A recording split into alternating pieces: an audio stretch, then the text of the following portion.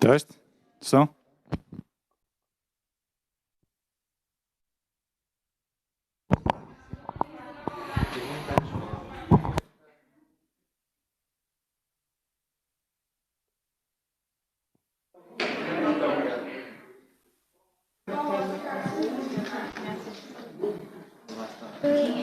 Eu acho que o seu não tem voz. Teste? Teste?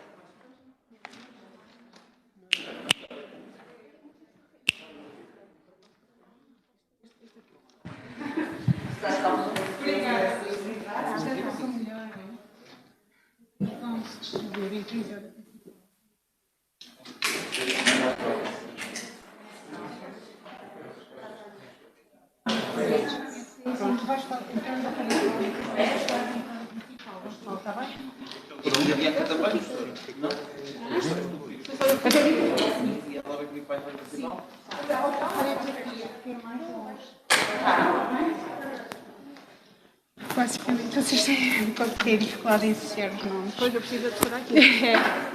Não, eu...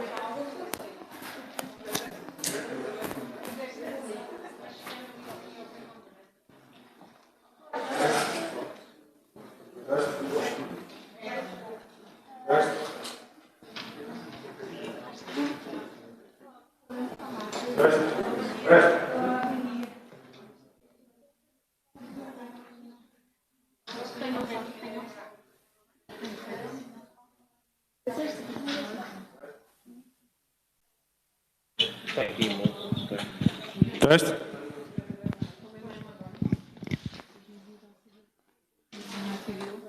Eu vou buscar as pastas do Isso melhorou a discoteca aqui até É à verdade, meia-noite. foi até às tantas. Opa, que coisa.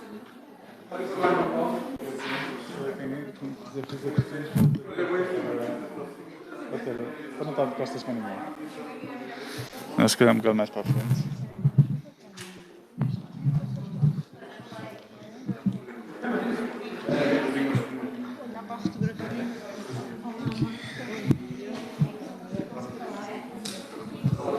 Sim. Nós estávamos com um problema que quando as pessoas falavam aqui,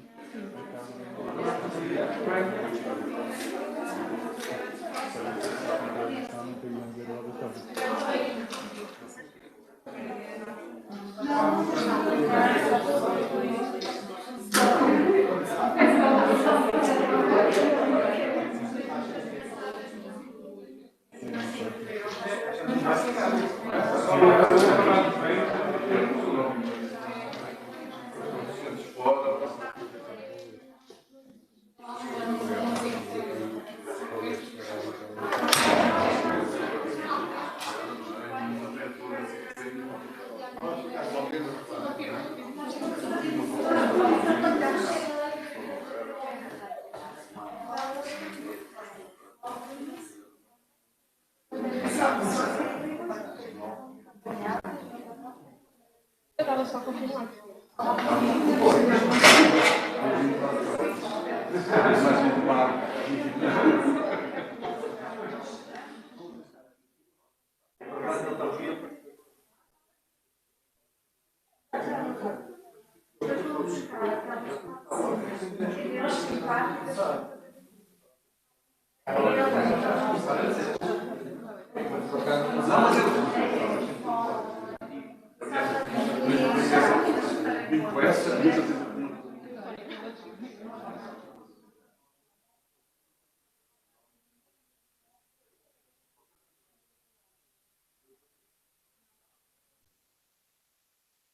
Teste, 1, 2, 3, teste. Estão a ouvir?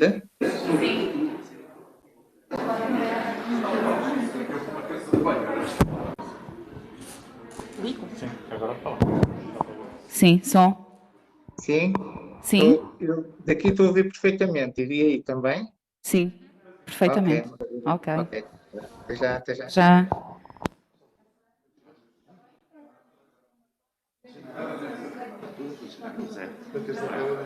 O Zé só saiu daqui era meia-noite, sexta-feira.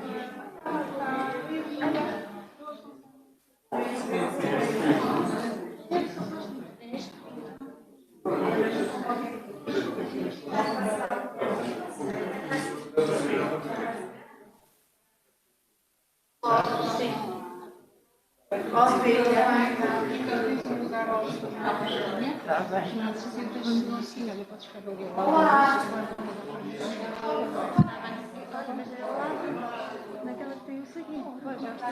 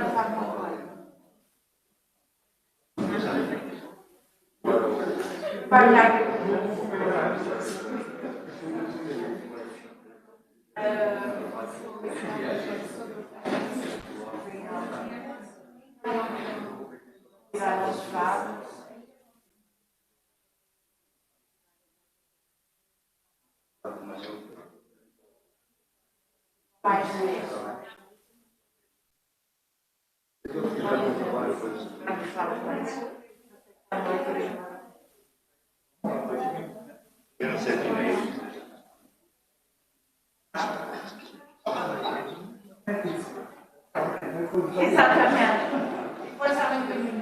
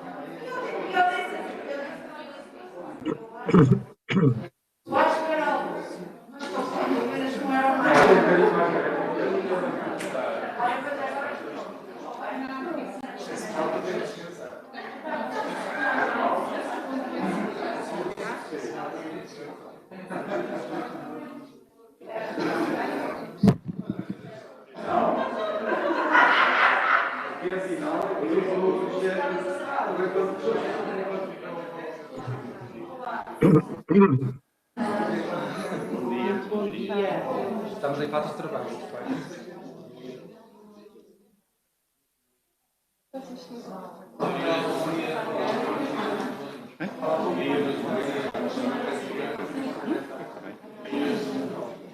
Vamos assim daqui a meia-noite.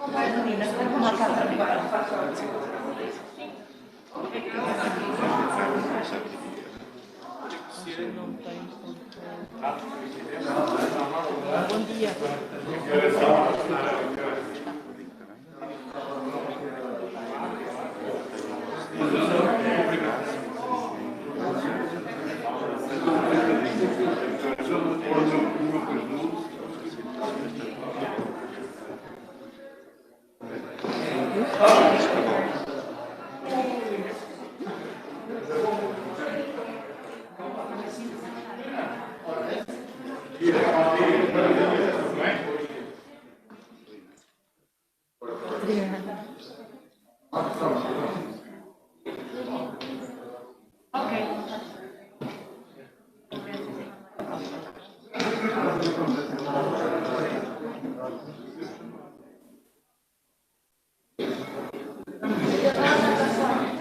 Som? Som? Tem delay.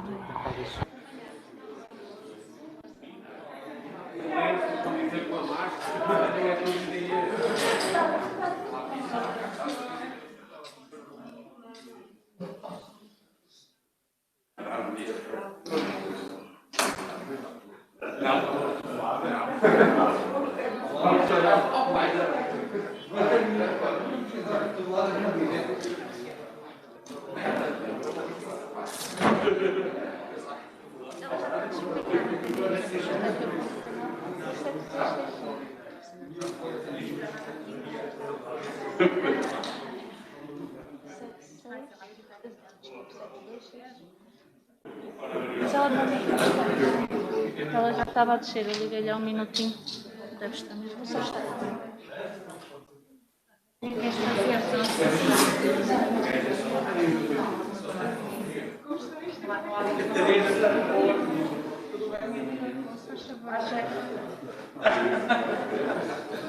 Posso dar-lhe o número então da doutora Teresa?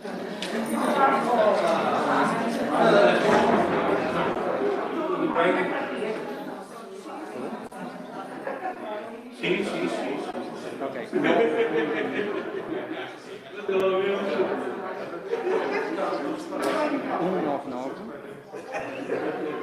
565. Não, 565.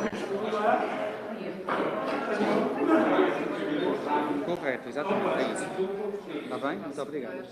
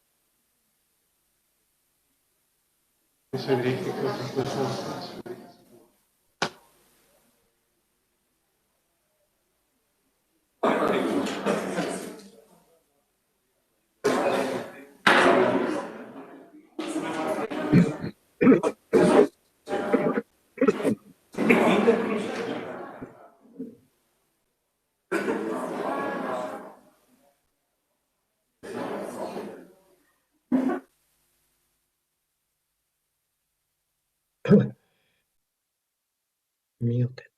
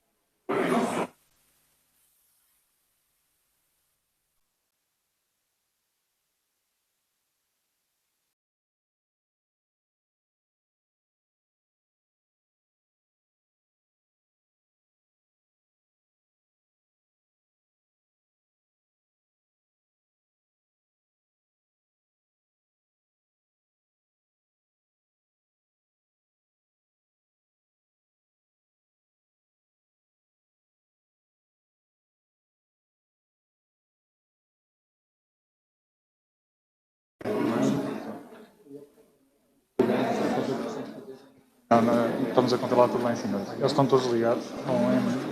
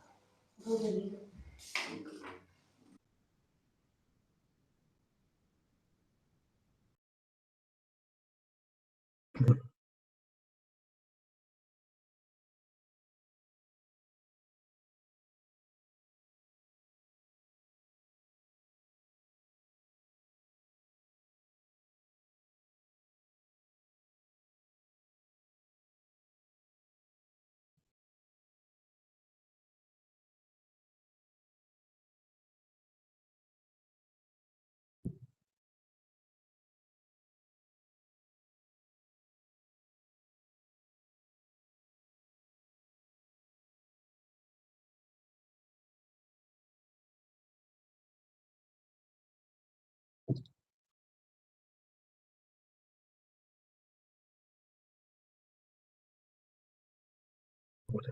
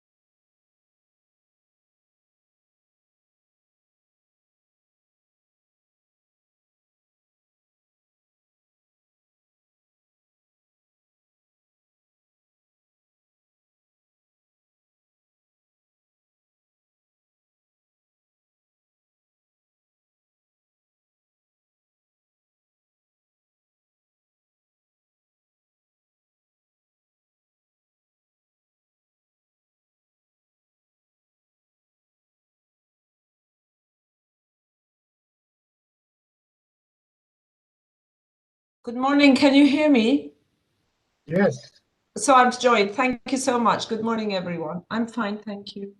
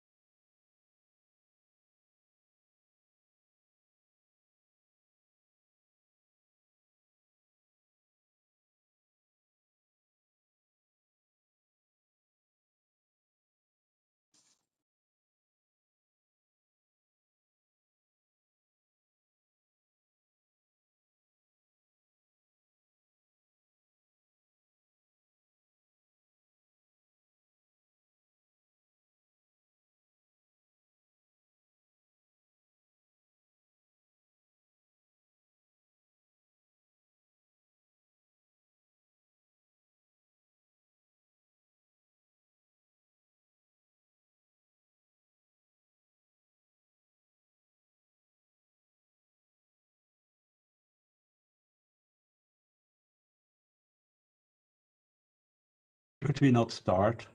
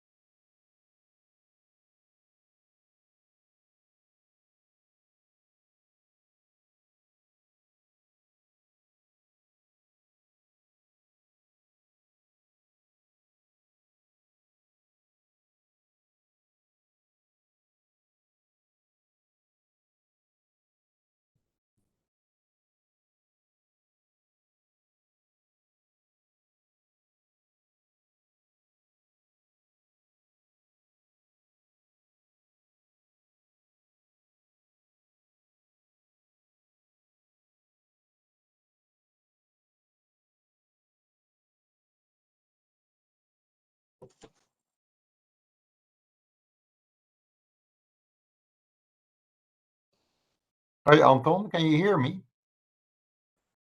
Ik hoor je, ja. Ja, nou it's open. So, okay.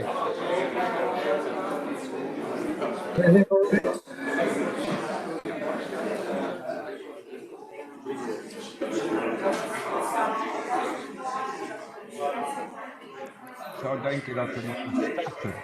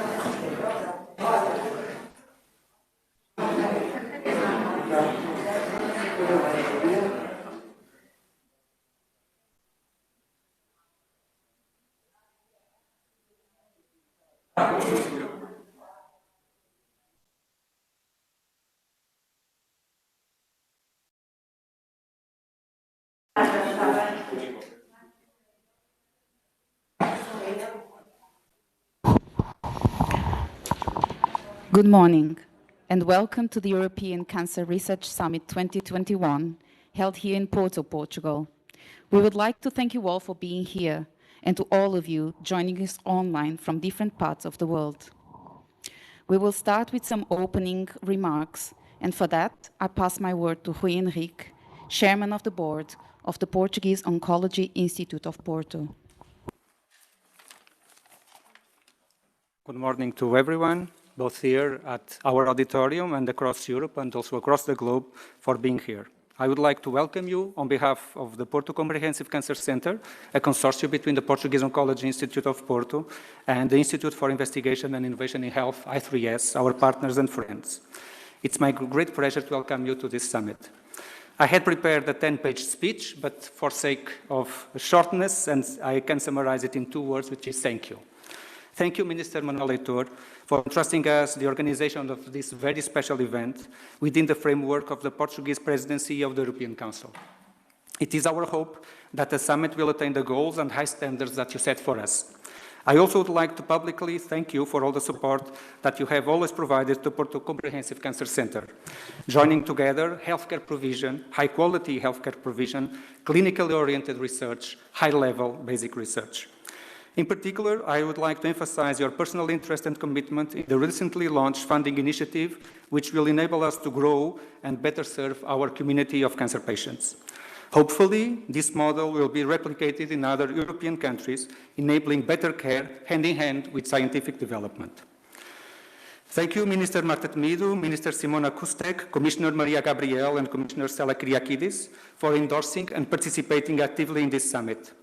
I'd like to emphasize your long-standing commitment to leverage scientific research in health across Europe. Thank you, dear Julius Ellis and Scientific Advisory Committee members for elaborating a high-quality program. And thanks to the chair, speakers, and discussion panel members for kindly accepting to participate and share our knowledge and opinions with us. I am most confident that your interventions will decisively contribute to the goals of this summit. Thank you, distinguished participants, guests, colleagues, and friends, which will enable us a wide diffusion of the important discussions that will take place here today. A final and special thanks to Teresa Tavares, advisor of Minister Leitor, for all the help and guidance during the organization of this event, as well as to all of you that at IPO-Porto actively contributed to the logistics and organization of this event. The success of the meeting is also a tribute to your effort and commitment. Unfortunately, the COVID-19 pandemic did not allow us to enjoy the physical presence of so many of you across Europe. We would like very much to join us in Porto, but nonetheless, let's make our very best effort and transform this hurdle into an opportunity to advance science in favor of cancer patients. That is indeed our ultimate goal and the northern star through which we should orient our strategic thoughts. I wish you a very pleasant and productive meeting that may fully correspond to your high expectations. Thank you. We will now proceed with Julio Celis in the quality of Chair of Science Policy Committee of the European Academy of Cancer Sciences.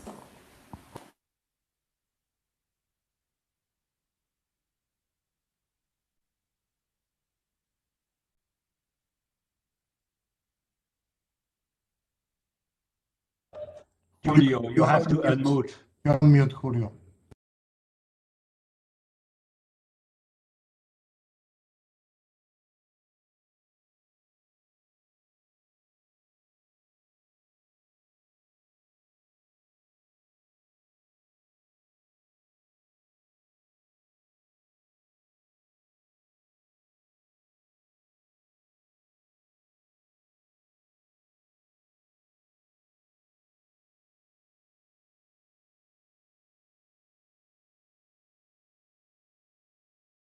Can you hear me now?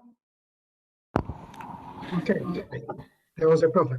So, dear Commissioner, Ministers, and colleagues, on behalf of the Scientific Advisory Committee, I would like to welcome you to the European Cancer Research Summit. Today, cancer is a significant challenge for society, the healthcare system, the economy, and the increasing number of affected patients and their families. Addressing this growing challenge will require a concerted approach covering the entire cancer research care prevention continuum. It would also require the establishment of distributed and networked state-of-the-art infrastructures that will be essential to ensure that science-driven and social innovation benefit cancer patients and individuals at risk across the European Union healthcare systems. These facilities are crucial to achieving the cancer mission and Europe's Beating Cancer Plan goals.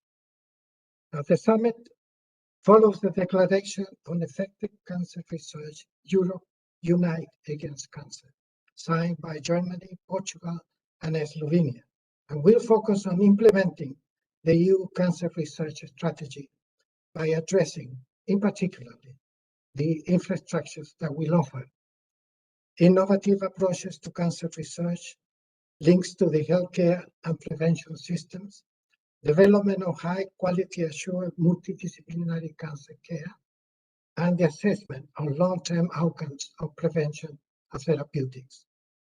There would also be a presentation on the strategic development of precision cancer medicine in the United States and the launching of the Porto Declaration on Cancer Research. Let's fight cancer in partnership. Together, we can make a difference. We wish you a very productive and successful meeting. Thanks very much. Next, we'll proceed with Stella Kyriakidis, European Commissioner for Health and Food Safety, European Union. Thank you. Good morning. It's a great pleasure to be with you today. Dear ministers, Commissioner Gabriel, ladies and gentlemen, and if I may say also friends, because I haven't known many of you for a very long time. Last February, the launch of Europe's Beating Cancer Plan, we all together in partnership took a major step towards a new era in cancer prevention, diagnosis, treatment and care. And I want to thank on this occasion all who have been involved and the Portuguese presidency and Minister Temido for really the commitment that has been shown beyond, I would say, the role of the presidency, but Maria has taken this very close to her heart, as many others have. So thank you. This plan was 1 year in the making, and from day one, this has been a collective effort involving patient groups, researchers, and many other stakeholders across the EU. And everything that has happened over the past year has reinforced the fundamental importance of collaboration. It's something that we have all seen is necessary, especially when fighting a global crisis and a pandemic.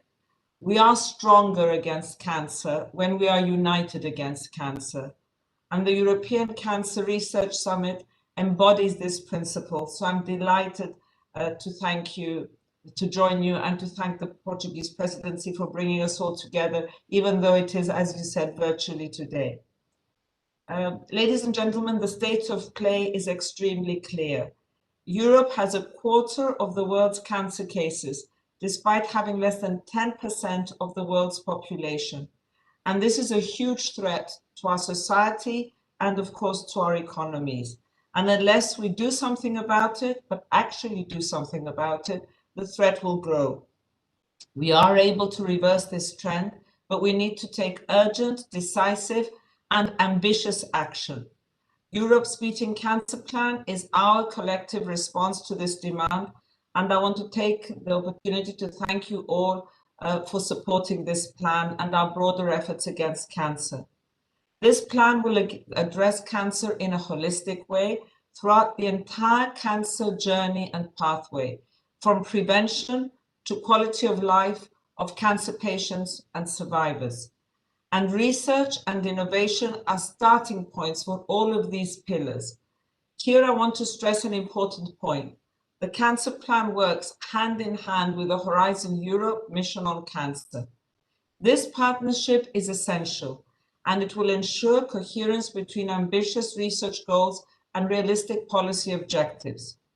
With the mission on cancer, we want to facilitate patients' access to innovative therapies by establishing a clinical trial program across Europe. And the translation of the achievements of research products into concrete action will go a long way towards improving cancer prevention and care. Evidence-based knowledge and implementable research are essential if we are to address the current challenges across the cancer patient pathway. And this includes everything from screening outcomes through diagnosis and treatment to long-term monitoring and survivorship, or to palliative and end-of-life care. We are committed to supporting cancer research and innovation.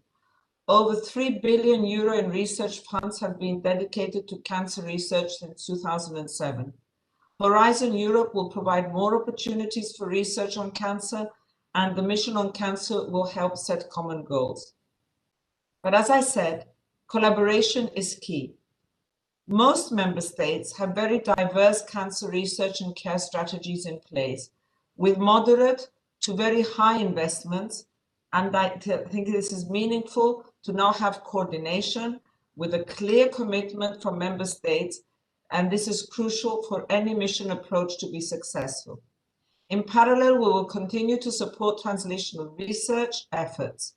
The Declaration on Effective Research, Cancer Research, with the Council Presidency Trio consisting of Germany, Portugal, and Slovenia, signed in October 2020, emphasizes the role of national interdisciplinary cancer centers in research, patient care, and teaching. And the cancer plan responds to this call, for example, because we will be establishing a network of comprehensive cancer centers. Ladies and gentlemen, investing in health is an investment in our communities, in our economies, and in our future. The EU for Health programme and other EU instruments will be providing financial support of almost 4 billion euro to member states and stakeholders to help them build more robust health systems and reduce the pain caused by cancer. Backed by this support, our cancer plan is a game changer that will help us to turn the tide against cancer.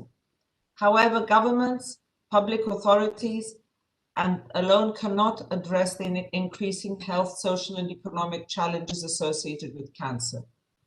We need a health in all policies, and a multi-stakeholder approach.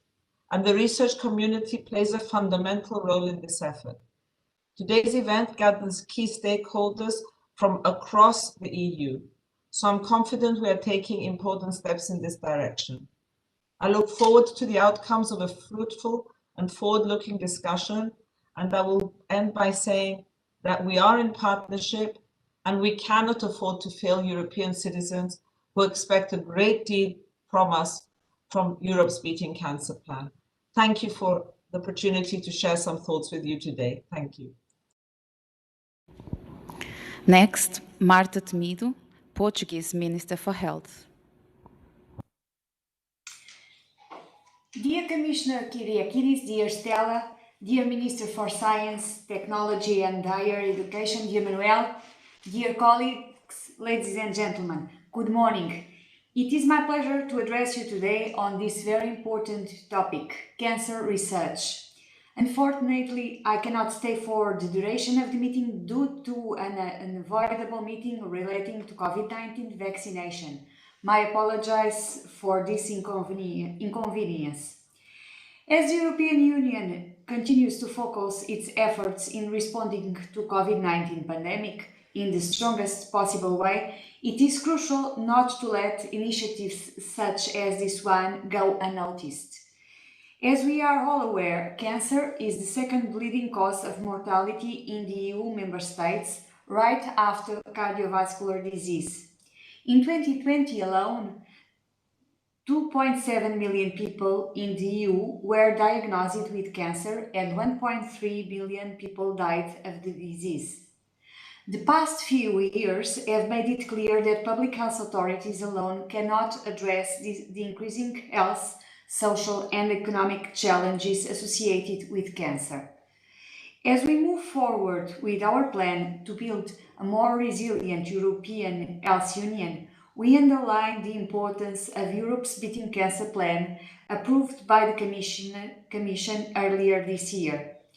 One of the key aspects of this ambitious plan is a modern approach to dealing with cancer by investing in technological development, research and innovation at service of patient-centered prevention and care.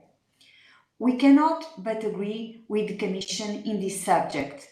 Investing in research will be instrumental in delivering improved health outcomes for cancer patients.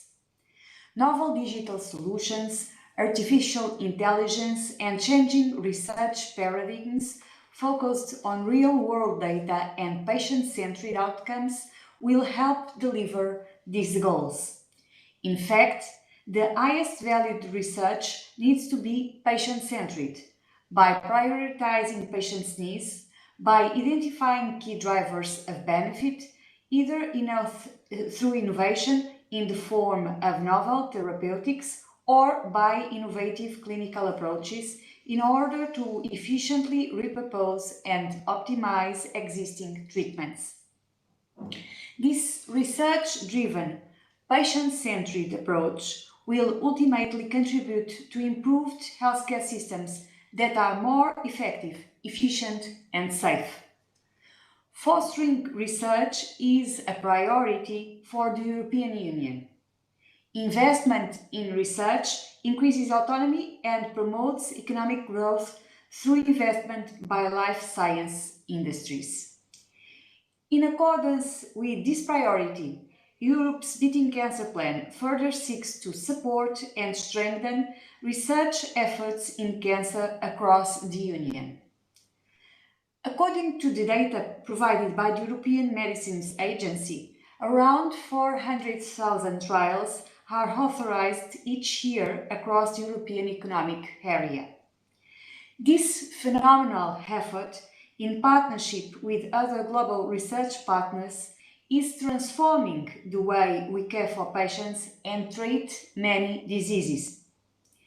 As a European member state, Portugal is committed to clinical research.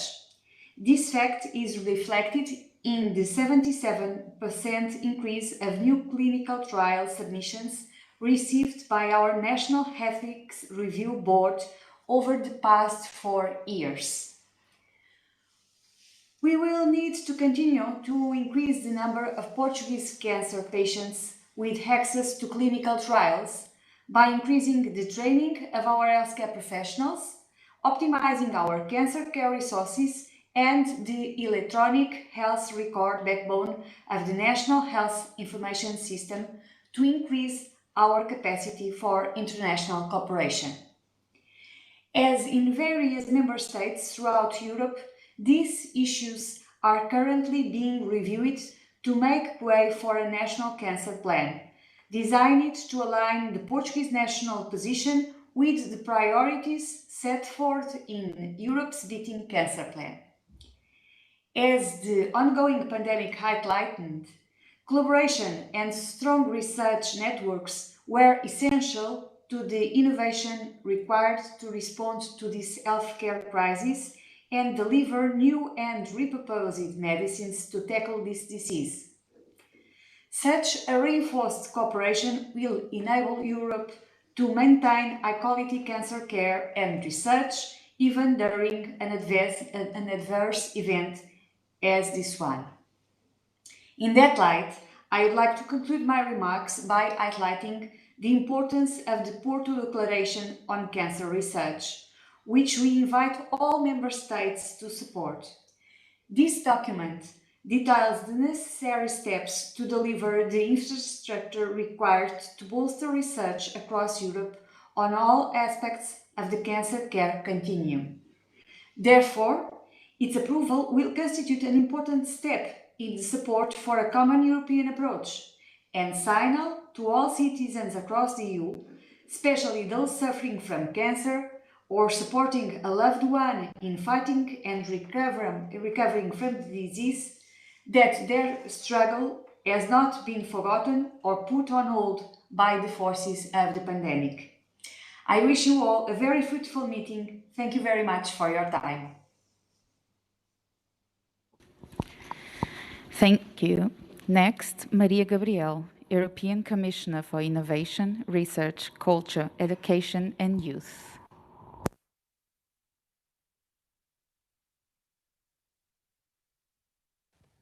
Dear Ministers, distinguished guests, ladies and gentlemen, it is my great pleasure to take part in this European Cancer Research Summit 2021. We are all aware that cancer represents a huge burden to our society and healthcare system. Each year,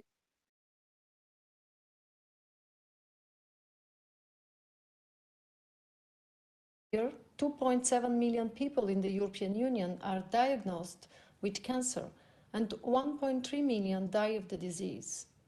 We need the engagement of innovators, researchers, public authorities and citizens towards this common challenge. That is why we have made cancer one of the key priorities of our Horizon Europe program. The Horizon Europe Health Cluster has been substantially strengthened compared to Horizon 2020. With a budget of 8.2 billion euros, this cluster will support collaborative research and innovation on cancer to better understand risk factors and improve prevention, diagnosis and treatment. We'll also have a dedicated mission on cancer. As you know, the missions are an important novelty of the program. They can mobilize European, member states and regional funding. The cancer mission target is to have by 2030 more than 3 million lives saved, with patients living longer and better. Together with my team, I'm currently preparing an impact-driven implementation plan which we'll share with you this summer. I take the chance to thank the research community for the support and positive feedback we have been receiving. I count on you for making the implementation phase a success. The first calls related to the missions will be launched in May 2021, following the adoption of the first work programs for Horizon Europe. We are also aware that the COVID-19 pandemic caused some delays in cancer research and weakened networks. We need now to rebuild these networks and boost our research efforts. Horizon Europe will strengthen the partnerships in the area of health. This includes the partnerships on personalized medicines and on innovative health initiative, which build on the success of the Innovative Medicine Initiative Partnership. We'll also reinforce the European Institute for Innovation and Technology Innovation Community on Health.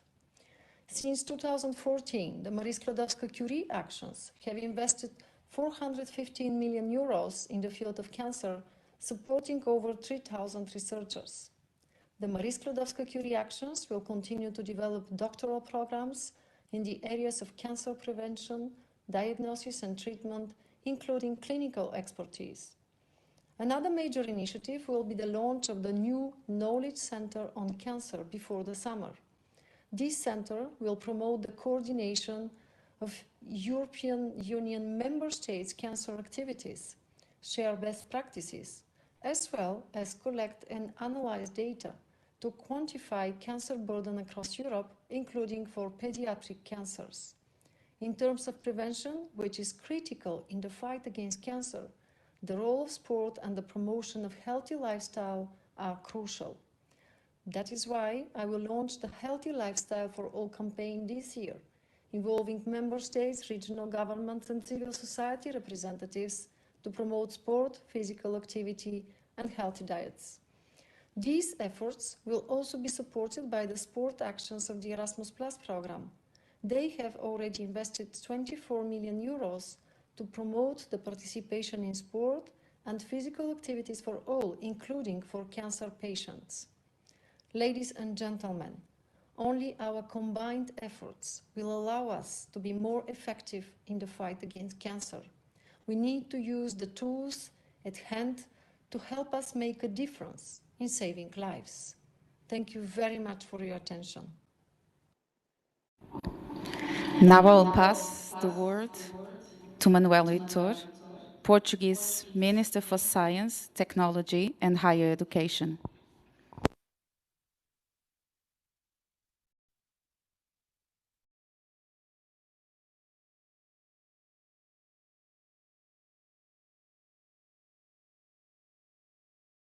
We cannot hear.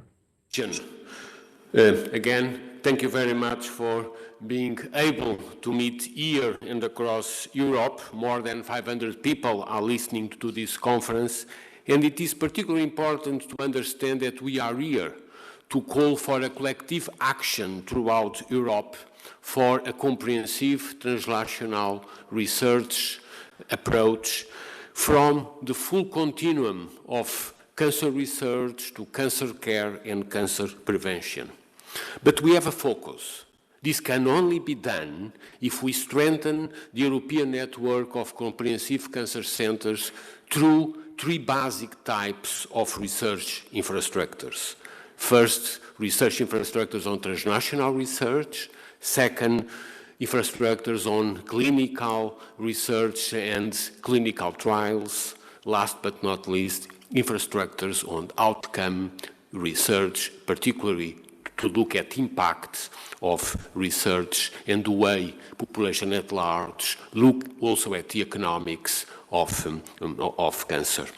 And again, first and foremost, this conference is an appeal throughout Europe to strengthen cancer comprehensive centers. There are still 10 member states without a well-integrated network of cancer comprehensive centers. Actually, we are delivering this conference from the Porto Cancer Hospital, which coordinates the Porto Comprehensive Cancer Center and the network of comprehensive cancer centers throughout the country, also in Lisbon and Coimbra, and I'm pleased that apart from the director and the team of the Porto Cancer Hospital, we have also here with us the director of the Lisbon Cancer Hospital and the Lisbon Comprehensive Cancer Center, João Oliveira, and the executive director of the Coimbra Cancer Hospital. Building up national and regional networks of comprehensive cancer centers should be our target for the years to come, and that is the reason why we launched today the Porto Declaration on Cancer Research, making an appeal throughout Europe for strengthening comprehensive cancer centers. We have a target, and this target should be very clear following Maria Gabriel's understanding of the cancer mission for Europe. The target is to mobilize comprehensive cancer centers so that by the end of this decade, by 2030, we can guarantee throughout Europe that 75% of those that have been diagnosed with cancer have a long time survival of at least 10 years. And this means essentially reducing early deaths by cancer by about 50%.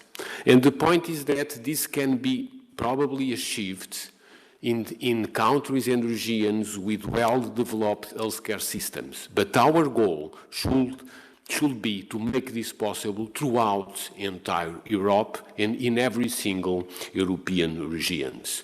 Don't leaving no one behind, and bringing to the center of this discussion every single European cancer hospital, and building a strong network of comprehensive cancer centers is particularly important. So let me thank you all of those that throughout the last months have organized this conference. Certainly Julio Celis and his team from the Scientific Council, but also very much I would like to acknowledge Anthony Burns, the president of the European Academy of Cancer Sciences, and Professor Walter Ricciardi, the coordinator and president of the European Cancer Mission Board that is working on the development of the EU Cancer Mission. Last October, during the German presidency, we signed a declaration focused in a broad view of the fight against cancer, so-called Europe Unite Against Cancer, and under the trio of the German, Portuguese and Slovenian presidency, we have agreed to deepen, month after month, this collective action towards transnational cancer research. That is the reason why today we launched the Porto Declaration, specifically concentrated on the need to strengthen comprehensive cancer centers and the network of 3 basic research infrastructures which are critical for achieving the targets that we all perceive in the years to come. Certainly, this needs to be done in very close articulation with the European Beating Cancer Plan, just presented by Commissioner Stella Kyriakides, and certainly in close articulation with Horizon Europe. Last February, under the Portuguese presidency, we launched Horizon Europe as the largest European research program ever done. As we have listed, Maria Gabriel just mentioned, before the end of May, the new calls will appear, particularly also in the area of cancer research, and therefore this conference is also an appeal for all researchers, innovators throughout Europe to concentrate their task in the mission that we all have. A final word for the critical importance of these three types of research infrastructures where we are concentrating the attention of the program today. First, translational research, which, as we know, is a critical bridge between basic and preclinical research and clinical and prevention research, and do clearly depend on the way molecular and digital pathology is particularly critical on these days, as well as to be combined with new areas of increased complexity, including radiation therapy and immunotherapy. Again, we believe that only through well-integrated comprehensive cancer centers we can have these bridges between the basic molecular and basic pathology studies with the preclinical prevention. Then this needs to be combined with well-structured infrastructures for clinical and prevention trials in order to facilitate the development of proof of concept studies throughout Europe, and again, the development of clinical trials structure and advanced diagnostic methods such as state-of-the-art molecular pathology, omics technologies, and pharmacology to really be able to develop all the necessary treatments and care actions. Certainly, the role of the International Agency for Research and Cancer is a major player in this process. Last but not least, the infrastructures for outcome research are particularly important to bring the effectiveness of the therapeutics, including certainly the analysis of treatment optimization, side effects of treatment, and long-term follow-up. And this, we believe, should be done through a collaborative effort between clinicians, researchers, and epidemiologists in order to bring data and to treat and process data which have become more and more available. Again, these three types of research infrastructures are more and more well concentrated and integrated in the network of comprehensive cancer centers, and that is the reason why, again, we deliver this conference for a well-positioned comprehensive cancer center, the Porto Comprehensive Cancer Centers, in close collaboration with the Portuguese comprehensive cancer centers in Lisbon and Coimbra, to also appeal throughout Europe for a collective call on strengthening this type of structures. Let me now pass the word to those which really have led this process over the last months. We will listen to two important keynote speeches, first by Anton Berns, as I mentioned before, the president of the European Academy of Cancer Sciences, which bring together leading scientists in the world, and particularly throughout Europe, to address these unique challenges. We know that science heals, but we also know that science is a battlefield, and therefore we need definitely to give the voice to scientists, and certainly Anton will represent that better than no one else.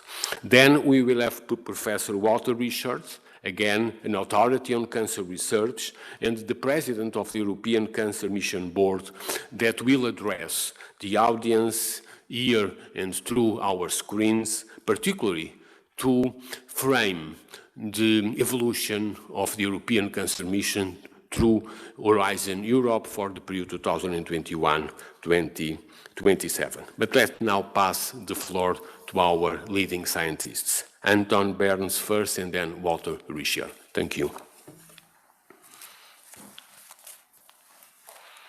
Well, thank you very much for the invitation to speak at the summit.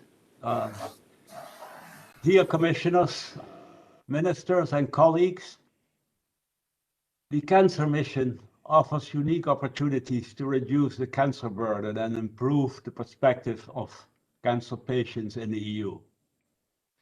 Initiatives have started actually many years ago and have now led to this EU-wide emphasis on cancer, and this is very gratifying. The goals set by the mission board are ambitious, and it's now to all of us to make this endeavor a success. Now let me start sharing my a few slides with you.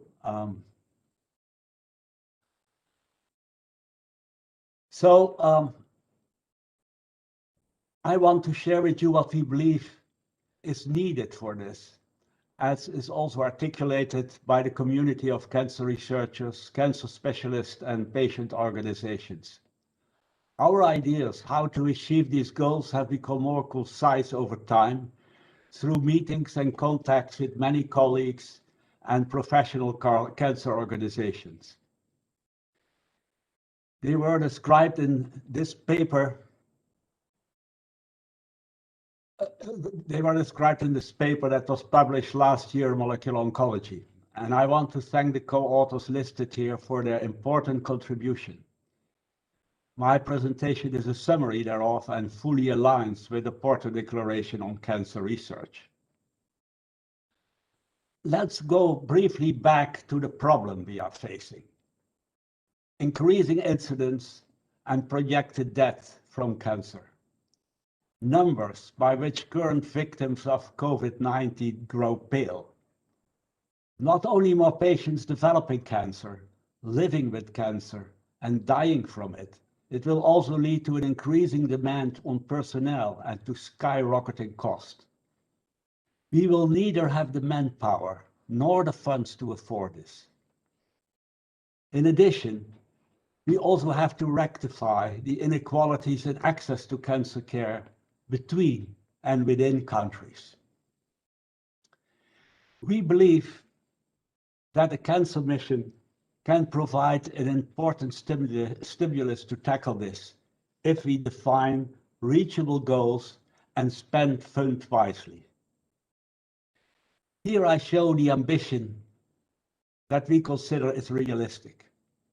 70% of cancer patients diagnosed in 2030 survive 10 years or longer with a good quality of life. And that should finally be reached in all countries in the European Union. In order to achieve this, we need to strengthen the continuum of cancer research, all the way from better understanding the underlying biology to implementation and making cancer care cost effective. Research items needed to be addressed are identify individuals at risk, improve on primary prevention, implement what we already know and develop new prevention methods, develop more sensitive methods for early detection, precision medicines tailored to individual patients, implementation research to enhance speedy introduction of more effective treatments, placing patients in a central position, and outcomes research to carefully assess the benefits of current and new treatments.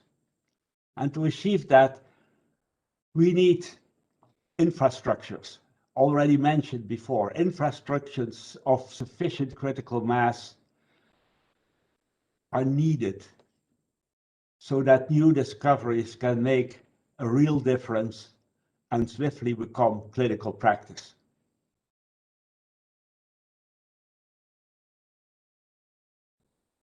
These essential structures come in a number of flavors. First of all, the comprehensive cancer centers and networks thereof that cover a substantial part of the cancer research continuum. They should serve as the home for basic translational clinical researchers. These CCCs should have state-of-the-art service facilities, genomics, proteomics, imaging, computational biology, artificial intelligence, animal facilities, molecular pathology, pharmacology, clinical infrastructures with the quality of life of cancer patients as a leading principle. Clinical trial networks to permit swift recruitment and stratification of patients for enrollment in preferentially PI-initiated innovative clinical trials. We see already good examples of such activities, as you will hear later today. And then outcomes research networks to accurately monitor and assess the benefits of both existing and new interventions in the listed areas. Involvement of all EU member states and long-term sustainability are key. Otherwise, these centers might fall apart again after the support from the mission ends. Robust quality assessment of these centers and networks is also critical.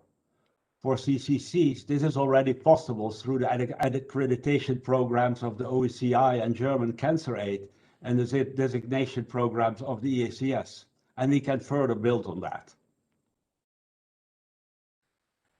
This slide shows sort of schematically how centers and networks could work together. So if you see these comprehensive cancer centers and other institutes that form a network, and they come in several flavors, like translational research, clinical trial networks, and outcomes research networks, and they closely interact. And really, we better to have multiple networks of translational research in which centers collaborate effectively and making those aggregations not too large. Otherwise, I'm afraid it will simply not work. Obviously, these comprehensive cancer centers also have to interact effectively with many other stakeholders in the cancer field and beyond, both within and outside Europe. And more specific recommendations are listed in the next slide. Support a continuum of cancer research and care with specific attentions to the gaps that exist in what should become a smooth continuum. Therefore, support optimization of the research continuum and have an eye for bottom-up. Provide incentives to specific areas such as pediatric and geriatric oncology. Install experts boards to help address legal measures and resolve legal issues. Think about patient data sharing. Further, incentivize centers and their networks to acquire a critical mass and commit to high quality. Encourage accreditation and arrange support for sustainability. Provide specific support to establish high-quality centers in less developed areas in the EU and stimulate centers to engage with other stakeholders. And finally, provide support for education and training to the next generation of cancer specialists with the goal to achieve an adequate distribution over the member states. Professional specialist organizations can actually play an important role by that. And finally, since real breakthroughs primarily come from creative investigators with original new ideas, install programs to support innovative PI-led projects and early phase clinical trials. ERC or Synergy ERC-like funding are excellent suited for this. Let us not try to invent a new wheel while an excellent proven one is there to grasp and implement from day one. I would like to stop here. No doubt presentations that will be given over the day will provide further details of what I just touched on in this brief overview and what is also described in the Porto Declaration. We need to do this together. Let us grasp this opportunity. Thank you very much.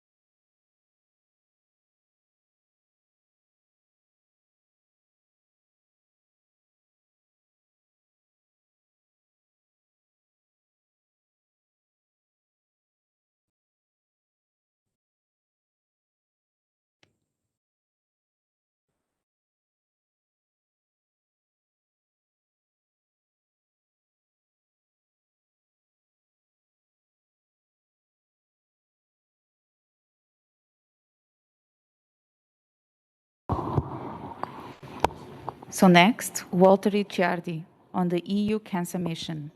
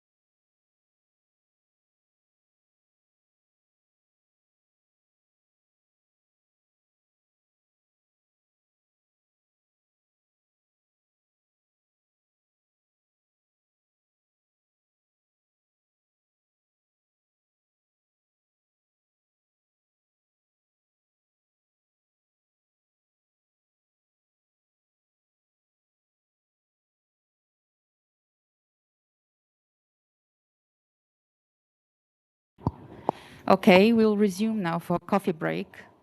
See you back at 10:10.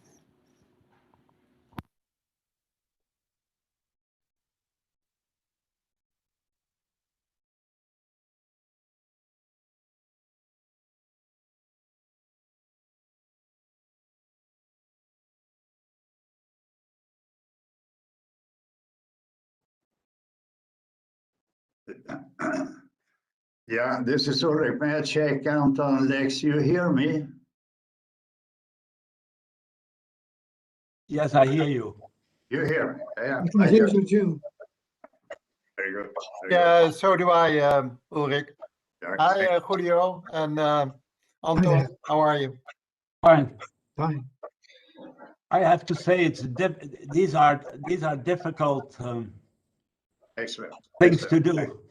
Anyway, Come back 10:10. Yeah. so what happened with the chair of the mission board? I don't know. They must have a connection problem or something. I couldn't hear anything. Well, I cannot see him as a participant either. No. So I think he was not linked in. Okay. They may bring him in later if they have solved the problem. I mean, we'll see. Hi, everyone. This is Matti. Walter has had a couple of times problems with his connection in other meetings I have been at. It's unfortunate, but where he works, there are some issues. So I think that's the reason. I see. Okay. Thank you. Thank you for clarifying. We just wait.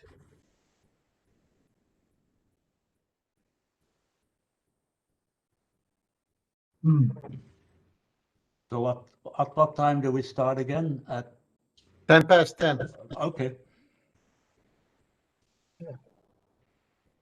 How are you, Joseph? And Matti. Hey, long time. Hi, Alex. Good Hi, to see Alex. Yeah. Good to see you again, guys. It's good to have a coffee break where we can talk to each other. Yes. I hope that they don't hear us right in the auditorium. Otherwise, Doesn't matter. We're not saying anything negative here. no. No, not yet. Not yet. Well, these are complex times, but I think you all have the same feeling that I have, is that a lot of what we can achieve has always been when we have the coffee break and then we talk to each other and we find a solution, we come back in the room and wow, we make a huge progress. And this unfortunately has become so complicated. I'm sorry to interrupt here, Stockholm Talking. Please note that the entire audience is listening to your conversation. Okay, thank you. Yeah. Well, our cordial greetings to the entire audience. Absolutely. I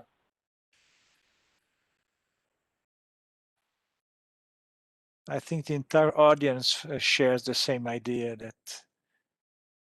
it's too bad we cannot have our little private conversations and move forward. There's so much to do.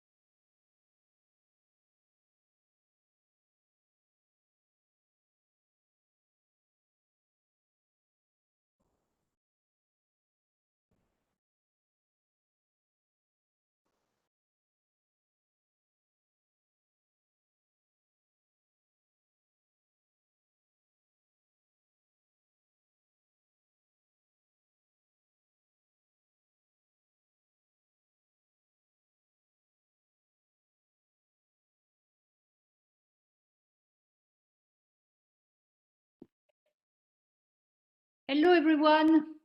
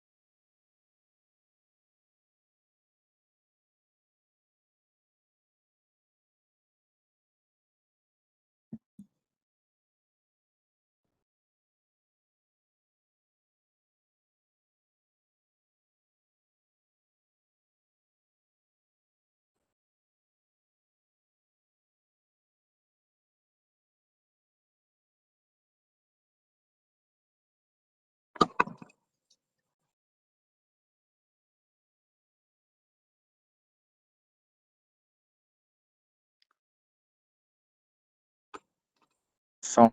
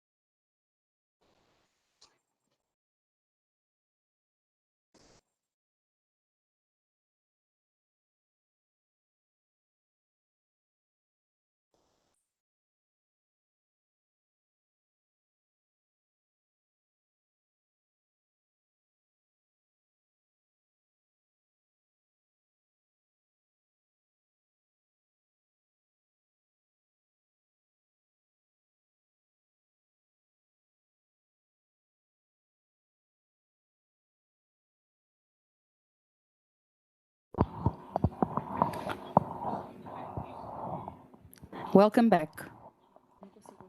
Good.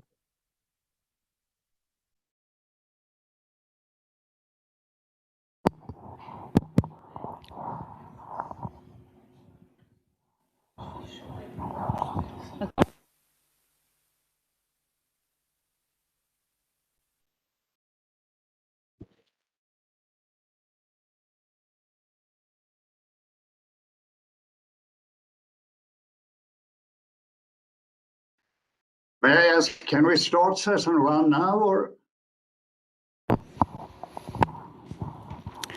We'll start now with the sessions. I would just like to call your attention that all the questions should be put at the end during the debate part. We'll start with session 1 on infrastructure for translational research. This session will be shared by Ulrich Ringborg from the Karolinska Institute from Sweden. Thank you very much. It's my privilege to chair the session 1 on translational cancer research, which will focus on infrastructures for early translational research. Basic research is the engine, and early translational research set the agenda for the translational research continuum. The cancer research continuum spans from basic preclinical research to clinical prevention research and further to implementation and outcomes research.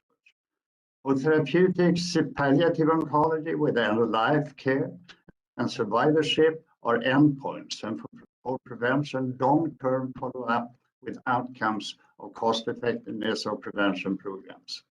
For a mission on cancer with focus on patients and individuals at risk, the entire cancer research continuum has to be covered for all components of cancer research and prevention.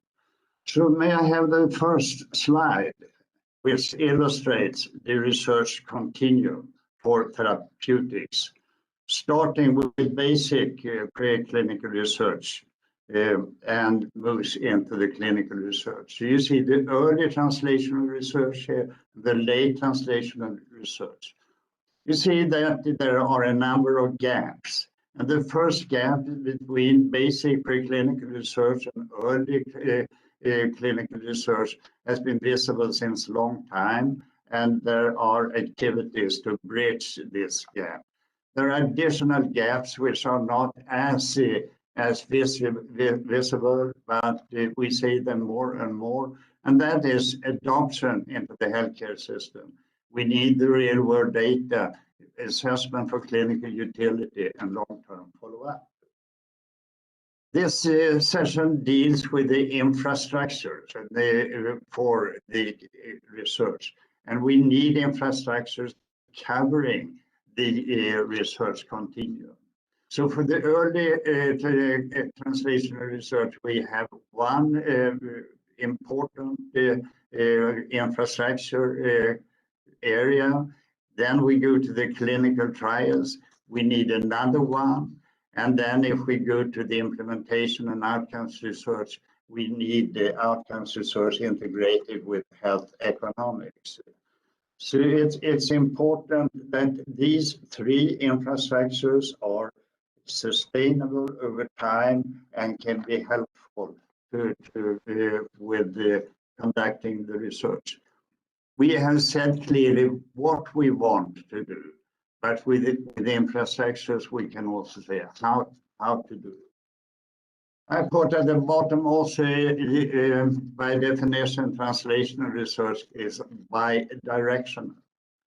And that means that there are loops back to the basic preclinical research areas.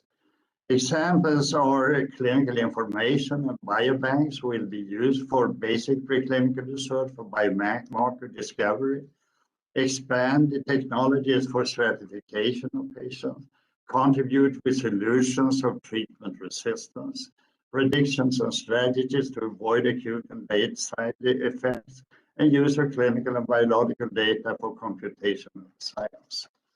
If I have the next PowerPoint, we see that we have a similar continuum for prevention, where we have the basic preclinical research as the engine again, moving into identification of prevention context, then the prevention research to prepare for strategies, and then adoption by health organizations and long-term follow-up. And here you see we have the same type of basic infrastructure for early translational research. We have them for clinical prevention trials. We have them for implementation and outcomes research integrated with health economics. Also here we have the bi-directional translational research, which is very important to successfully improve the prevention programs. One obvious research question relates to diagnostics of the relevant early tumors for cancer screening. We have breast cancer and prostate cancer as very good examples.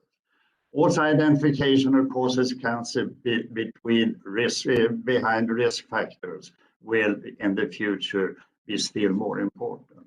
I just show this as a background, and then we will go into the session and discuss some important infrastructures.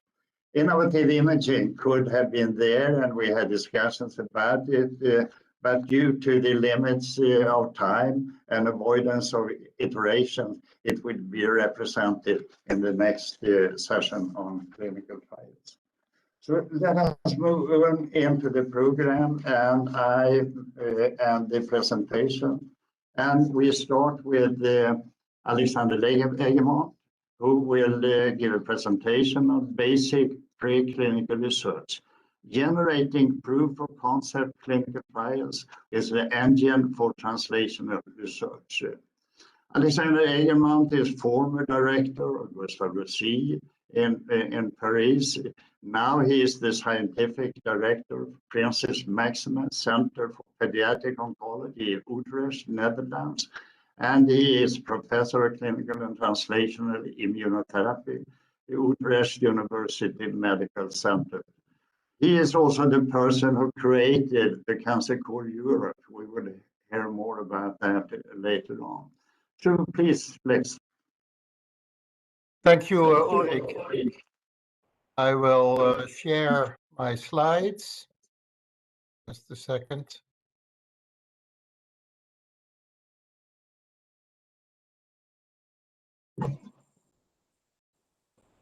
If it will share the slides. Yes, it should. And it should be in presentation mode now. You see the slides? Not yet. Why not? Okay. Now it is. Is it in presentation mode? Because it doesn't go into presentation mode on my screen. Yes. It is. Is it?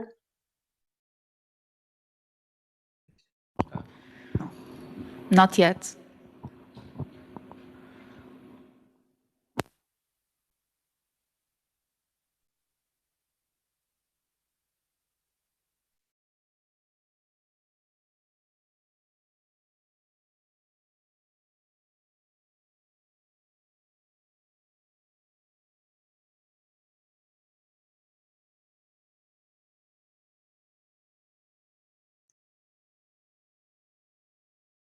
Can you read the slide? No, so I cannot advance the slide either now. Yeah, okay. Now it's here. Okay, thank you. So first of all, before starting, I would like to salute Julio Celis and Ulrich Ringborg for their tireless dedication to organize oncopolicy in the cancer research space in Europe. And so, dear commissioners and dear friends, what I'm going to focus on is the role of translational research nowadays in accelerating the advance from basic discoveries to early clinical implementation. So basically, we have gaps from discovery to clinical implementation, but we have it also in the prevention and early detection field, as well as in the development of new systemic therapies, translating these discoveries into new treatments. The next gap we always have to overcome is then to translate a new treatment into a structured implementation in healthcare systems. And the next step then is to do a reality check and measure the real world impact of new treatments by outcome research tools. But I will focus, as I said, on that earlier phase. Now, Ulrich asked me to also make a few remarks on prevention. And I do that here because prevention obviously is an enormous important part of the cancer research and cancer mission agenda. But it's a difficult one because it has to do with lifestyle. So smoking, diet, alcohol, sedentary lifestyle, and UV exposure are 5 very big elements that lead to cancers. They're all difficult to change. But at the bottom, you see that there's infection preventive agents where there is actually a remarkable success story. And this has all to do with the development of new agents.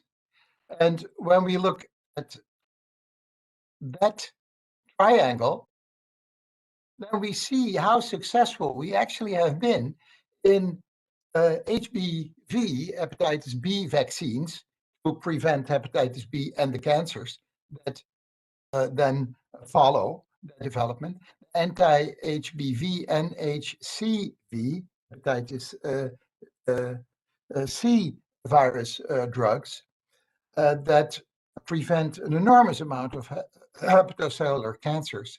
The HPV vaccines that prevent both cervical cancer in women as well as some of the oral and head and neck cancers. And just a simple antibiotic to treat cancer ulcers of the stomach, gastric ulcers, that otherwise might degrade into stomach cancers, gastric cancers, which is a very, very prevalent disease, especially in the East. And therefore, it's interesting that anti-infection agents, we don't talk enough about it, but they are capable of preventing an enormous amount of cancers. In the space of early detection and prevention, we see that, of course, colorectal cancer have both a prevention and early detection model by stool screening and then endoscopy, where you can already take care of precancerous lesions, so it's preventive, but it also is the early detection of small cancers. For cervix cancer screening, we see it's both prevention because we can also detect precancerous lesions, but it's also early detection of cancerous lesions. And then the breast cancer and lung cancer screening programs identify early detection of starting small cancers. And of course, the numbers in breast cancer and in lung cancer are so big that when we look at the Nelson European trial of early detection of lung cancers, where we see that in the outcome, we see 25% reduction of lung cancer-related mortality by early detection. This is tremendously important finding that launches now various lung cancer screening programs all over Europe. But it's not that easy because you need to define, very group your high-risk patient populations, 55 through 75 years old, more than 15 years of smoking, less than 10 years of ex-smokers, and so on, to achieve this 25% reduction of mortality. So then when we look at the development of new systemic treatments in the cancer space, the difficulty is, and the challenge is how do we translate basic research discoveries that lead to candidate molecules and candidate findings, and then translate that into early clinical trial implementation, where we take that particular opportunity and that clinical phase as a biomedical experimental space to learn as much as possible. And compared to only 15 years ago, this particular early clinical trial space has changed tremendously as the most important tool to accelerate understanding in humans of the efficacy or lack thereof of new cancer agents, because we can unravel the cancer biology in humans like never before. And this gap one requires an integrative research environment. And that is where the difficulty lies, because that requires a lot of infrastructural investment and the creation of an integrative research environment, which is a long process and cannot be done everywhere at the same level. So when you look at the left panel and you look at elements to new systemic therapies, you see the development of targeted therapies. This is mostly mutation-driven drug development, where you tackle receptors on the cell surface or intracellularly in cancer cells, because there are signaling pathways that should be prevented from being activated or should be blocked at their different steps in the signaling pathway intracellularly.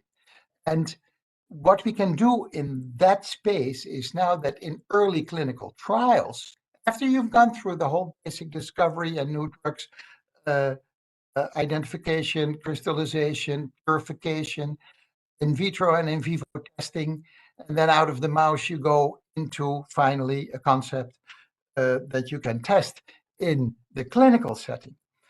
And now the clinical setting is so much richer in providing information, because now we know what we're doing.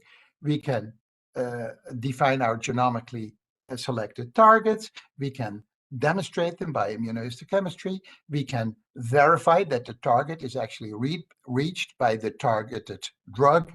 We can define where the signaling pathway is correctly blocked. And by sequential biopsies of the tumor and in the blood, we can see the evolution both of the tumor in terms of clonal evolution and the emergence of resistance, yes, no, but we can also monitor now the impact on the immune system of targeted therapies.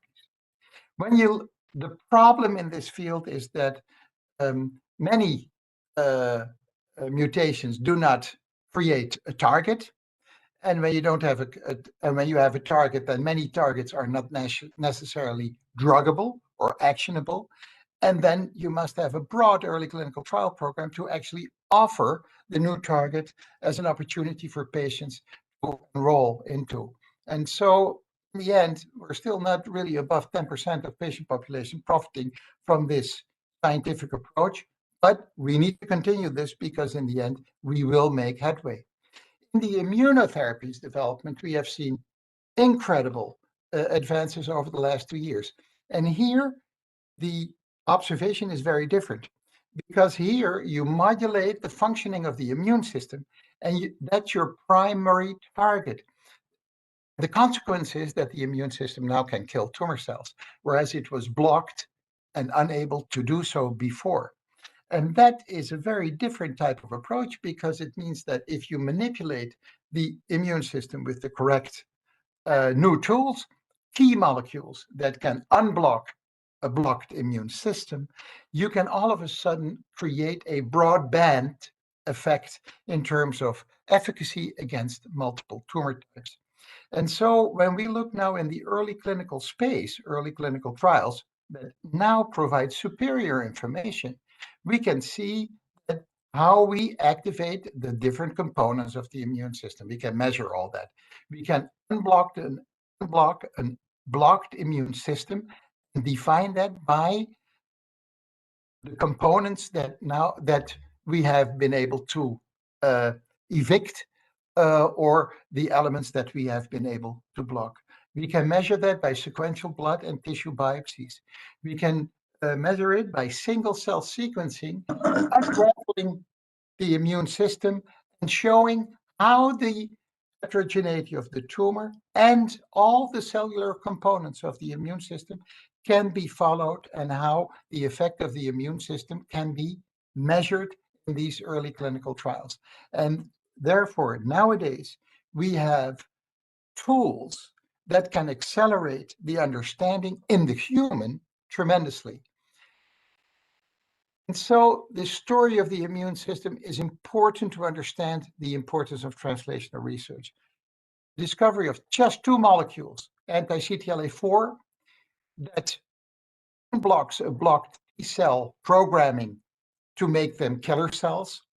And these killer T lymphocytes, this process taking place mostly in lymph nodes in the immune system, then go into the bloodstream and go to the tumors.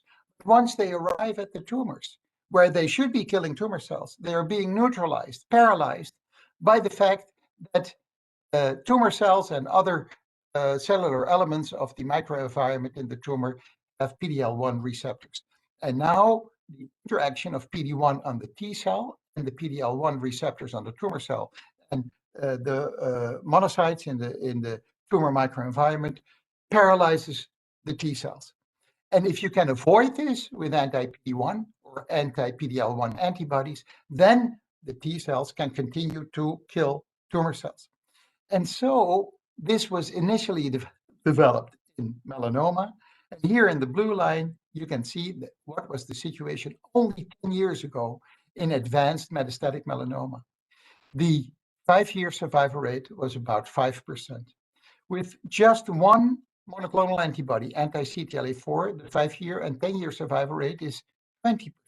It's 4-fold higher by just manipulating the immune system. And then with the anti-PD-1 antibody, you see this line, the 5-year survival is 45%. And with the combination of anti-PD-1 and anti-CTLA-4, it's now 5-year survival rates are above 60%. And these are the next lines that are expected to evolve. The important point of this observation is that we have never seen this type of a blockbuster in the history of cancer medicine. Look at the fact that anti-PD-1 monotherapy has anti-tumor effects in over 20 different tumor types.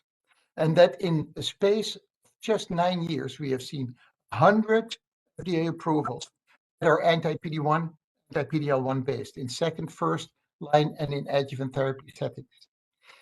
And that this was not predicted by mouse tumor models, because in mouse tumor models, anti-CTLA-4 is actually a much more potent monoclonal antibody than anti-PD-1. And therefore, we need to go into this early clinical trial space and take advantage of the fantastic tools that we have now to conduct the translational research in that space on human tumor material, on the human immune system, and on the interaction between the two. And so nowadays, anti-PD-1, anti-PD-L1 is the core molecule of 2,500 different trials where we combine anti-PD-1 or anti-PD-L1 with anti-CTLA-4, with chemotherapy, with radiation therapy, with all sorts of targeted therapies, with vaccines, and so on. So this revolution was not predicted by anti-PD-1 in mouse systems. Don't forget it. We only learned it in patients. So if we want to accelerate development of new therapies, we must build infrastructures to do correct translational research, tools, and infrastructures that are essential for new therapeutic developments. And so here I have a figure of low-grade gliomas, brain tumors. This is the heterogeneity of the tumor cell components. This is the heterogeneity of the immune system. Very different from the very big heterogeneity of a high-grade glioma, much more malignant, and the immune system response in high-grade glioma. We can even now reconstruct and analyze how they interact spatially, and we can image that and demonstrate it. So the understanding of what is happening in humans nowadays is completely and totally unparalleled by only 10 years ago. And so we can go and define the characteristics of responding patients. We can unravel components of the immune system, how they work, how they interact with the tumor microenvironment, what is crucial, what can be manipulated, and how we can fight immune escape mechanisms. And so it's about infrastructural building to make sure that we have these high-level translational research infrastructures that can be the first guiding lights for a revolution that should take place everywhere. And with that goal, we created Cancer Core Europe between Gustav Roussy and Heidelberg, Deutsche Krebsforschungszentrum and University Hospital of Heidelberg. Start with the Karolinska in Stockholm, NKI in Amsterdam, Cambridge Cancer Center in Cambridge, and the Valdebron Institute of Oncology in Barcelona. And then Milan Institute, Istituto de Tumori, was added as a seventh center. And the goal here is to secure that we can do translational research and profit from each other's infrastructures and collaborate. To fill this first gap, this was the primary goal of Cancer Core Europe. And Cancer Core Europe should be a model for other similar initiatives in Europe to also create those type of networks, because you cannot work in this complexity with 26 centers at the same time. You must have more than one of these type of networks to be optimally effective. And it's actually a reflection of EU-supported policy, because it started with an FP6 program, Eurocam Plus, which was an inventory of barriers and the fragmentation of the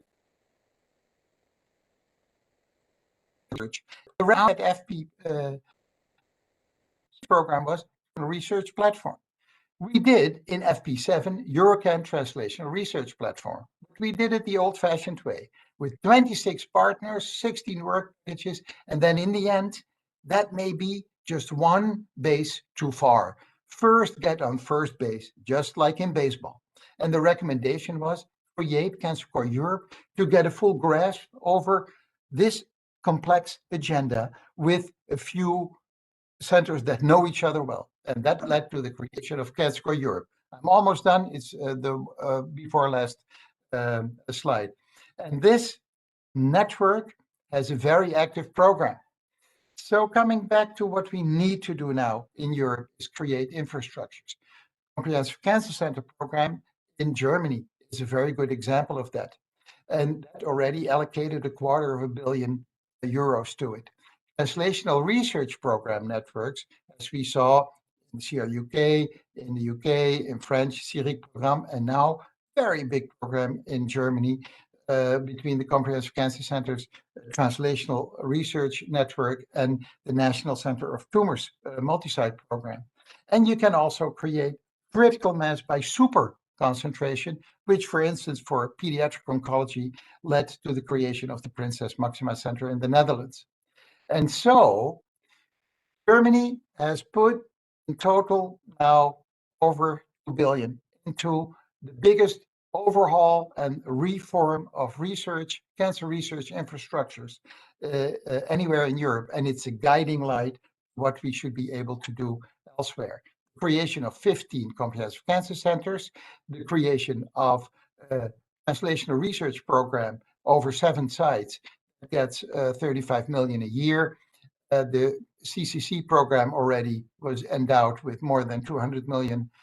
And then the creation of the National Center of tumors, multi-site translational super infrastructures, which is allocated with $1 billion over the next 10 years.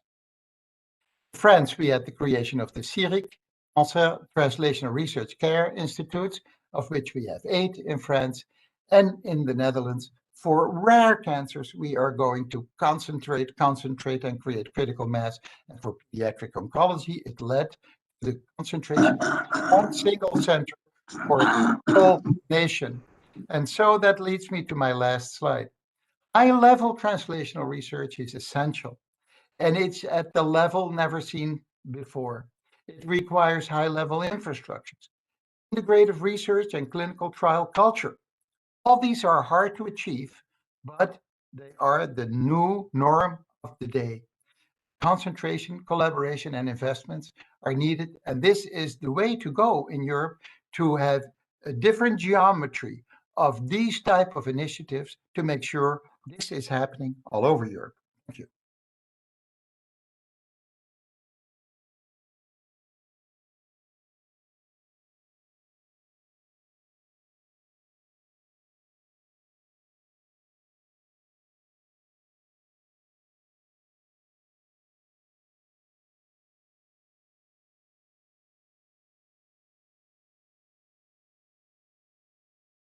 Ulrich, you are muted.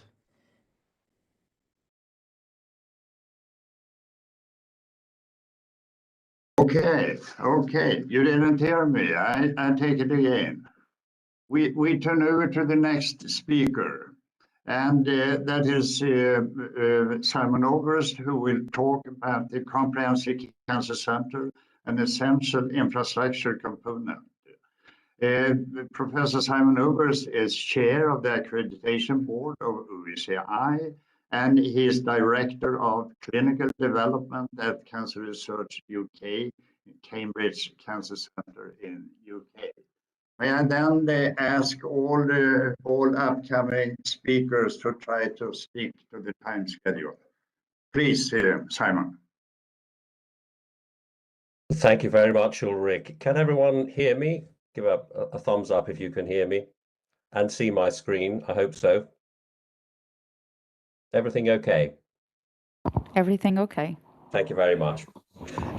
Well, thank you, Ulrich, for your kind introduction, and it's a great privilege to follow you and Lex Egremont in this very prestigious conference.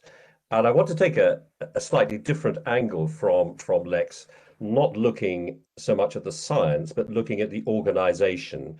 And I've been asked to speak on the Comprehensive Cancer Center as an essential infrastructure component for translational research, but also, in fact, of course, for the other points of the research continuum. So comprehensive cancer centers are really organizations where everything comes together, is integrated and coheres.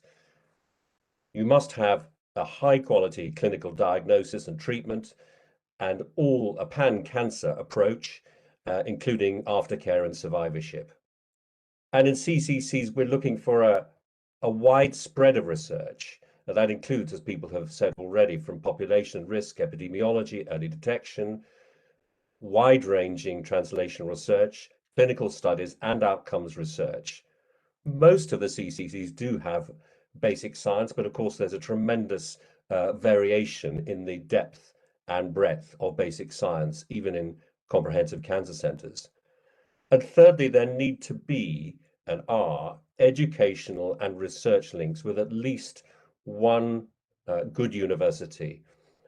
In many cases, it's more than one, who liaise over the creation of professorial chairs, who provide PhD students and undergraduate education, including basic biology. And so, in fact, the international definitions of CCCs are well defined in the United States by NCI and the American College of Surgeons, in Europe by OECI, the German Cancer Aid, as we've just heard, and the European Academy of Cancer Sciences with its designation of research excellence. And all these organizations have set very specific standards, quality standards and requirements for what a CCC should deliver. And therefore, we can see that comprehensive cancer centers as Minister Heitor already said, are absolutely pivotal to delivering the cancer mission and Europe's Beating Cancer plan. Somebody much cleverer than I think it was Ulrich, said the whole is greater than the sum of the parts in a comprehensive cancer center. But how does that happen? Well, we can see it does not happen by chance. It requires organization continuously. And as OECI looks for what the necessary components of a comprehensive cancer center are, we look for an overarching vision for the whole center to integrate clinical care, research, and education. We look for governance. We look for a cancer center board to bring together all the main players and with real capacity. And we look for a program structure, ideally, which brings the clinicians and researchers together, exchanging challenges and opportunities and building translational research capacity. We look for the possibility of financial incentivization through pump priming grants for early discovery and laboratories working closely together with the clinic. And we look for shared infrastructures. Biobanking, of course, is an absolutely key infrastructure in this project, linked to the clinical record, of course, in an anonymized fashion. And we look for knowledge exchange between scientists and clinicians in particular, for different kinds of scientists, through a whole program in the center of events and communications. We look for protected research time for clinicians, and this is really important. I want to make a particular plea here. I think the European Cancer Mission could do a fantastic job by creating a fund for protected research time for clinicians who want to work in the laboratory, but the National Health Service won't pay for that. The university pleads poverty and won't pay for that. It's very difficult, except in well-funded centres, such as in the UK, actually, to get protected research time clinicians. That's something, a specific thing that the EU Cancer Mission could really fix. And finally, there needs to be a ready influx and bringing on of development of young scientists, PhD students, and particularly MB PhD students to again integrate the clinic with translational research. Please forgive me if I use as an example Cambridge as one example of an organization that promotes translational research. And in Cambridge, up until recently, we've had 12 programs, and those programs have been 8 of them site-specific, the usual suspects, and 4 of them have been modality-based or on a scientific theme: cellular and molecular biology, early detection, cancer imaging, and onco-innovation, again engaging with industry. And all those programs have been co-led by a clinician and a scientist. Again, it's integrating clinical care and research. They all have an aligned 5-year strategy, and they have a delegated budget from central funds to create posts that they want to create and pump priming from the bottom up, in addition to the competitive grants. So that means that there are, in effect, about 70 scientists and consultants in each program on average. And these are drawn from 8 freestanding institutes in Cambridge, 2 university hospitals, and up to 30 university departments, including physics, engineering, the humanities, the social sciences, as well as the usual suspects. So this is organization. This is bringing people fundamentally together to solve the cancer problem. This perhaps is a less sophisticated cartoon than the one showed initially by Anton in terms of an anatomy of a comprehensive cancer center. But what we look for fundamentally in a comprehensive cancer center is the unification of a university hospital or freestanding cancer center, at least one university, and multiple research institutes working together under a common governance and a program structure to bring people together. And then the second stage of development really is around that comprehensive cancer center to create a comprehensive network to reach out into the sub-region, all patients in that sub-region, to give access to those patients to high quality clinical trials, equal access across a county or a sub-region, perhaps a population of 2 or up to 5 million people, and also engaging other research institutes or perhaps private hospitals within that region. And without creating that comprehensive network for translational clinical research and for clinical care, Europe won't meet that objective of reaching 90% of patients by 2030. So the creation of local networks around a comprehensive cancer center is absolutely fundamental to that project. I just want to share with you quickly the contributions of CCCs to peer-reviewed cancer research. This is a study done by OECI on 40 comprehensive cancer centers, the largest ones in Europe, published in Molecular Oncology last month or in March. Bearing in mind that this is not a question of size in terms of numbers of patients. The median CCC is only 50% larger than the median clinical center.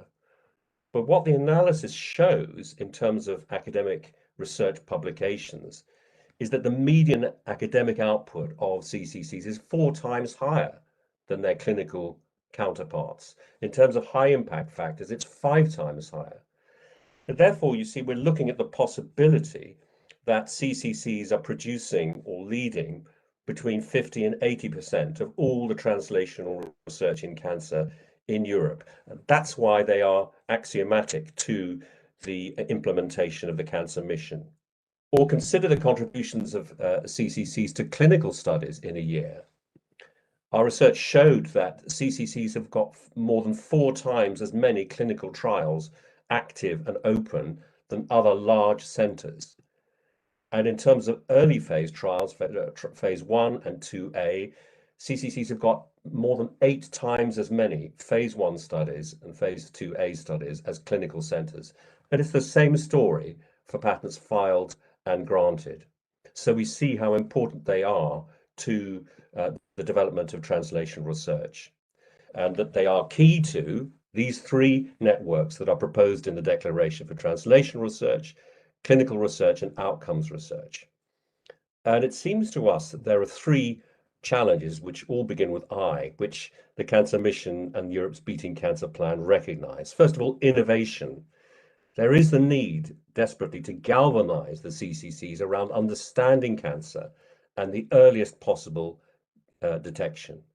Then implementation, using real-world data to optimize treatments and to perfect precision cancer medicine. And thirdly, to address inequalities. That's all about creating around the comprehensive cancer networks, the cancer centers, networks around them, because our research shows that it's different from in each country, of course, that CCCs on average themselves treat only between 10 and 20% of patients in member states. So how are they going to reach all of the patients in their sub region? Then there's the question, how should those networks be organized? Should they be top down, or should they be enabled bottom up? And I address that in the next few slides. And make a gentle plea to Europe, don't reinvent the wheel. There are, as people have already said in other talks, existing Europe-wide networks of institutions, OECI, EURTC, European Cancer Organization, Cancer Core Europe has been mentioned, and those other ones, including the cancer ERNs, and, as Lex has already mentioned, existing great networks of institutions, Unicancer, DKFZ, ACC, etc. And that's how some of these centers and some of these designations and accreditations map out. So there are already organizations such as OECI, such as EACS, such as German Cancer Aid, accrediting and recognizing the quality of these centers. And there are some countries, and I'm glad to say that Portugal is one of them, with almost full coverage of accredited centers. That also applies to Italy, France, Germany, and Finland. But there are 10 countries without even an accredited CCC yet, let alone a network around it. Those are listed there. although at the bottom, Slovenia and Luxembourg are in process. So there is a job to be done in Europe. But we need, I think, to be very clear about the purpose of the networks of CCCs and then the method of getting there. So form follows function. And so the purpose of Recommendation 10 of the Cancer Mission Board is clear: to set up this network of comprehensive cancer infrastructures supported by the flagship 5 of the Beating Cancer Plan, with joint aims to diminish inequalities of access and to harmonize standards of care and research. But it's my belief there should be different methods of formation of those networks for different purposes. If the purpose is to stimulate high quality translational, clinical and outcomes research, those 3 paragraphs, interacting with the Knowledge Centre in Cancer, then Europe should issue funding calls for very clear projects. Let's not forget, as Lex mentioned, comprehensive cancer centres are very complex and very busy. So there requires to be real focus within the programs to form very specific networks with specific objectives. But secondly, where the purpose is to address inequalities of research and care within and between member states, then a good idea would be to issue funding calls for consultancy functions to enable centres and local networks from the bottom up to be formed and to improve. And that's how, as I said, we will reach the 90% of the population. There are organisations such as OECI with the expertise to help that consultancy function. And thirdly and lastly, where the purpose is to provide better cross-border treatment for hard-to-treat cancers, then by all means extend the programme of ERNs to specific cancers. But don't, we suggest gently, create a behemoth of a network of 120 comprehensive cancer centres, which is too diffuse unless and until you give them a very specific project to achieve and very specific purpose to engage. And here's my final slide. Despite the fact that I partly represent an accreditation organisation, actually it's my belief that the emphasis right now in Europe should be on the formation and improvement of centres and networks as a priority. Accreditation is important, but steps must be taken at a local infrastructure level to get there. So advice needs to be provided on governance, organisation, multidisciplinary care, also including researchers, clinical trials organisation and recruitment into clinical trials. There's a huge variety. Some centres accrue only 3% of their new patients to clinical trials. Another centre within the OECI family recruits 34% of all patients, new patients to clinical trials. So tremendous variety there, which needs to be equalised. There needs to be consultancy on data management, samples, standardization, tracking outcomes and treatment optimization, knowledge exchange and sharing best practices. So finally, only then can accreditation be helpful as part of an improvement process to address innovation, implementation, and inequalities. And thank you very much for your attention. Thank you very much, Simon. And we will move on. And I say again to all speakers, try to stick to the time frames. Otherwise, we will miss the lunch, you see. So the next presentation will be on molecular and digital pathology. It's essential to develop personalized precision cancer medicine. And Fatima Kalnir is professor of pathology at the medical faculty of the University of Porto and head of the Department of Anatomic Pathology at the University Hospital Center. Please, Fatima. Sound? Yes, thank you. So, yes. Claudia is asking me to have this out. It improves a bit indeed, thank you. So we get so used that you forget about. So it's my pleasure to be here today. And I do not have to say much because you have listened from the beginning the statements of our Minister of Science, Professor Manuela Heitor, stating that molecular and digital pathology are essential for personalized precision medicine. So I think after this statement that will be also reflect in Porto Declaration, I hope I have an easy task.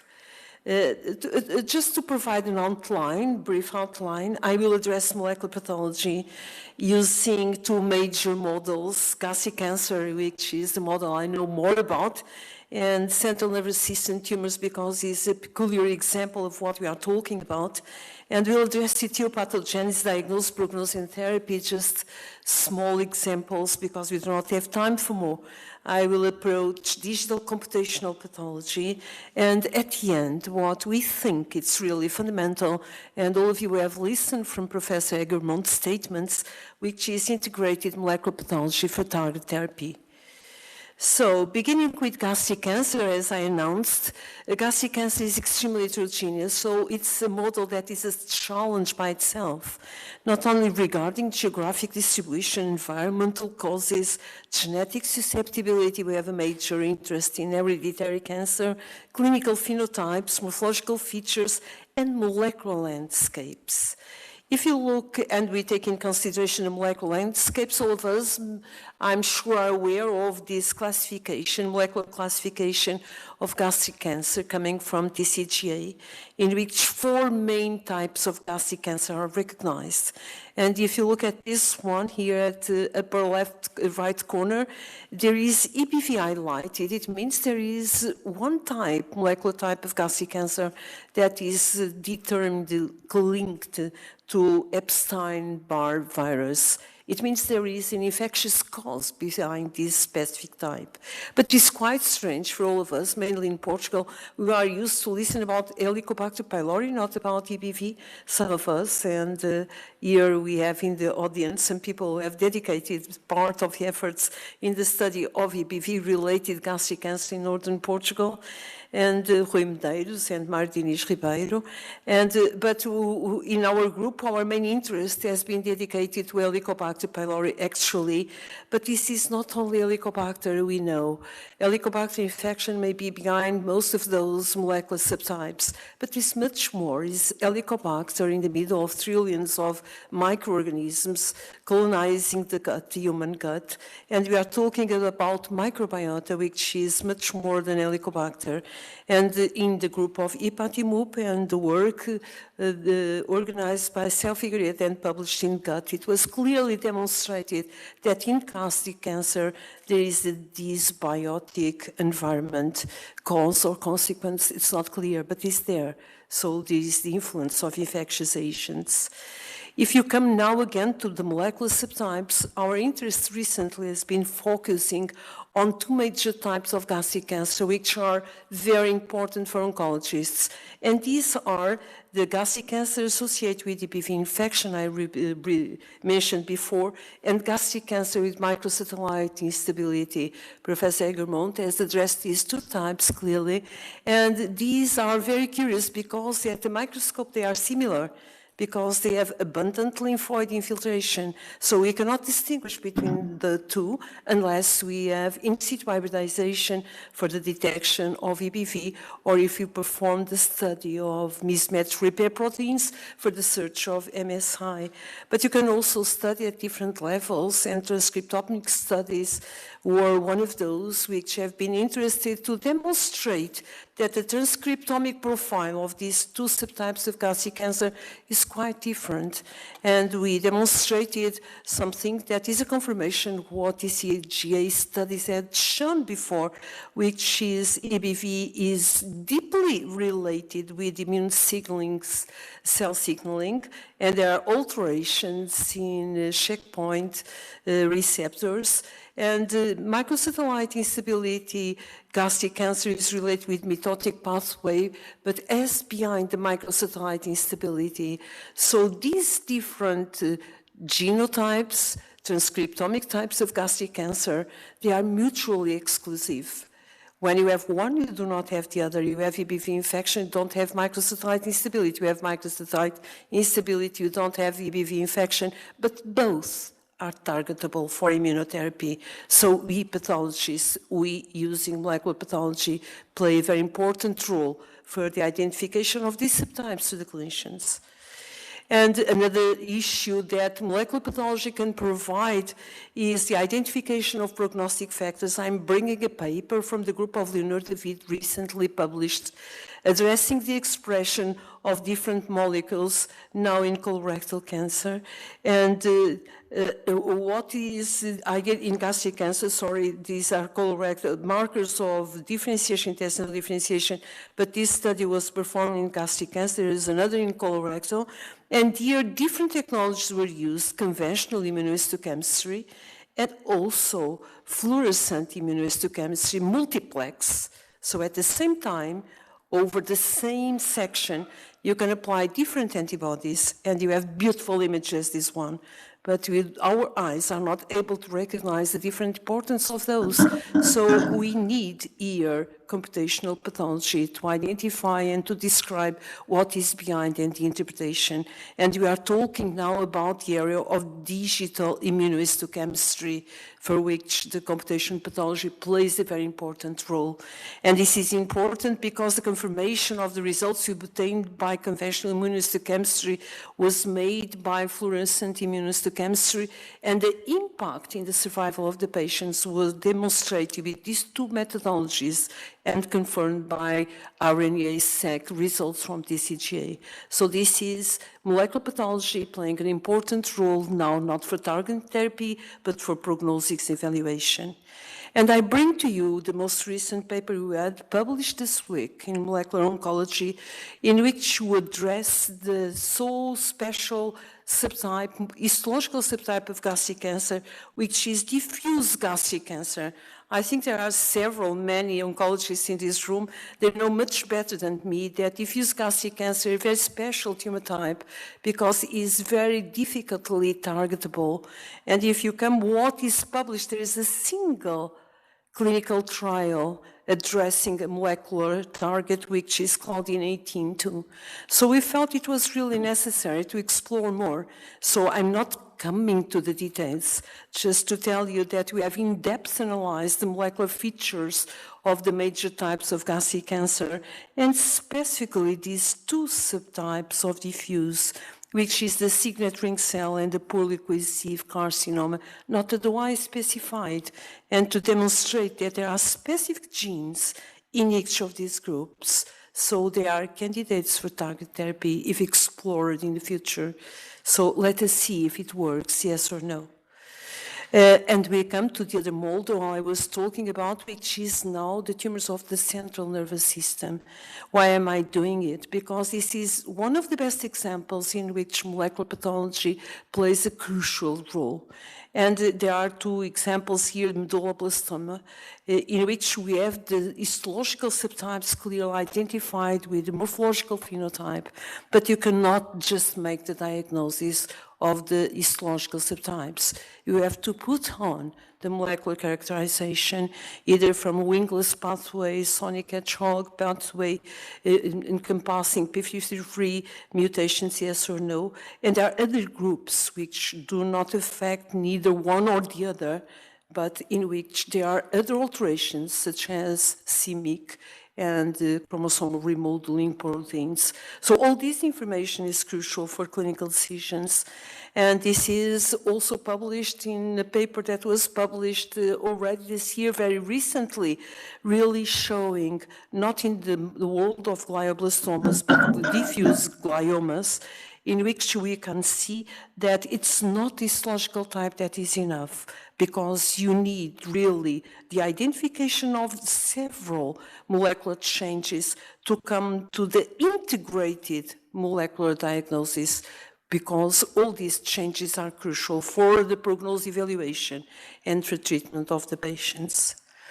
I have to say some words about digital pathology. We are using it every day for diagnosis in some centers, for intraoperative consultation, for morphological control, for molecular testing, for second opinion in everyday practice, for computer-assisted image analysis.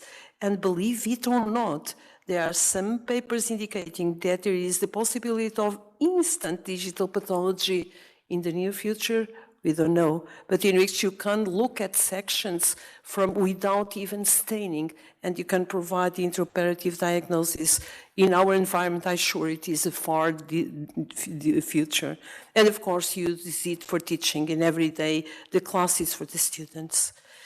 And we come to something that is crucial for me. It's not only pathologists. I am a very convinced pathologist. I love what I do. I hope that all of you feel the same in your fields of action. But it's not only pathology and digital pathology. You cannot be alone. You have to integrate with omics, the different omics, genomics, proteomics, transcriptomics, whatever. And you have to integrate with clinics, and you have to integrate with radiology. And from triple integration, that's where we get a better diagnosis, prognosis prediction, and identification of therapeutic targets.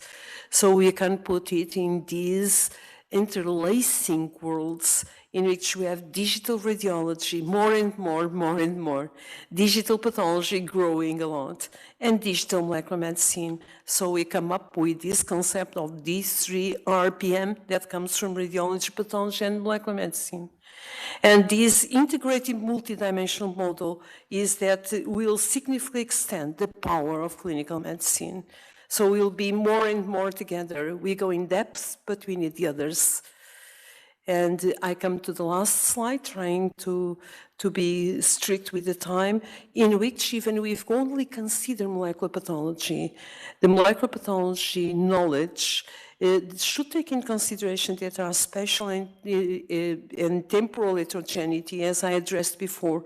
There are lots of information coming from this field, but nothing will have any role without the clinical context and the clinical phenotype, because some of these features will determine the target therapy and the clinical phenotype of the patients.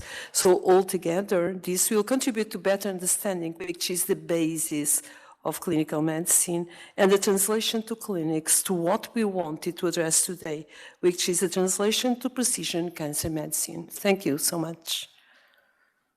Thank you very much, Fatima. We proceed in the program, and now we will have a presentation on immunotherapy and expanding treatment modality. And Professor Laurence Sitpovel will give the presentation. She is the director of Centre d'investigation clinique en biothérapie at Curie and Gustave Roussy in Paris. Please, Laurence. Thank you very much, Rick. Thanks to the organizers for this very kind invitation. Our research team and many of our clinical departments at Gustave Roussy have benefited from the EU networks of excellence and from Lex Egermont's endeavor to launch Cancer Core Europe. The immune system is a hardwired host defense mechanism against pathogens and cancer. Exciting progress has been made over the last decade, including the 2018 Nobel Prize in Physiology and Medicine awarded to Honjo and Allison for their discovery in cancer medicine of the clinical relevance of the inhibition of negative immune regulation. Sweeping approval of 6 agents by the FDA and the EMA to block the PD-1, PD-L1 pathways for treatment of 16 cancer types, a paradigm shift of PD-1 and CTLA-4 blockers for the management of a broad class of cancers with DNA mismatch repair defect, the first ever tissue agnostic approval of cancer drugs. Real-world practice of synthetic immunology using adoptive T-cell transfer with 2 CD19-directed chimeric antigen receptor T-cell products for relapse or refractory B-cell malignancies, and the emerging new concept of normalizing the mucosal microbiome to modulate systemic immunity. The impact of the PD-1, PD-L1 inhibition on key health outcomes in real-world situations is remarkable, with estimates reaching about a gain of 20,000 life years, 19,000 quality adjusted life years, 22,800 progression-free survival years, avoiding 3,300 adverse events compared with standard of care alone, to be expected over the next 5 years. Because only 30% of cancer patients receiving immunotherapy can actually benefit from it, major effort has been devoted to the understanding of the mechanism of action of these immunomodulatory compounds to best combine them together or with cytotoxic approaches to find predictors of primary resistance, to decipher their pharmacokinetics, to ascribe their toxicities, to define mode of actions, to understand their impact on metabolism and their interaction with the gut microbiota and neurological pathways. Importantly, to optimize their therapeutic index and their economical cost, local injection appear to represent a witty approach still in evaluation. As mentioned by Lex, interception, meaning preventive or prophylactic administration of immune checkpoint inhibition, has proved to be of great efficacy in preventing distant metastasis in stage 3 melanoma. Finally, the current health crisis, together with the specific clinical management related to the use of immune checkpoint inhibitors, have fundamentally shifted the balance between home and hospital care. What's on the stake for the next generation immuno-oncology? Investigators need to launch prospective surveys of deep cohorts coupled to comprehensive biobanking in real-life treatment of cancer patients amenable to immuno-oncology. This effort should be conducted across various cancers and countries and will monitor by high-throughput technologies and multi-omics a lot of parameters, a sort of patient hologram, that will require careful data management plans, high clouds, and centralization of data, moving slowly from therapy of advanced diseases to interceptive measures. The integration and analysis of this metadata will require artificial intelligence in a coordinated manner. This is an example of what we are currently launching at Gustave Roussy on 1,000 patient deep cohort in first-line immuno-oncology, integrating clinical data comprising radiomics, pathomics, metabolomics, inflammation, metagenomics of gut microbiota, and deep immunology.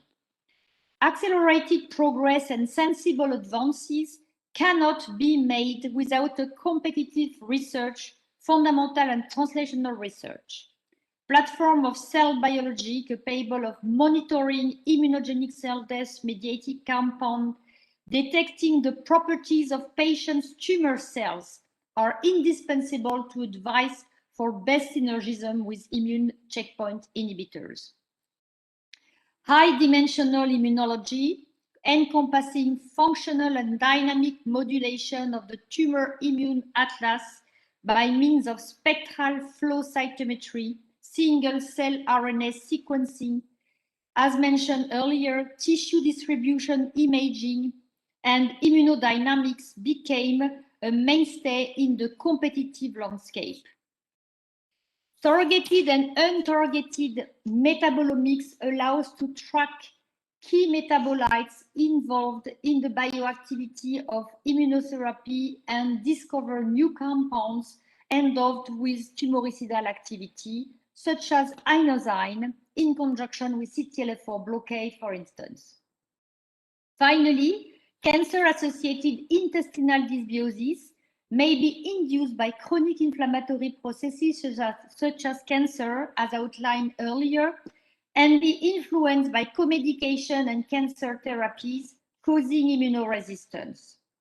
Novel diagnosis tools to analyze the taxonomic composition of the gut microbiota are being developed, as well as microbiota-centered interventions.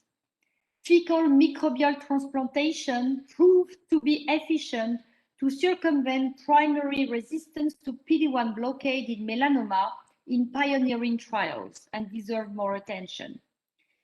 The coordination of high-carate research with the development of top-level technologies will allow therapeutic breakthroughs in the next generation immuno-oncology.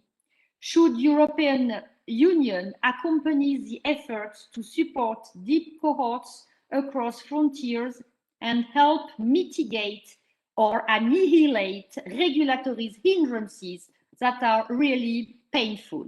Thank you very much. Thank you very much, Laurence. And we continue in the program. And now we will listen to Olli Kallioniemi. He will talk about liquid biopsies, expanding diagnostic procedures for both therapeutics and prevention. And Olli Kallioniemi is professor at the Karolinska Institute, and he is director of Science for Life Laboratory, which is a national structure providing advanced technologies and research collaborations for life sciences. Please, Olli. All right, thank you, Ulrich, and thank you very much for the invitation to talk today. So I am currently running a major national infrastructure, and I am a translational cancer researcher, but I am not a particularly investigating the liquid biopsies that I'm talking about today. So you will probably hear a rather unbiased view on the premises of what this highly exciting technology could provide us in the future for cancer research and also clinical diagnostics. So what is liquid biopsy? It is detection of anything that originates from the tumor material in a liquid form, such as in a blood sample. So this could be DNA, RNA, vesicles, proteins, cells, or other material. And obviously, the most commonly used metrics are tumor cells in the circulation, as well as DNA, tumor-derived DNA, so-called ctDNA in the circulation. You can also analyze other liquids, but for the most part, we are talking about blood sampling in this context. And this should probably be put into context in terms of what was discussed earlier in terms of molecular pathology and tissue biopsies, that this will obviously never replace tissue and molecular pathology in that sense, but it provides another dimension into our capabilities of diagnosing and investigating cancer, such as providing non-invasive sampling, body-wide representation, some opportunities for automation, and then particularly not only a diagnostics of cancer, but opportunities of seeing cancer before it has arisen in terms of prevention and early diagnosis and screening, as well as following up treatments of cancer during the follow-up of cancer. Obviously, we are dealing with issues and challenges, such as there's a lot of background and noise from other circulating material in the blood that needs to be distinguished from that of originating from cancer. And we are not getting all of the information as we get from molecular pathology. So why is this important right now? And first of all, we can look at the number of publications over the past 10 years on liquid biopsies, and that is skyrocketing. We have a lot of technological advances in terms of providing better sensitivity, specificity, and also cost efficacy. This is not only research, there are some aspects of this that are already FDA-approved clinical diagnostics. And then we are seeing a major opportunity to come with the data analysis and incorporation of AI-based data analysis of this abundance of data that we can collect. On the clinical side, cancer screening, early detection is really critical for the cancer mission, as has already been mentioned. And sometimes, and not infrequently, we have no tissue biopsies or no opportunity to do operations and get plenty of tumor material. So sometimes it is the only way to move forward in terms of molecular understanding of cancer. And as I said, following the therapy efficacy forward. There are two major technologies, as I said. One is the circulating tumor cell, CTC technologies, over 6,000 publications, some 800 papers since 1960 already. And the first mentions of circulating tumor cells are 150 years ago. And this is an area where European scientists have particularly played a lot of role developing a technologies and also FDA-approved technologies and kits that allow us to detect and visualize these circulating tumor cells from blood samples. I will not talk about this anymore, just to say that there's major developments in this field as well. And I will rather speak more now today in the remaining few minutes about the circulating tumor DNA, which is also skyrocketing in terms of the number of publications. It is also not a novel observation by any chance, but today we are really able to take it to another level, and this has resulted in significant opportunities. Again, so we are trying to see circulating free DNA stretches in the plasma samples in blood, and we are trying to separate the non-tumor derived from the tumor derived samples, and this is often very challenging. Originally, all technologies were based on specific PCR-based assays, but now increasingly we are talking about large-scale next-generation sequencing-based detection of all circulating free DNA, and then trying to isolate and trying to define the tumor-derived material. And what you can look for are mutations, copy number alterations, gene fusions, and increasingly methylation patterns, which have turned out to be very informative for a lot of different purposes. As I said, this is already in the clinic. You can use this for specific mutation detection in the follow-up of therapy and looking for alternative therapies. This can be used to diagnose driver mutations when primary tumor sample doesn't happen to be available, and you can use this to predict the treatment response and track the clonal dynamics of distinct subclones during therapy. So this is really illuminating cancer evolution after treatment has started in a novel way. And therefore, we should really incorporate this type of a technology to all kinds of clinical trials. And I'm just quickly illustrating one example from Stockholm-based trials from Henrik Grönberg, Johan Lindberg, and others, where the liquid biopsy of castration-resistant prostate cancer is being applied. So this is a disease at the metastatic stage where you don't often operate anything. So you only have circulating material available, and you use that to define the treatment arms of patients in a randomized trial. And then you use the same ctDNA technology to look at the therapeutic responses of the patients. And then you can even re-randomize and allocate patients again to a trial based on how the tumor evolves over time. I don't have time to go into the details of this process, but this kind of sets the stage for how we would in the future treat cancer, how we would monitor cancer, and how we would quickly adapt to changes in the tumor behavior and treat it with another way based on molecular information from the patients in real time. So finally, the ultimate challenge that what we would really like to do, and this is really fundamental for the Cancer Commission as well, is the liquid biopsy-based screening and early detection of cancer.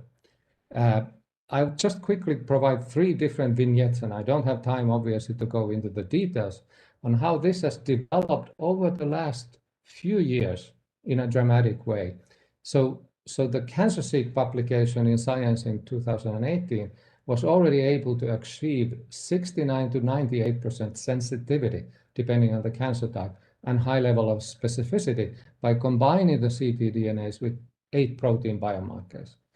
Then another publication a year later achieved 57 to 99% sensitivity and 98% specificity in terms of combining this across the genome and looking at fragments and the nature of the fragments coming from cancer and comparing them from the fragments coming from normal tissue and achieving better sensitivity. Then a commercially sponsored efforts underway just reported at the AACR a month ago exceed 51% average sensitivity across all types of cancers, 4,000 different samples analyzed, 99.5% specificity, and extremely interestingly also able to detect the cancer of origin with 89% specificity. And this brings me to the point that we are actually now facing, is that we may have opportunities to detect and screen cancers that have not been considered screenable before. This is obviously, if it works, a major advance in trying to circumvent cancers as well. But as you know from the stories of PSA and the like, this is far from simple. We are always biased towards slow-growing cancers, and we are always likely to detect those more readily than the quickly growing ones. But I would like to point out to another thing that was published at the AACR, that if you look at the cancers that are, if you look at the prognosis of patients, of those cancers that are detectable through this methylation-based assay, their prognosis is a lot worse than those who are not. That's a circular argument to some extent, but I would also like to say that this is not PSA. Now we are looking at cancer-specific alterations in the plasma, and this could be really changing the scope. I don't have time to go into all the technological and infrastructural aspects, but the types of things that were said earlier about the integrated capabilities required from clinical labs, research labs, involving companies and the clinic. There's a lot of things that need to be developed and still researched. This is not yet ready for prime time across all areas. There's a significant impact now here in the role of companies, because early detection of cancer raises huge commercial interest.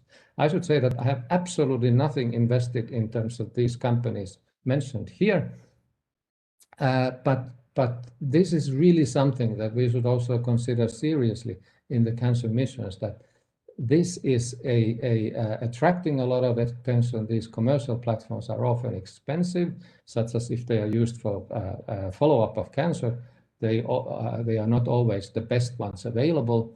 But companies now sponsor large cancer screening studies, and this is where they have really taken a lead in that sense. And this is important because this may also lead to tests being marketed direct to consumer. And we need to be really careful about how that might contribute to overdetection, false positives, healthcare burden. And this is not just what academic cancer centers are doing. This is what companies may do directly with the consumer. So we need a lot of research still before this is ready for prime time. We need to balance it between academic, translational, clinical studies, also in collaboration with the companies. Large cohorts of people are needed, involving both cancer patients and healthy patients, prospective trials, clinical follow-up studies, and this is exactly where the EU mission for cancer is important.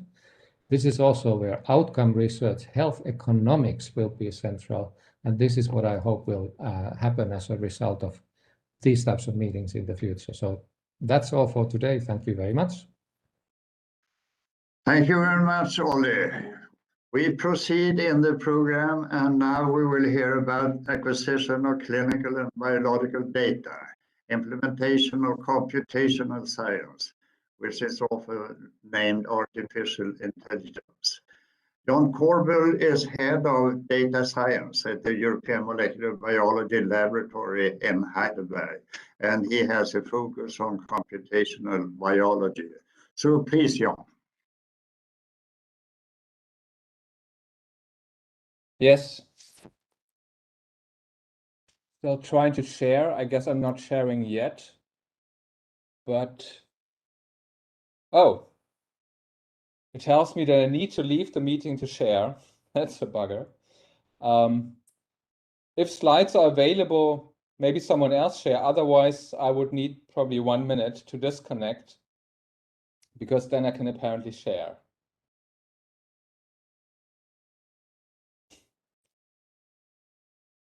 Okay. I'll do that. I'll be back in 1 minute.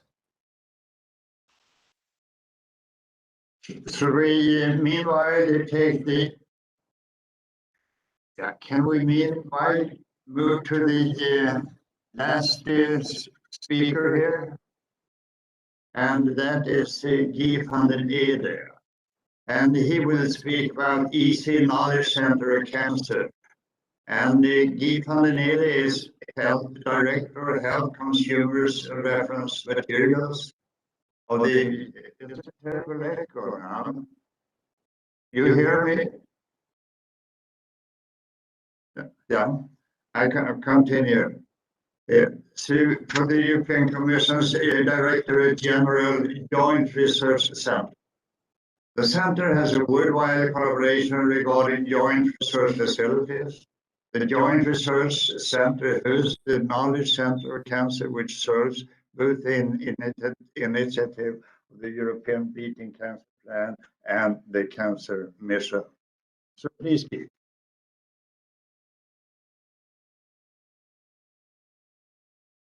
Shall I now give my presentation? Because then somebody should put up the slides. They were just on, but I see they have been.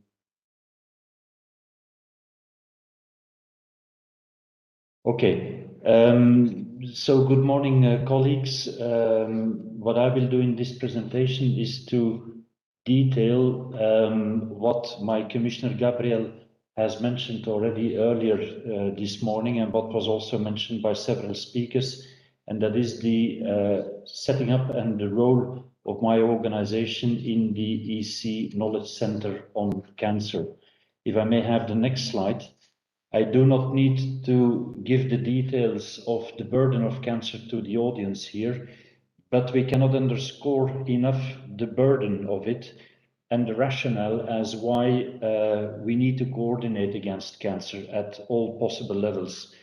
Now, if we look at coordination, let us first look a little bit at the activities within the European Commission. Next slide, please.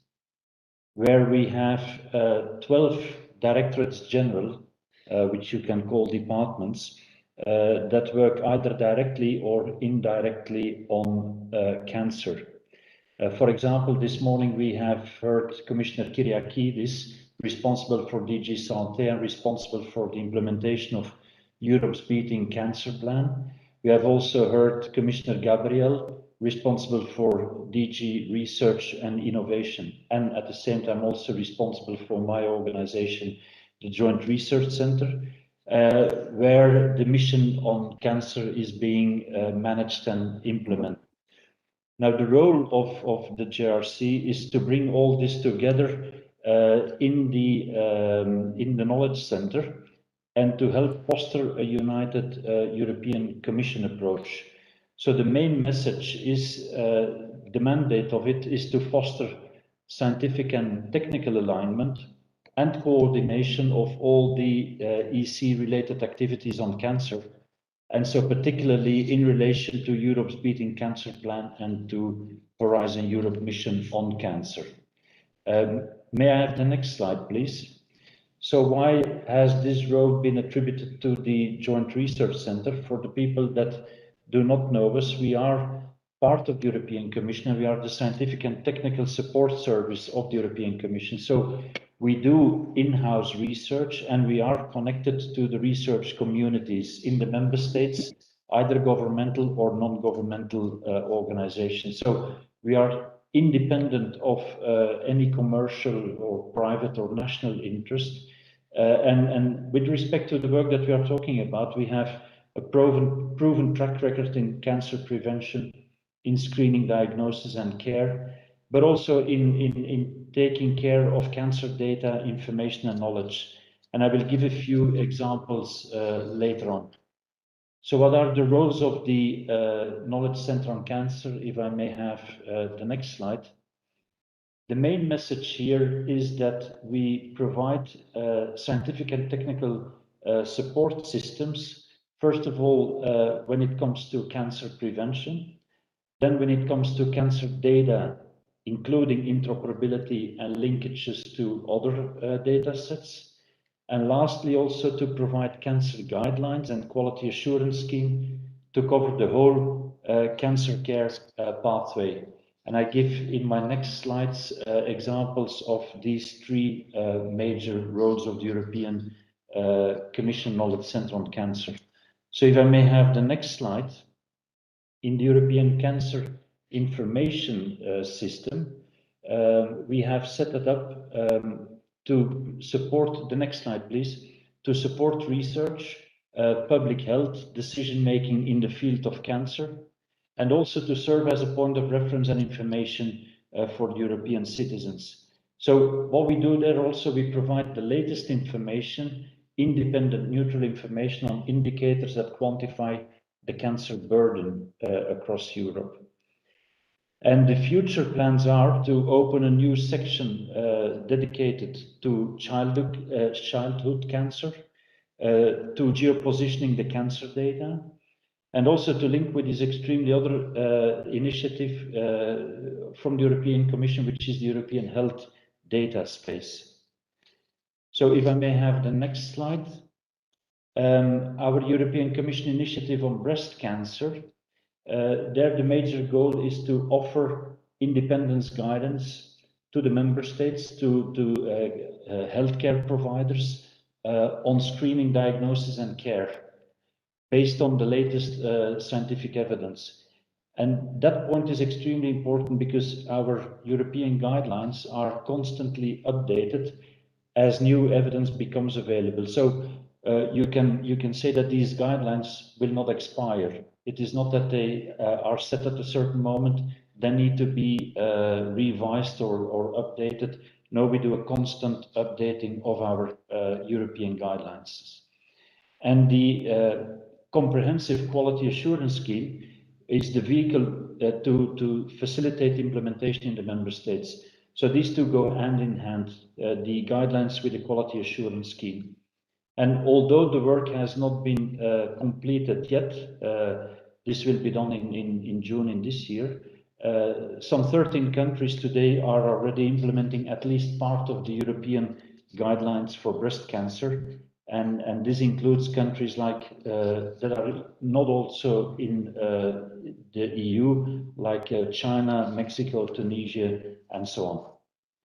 If I may have the next slide, I would like to spend a little bit also on the non-communicable diseases and health promotion for non-communicable disease prevention, because we believe that through prevention, it has been demonstrated that through prevention, one can reduce the burden of cancer very, very significantly.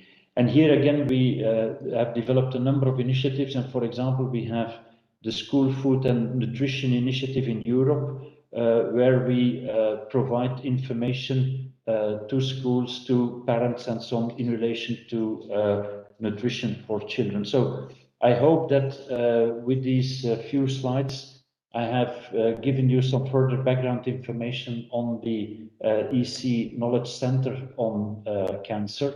As I've said, it is implementing the main EU policies in a very coordinated manner.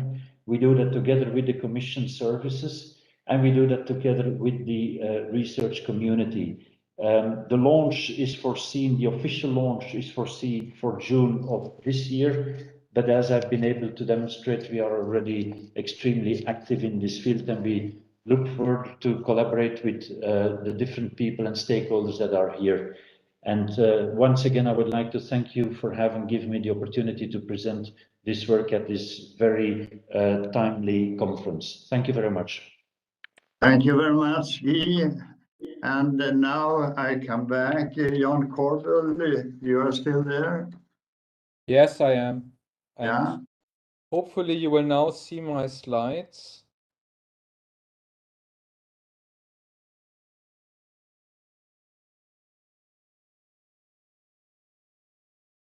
Is slide sharing working okay? Yes, Jan, we see it. Okay, thank you for the most kind invitation opportunity to present at this Cancer Research Summit.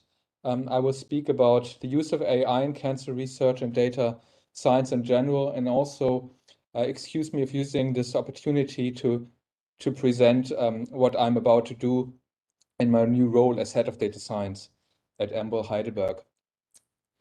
We see indeed throughout different fields in the life sciences, from more fundamental research endeavors as they happen at EMBL to more clinical and translation-oriented endeavors data doubling times of every 18 months. So this is true across diverse subfields and even outside of biology.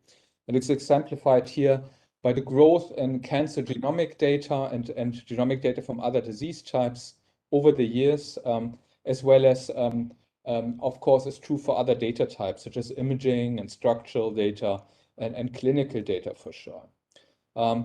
At the EMBL, we are currently beginning or in the process of beginning a new program that will start next year. And we have, as an European transnational institution and infrastructure in Europe, we are very special in the sense that for some of the data types that we're considering, we actually are embracing the whole biodata life cycle, from the generation of a data set through the analysis of the data, interpretation and publication.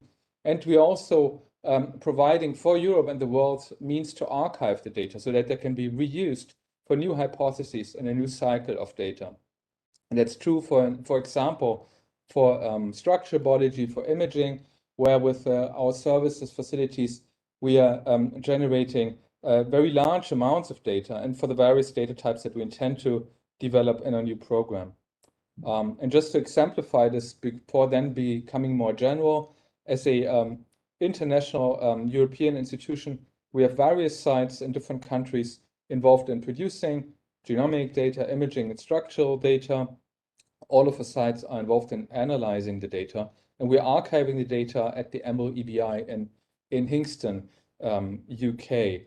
So to pursue the flow of the data across its life cycle, we need to coordinate and provision data internally across our European sites, but we also do so externally because we act as an infrastructure for different data types in Europe to realize our own research and our service ambitions in this regard. And in this regard, we've identified and as part of the data science program that I will co-lead with Rolf Abweiler from the EBI, we've identified 5 priority areas of data science that we realize by developing a network of data science centers at EMBL sites that can then interact and will interact with the European member states to realize needs that of course exist throughout the European landscape with regard to handling data and the data deluge with the just mentioned 18 months data doubling size that we're all experiencing. The priority areas for getting our data right is to develop better ways to perform research, including with AI-based methods, an integrated and fair data management solution for our EMBL data, IT infrastructure solutions that co-evolve with this.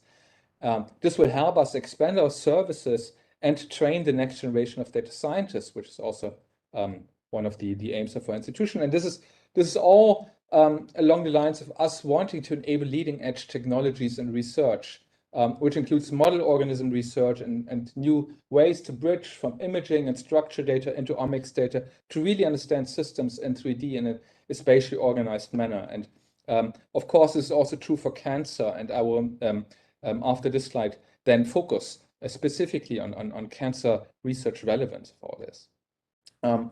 In the data science theme that we are developing to be able to deal with our own data, we always have in mind, of course, the interests and of our stakeholders and communities in Europe and investigators throughout Europe that we're collaborating. We are keeping in mind lessons learned from the International Cancer Genome Consortium Pan-Cancer project that I co-led and which published its results last year and this year, studying 2,600 cancer genomes from 38 tumor types. And we've confirmed earlier views of mutations, showing that tumors have 4 to 5 driver mutations on average.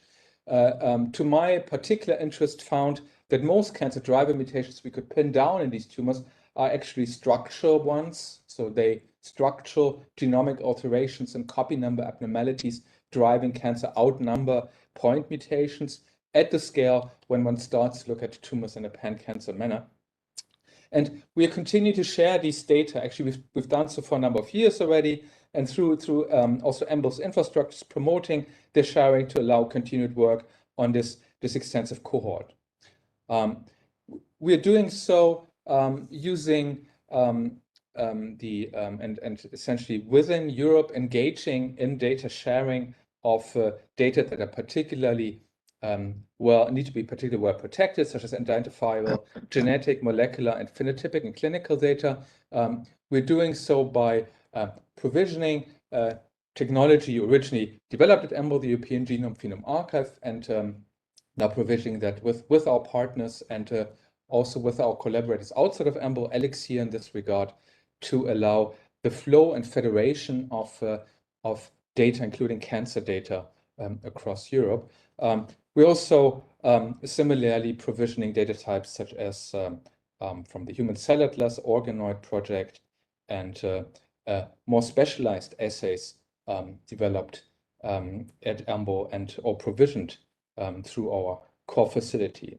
And after this more a dedicated focus on EMBL, no more broadly, data science and the amount of data types and the diversity of data types out there necessitate the development of new approaches. And modern machine learning approaches, also known as AI, deep learning in particular, provide profound opportunities to integrate these data and actually by bringing these data together to create more than the sum of the parts.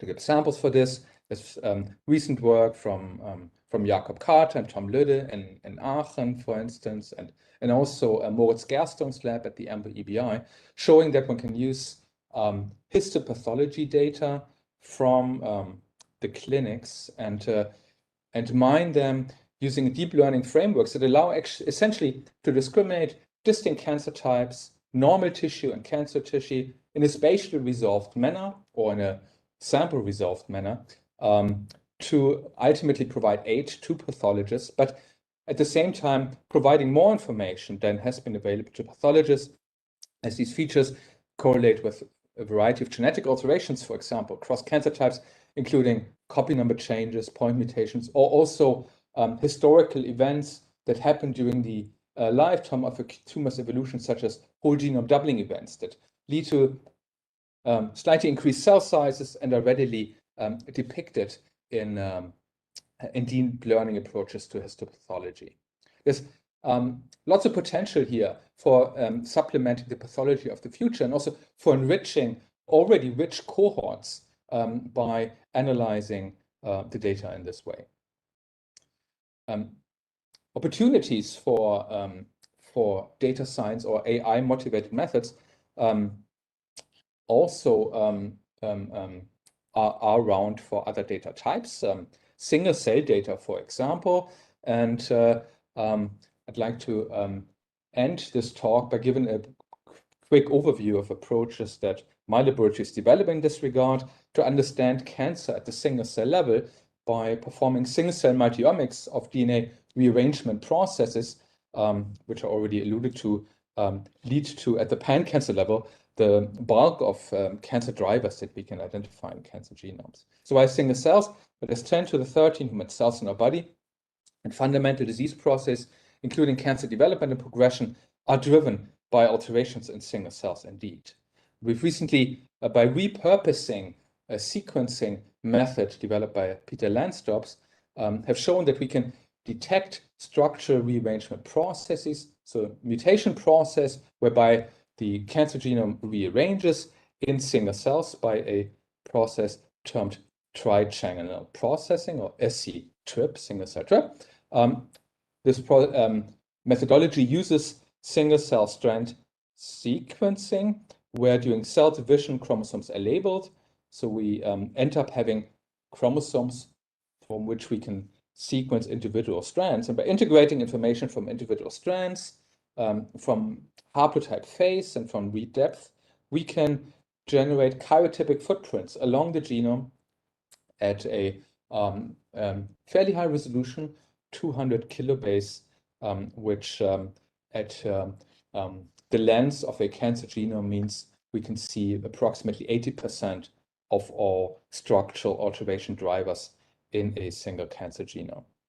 We can draw karyotypic information from this, shown here for the karyotype of T-cell acute lymphoblastic leukemia patient, mapped to 200 KB resolution, and this can be done extremely cheaply for 15 euros per cell, and identifying alterations that correspond to those we can then re-identify by genome sequencing or cancer exome sequencing or karyotype analysis.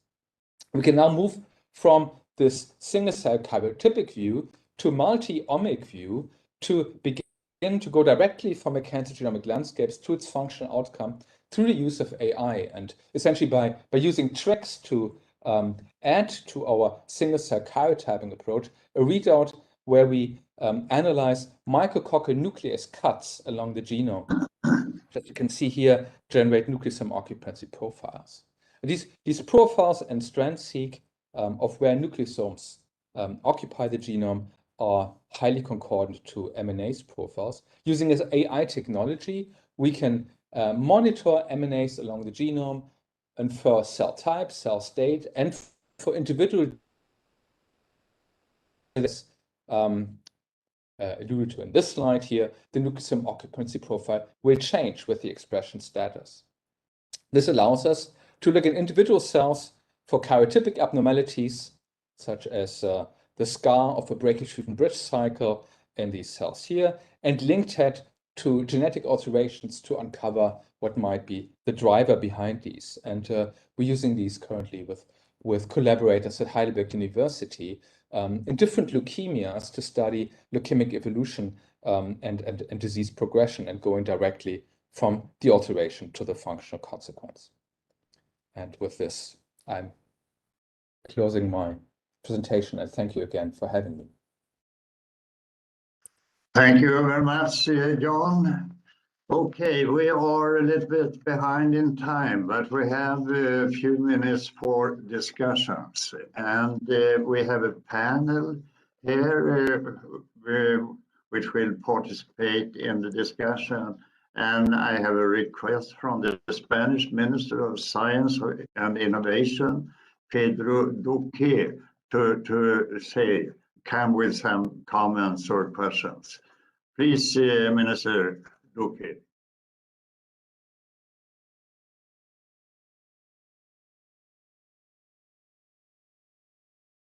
Good morning. I'm pleased to participate today in the European Cancer Research Summit, and I appreciate the invitation from Portugal to do so. For decades, Europe has been a beacon of prosperity and well-being for its citizens.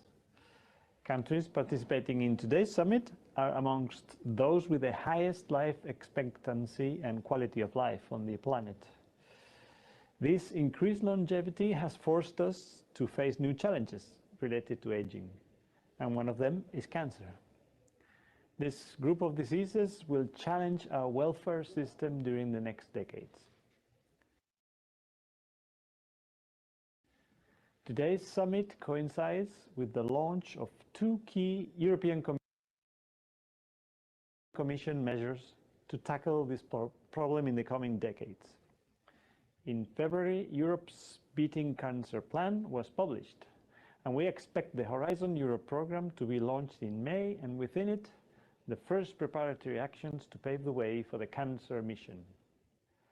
Science, as we are seeing right now with the vaccines against COVID, is a crucial tool to improve our health.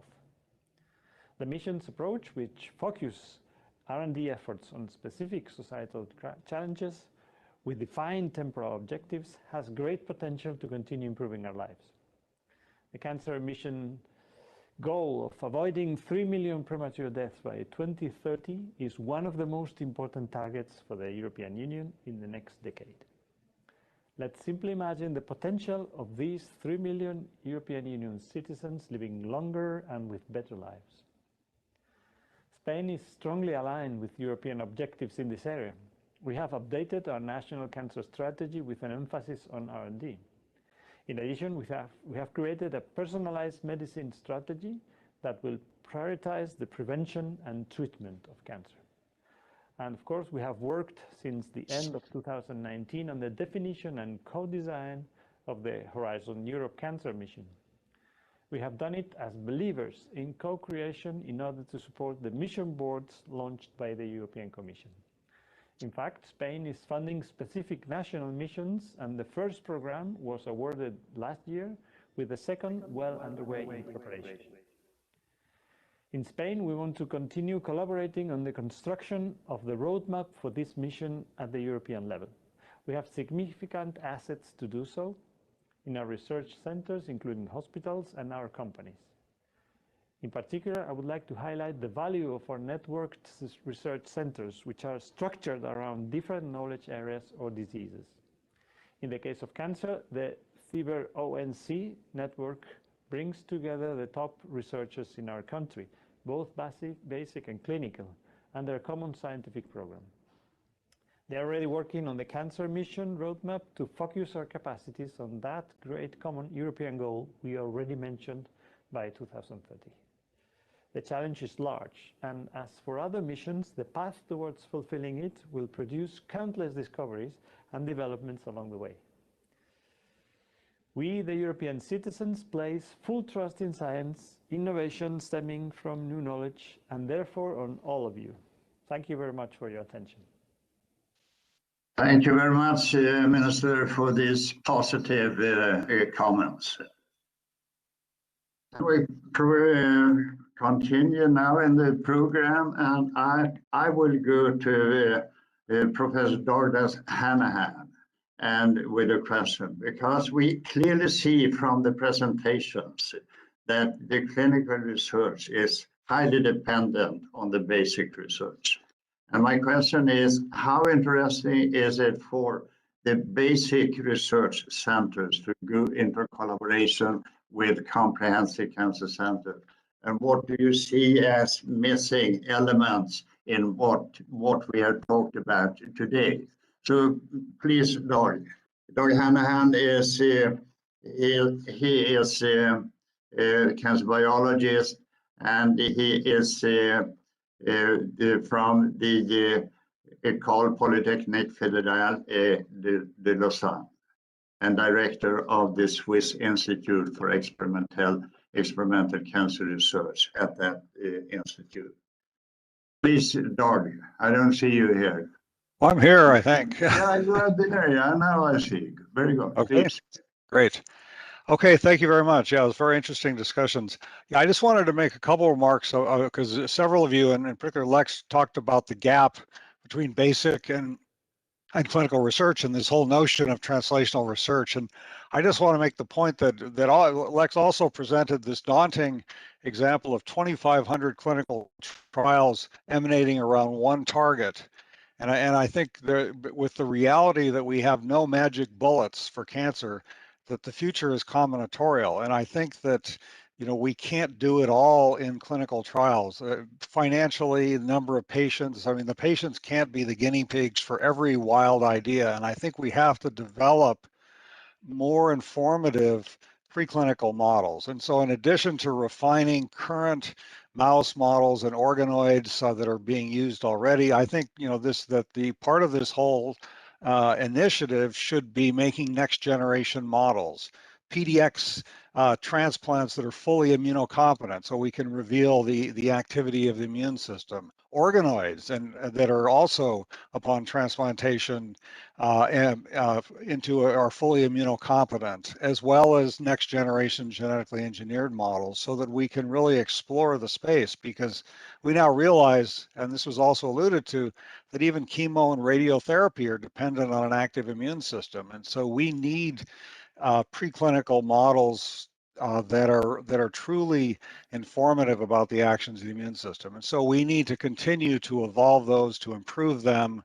and then to set up an infrastructure where for co-clinical trials, where we're doing trials in preclinical models linked to proof of concept clinical trials, to really try to filter the myriad number of combinatorial possibilities and take the best shots on goal into coordinated clinical trials. So I think that's something that I would argue needs to be part of this vision for the future. Thank you. Thank you very much, Doug. I mean, time is short because speakers have difficulties to stick to the time schedules, but I would like to continue with a couple of questions to the panel here. And I will turn over to Stefan Fröhling, who is the head of the Division of Translational Medical Oncology at the German Cancer Research Center. And he is also managing director of the National Center for Human Diseases in Heidelberg.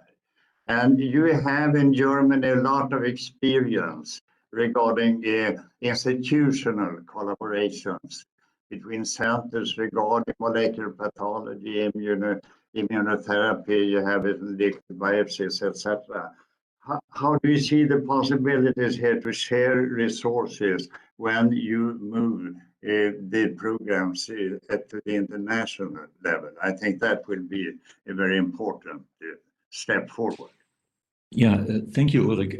I wanted to perhaps use one specific example that Alexander Eggermont explained in his talk, and that's the German Cancer Consortium, the DKTK. So that's a network between a basic cancer research institution, so the German Cancer Research Center, and a large group of comprehensive cancer centers and their research programs across the country. And I think that consortium has been very successful in addressing gap number one that you also explained in your initial presentation. So it basically links late preclinical research with early clinical research. And just one specific example is the area of rare cancers.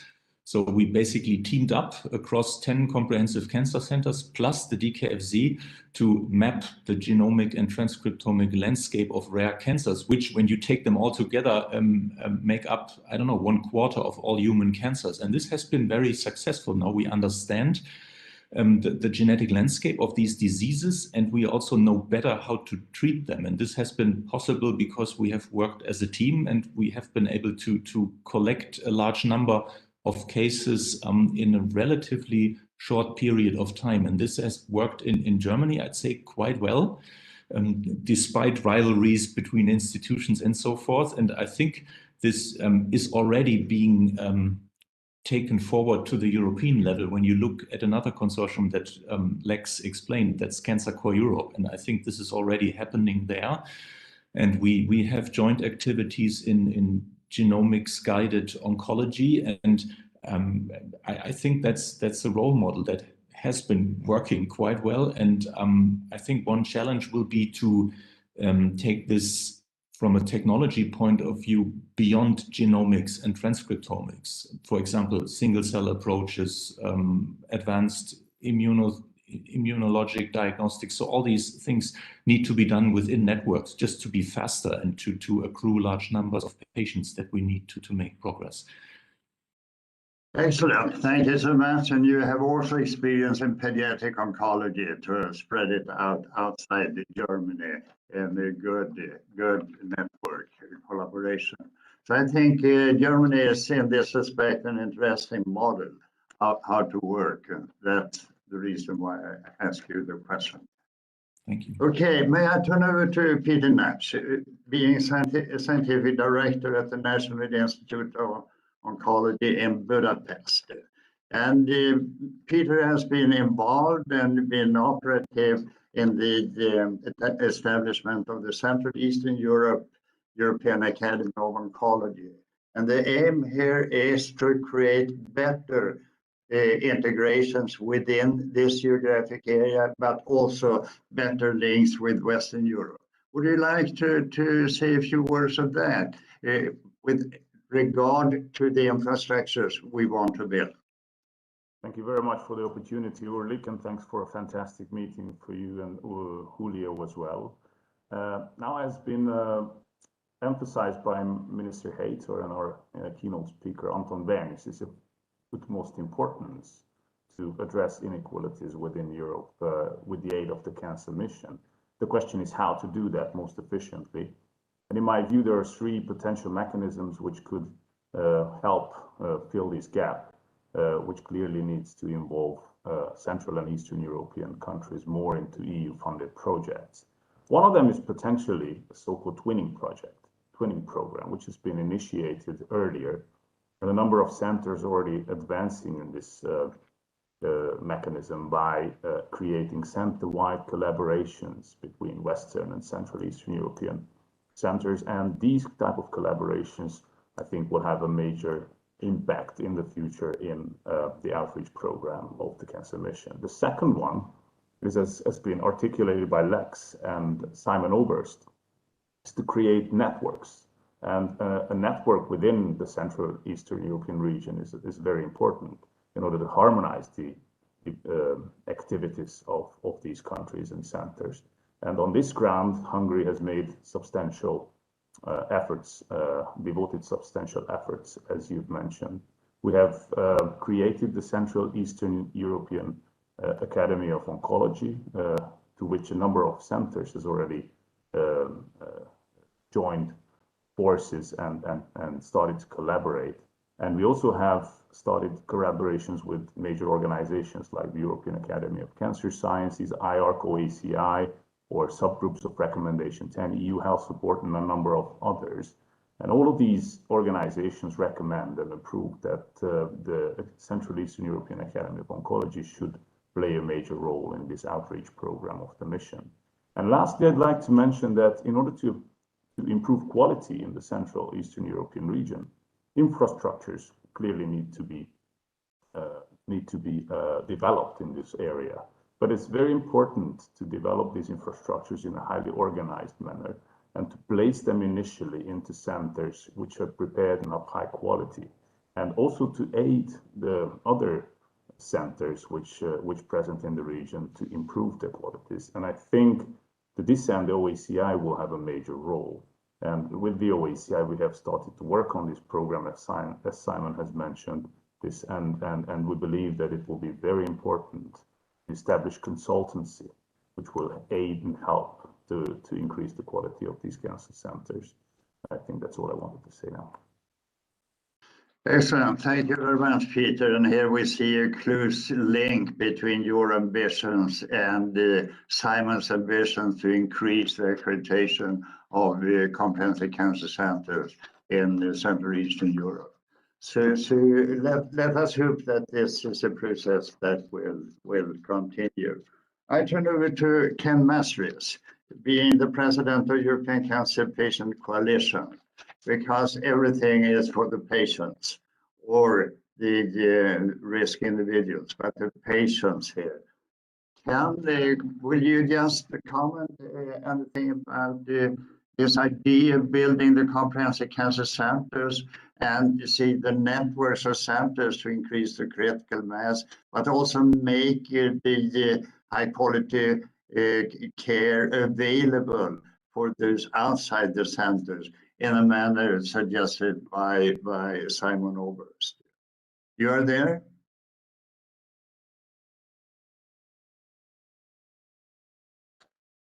No voice back, okay. He went for lunch perhaps because we are a little bit behind here. Then I turn over to Alexander Rödiger, representing the European Federation of Pharmaceutical Industries and Associations. And we know that the pharmaceutical industry, of course, has a strong interest in the cancer research. It's also working with strategies to improve personalized precision cancer medicine. Can you, in a few words, say something about your opinion or the industry's opinion of building or structuring the cancer research in the way we try to do? Yes, thank you, Ulrich. And sorry, I hear an echo, maybe. Yes, so thank you for inviting me, and I'm mindful of the time because we are behind of time. And I think one element which has been mentioned several times today is these gaps. At the same time, from an industry perspective, I believe what is really important is the other word, which means collaboration. I think this kind of collaboration we had in the past has led to on average 10 new treatments coming to patients per year. And this was a huge shift. For example, a few years ago, a decade ago, it was only 4 treatments per year, which went through EMA approval. In addition, I think we also have now more than 164 indications approved by EMA, which gives patients a lot of treatment options which were not available before. What we also saw is that a lot of R&D investment in basic research is very often financed by the public sector. On the other hand, where is the role of the private sector? I think a lot happens at the late stage, and here we see another gap which also triggers late stage R&D, which is patient access. So if patients cannot access new treatment options, then there is no new treatment option actually available, and that means also research is not happening. And here I believe the big element is that we have an ecosystem where public and private work together. And when I say public, it's not just public institutions or public research institutions, it means also governments and payers. For three reasons. Developing new treatments is a collaborative effort, and COVID-19 has shown this in a very, very clear way, what can be done if we work together. Secondly, the commitment of the European Commission with Europe's Beating Cancer Plan sets somewhat the framework, which is extremely important and sets a signal also that cancer is a priority. While this is not so evident in research and development, nevertheless, these policy frameworks trigger a lot of investment and also interest. And this is the basis for doing research and development. Thirdly, this links a little bit back to patient access and healthy ecosystem. Patient access means that new treatments are reimbursed. So that means also governments can set signals where research is going when they make new treatments accessible or in reimbursement decision making. On the other hand, and this links back to what you said about personalized oncology, what we also see is that sometimes health systems are not always ready for new innovations. One speaker before has talked about the benefit of combinations. At the same time, what we see is that many health systems struggle to find payment models for combinations. The same goes also with personalized oncologies, where you have quite a diversity in terms of testing infrastructure. And without testing, personalized oncology remains a vision or a wish. Here, I think much more collaboration will be needed between the private sector, but also between private and public. And this kind of collaboration is also central for, in the end, I think, and that's the purpose of any research and development, patient access or patient benefit. Thank you. Thank you very much, Alexander. You are quite right. To use the resources in the best way is one thing, but you do it better if you have a common vision and strategy how to proceed. So that is one idea with meetings of this type, that we should share visions and future strategy, and then use the resources in the best way. So I will turn over to Raquel Saruca, who is the last person in the panel. And she is from the Institute of Investigation and Innovation in Health in Porto. And with your background, and we look upon now establishing new cancer centers. So you do it in Porto here, and you shape up very much in Portugal overall here. And we say that we need more comprehensive cancer centers, but also strong infrastructures for the translational research. Then we say this is very expensive. That is one thing. But seeing it from an innovation point of view, can you regard this as an investment sooner than a cost? That is my question. Thank you very much for the invitation. I'm very pleased to participate in this very important meeting. And in fact, yes, I'm representing I3S, but I'm also representing the Porto Comprehensive Cancer Center. in this meeting. So the Porto Comprehensive Infrastructure results from a very tight partnership between the Oncology Institute, that is a reference center in cancer care and in research, with three institutes that merged and have in fact get together to make a new research center that is the I3S. In fact, we are in a very special region and in a very special part of the city of Porto, where there is a cluster, is a health hub, because we are very in the proximity of two large hospitals that are related to the two different medical faculties, that is Hospital São João and Hospital Santo António.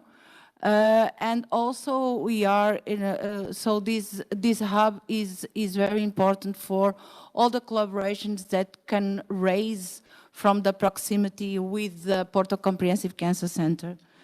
I think we have, so I have to give some news. We were recently funded by the North region of Portugal to be able to set up a new infrastructure that allow us to do very deep research on cancer.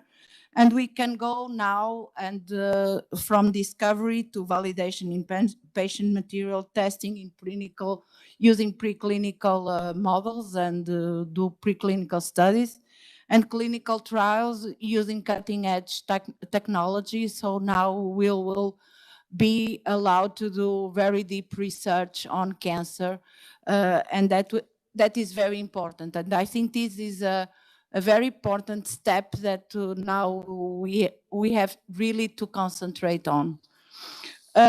We are going to focus in the first gap in the initial stages, although the infrastructure is able to follow the complete path of translational research.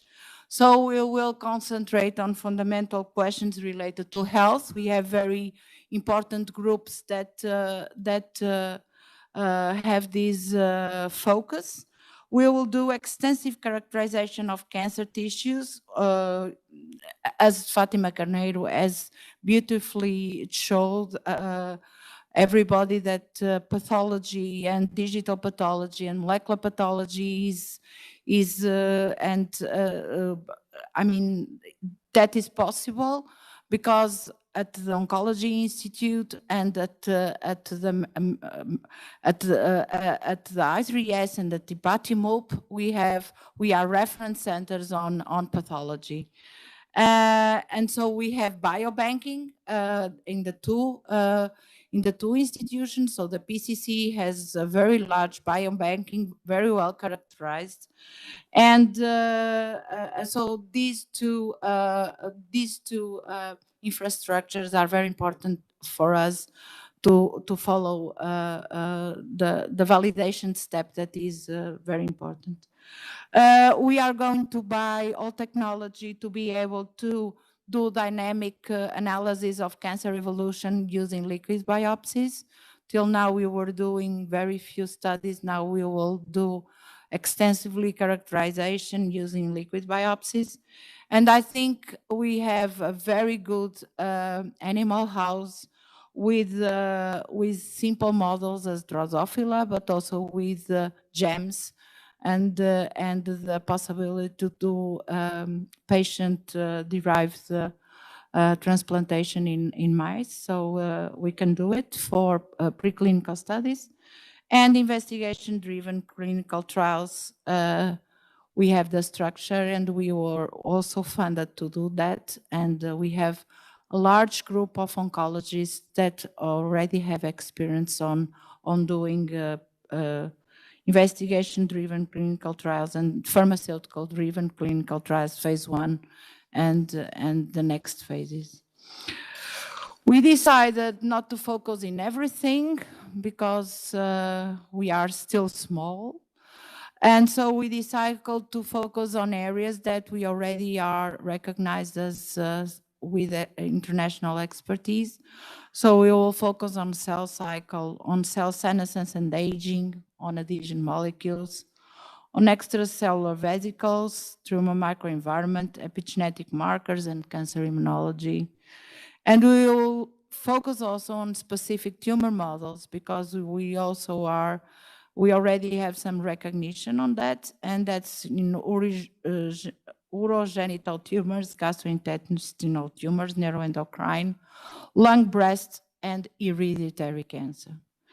We have several competences, and Fatima has shown that on pathology, but also on genomics, epigenomics, cell biology, biomaterials, experimental models, early phase clinical trials, and investigation-driven clinical trials. And we have experimental models, and that's a very important step.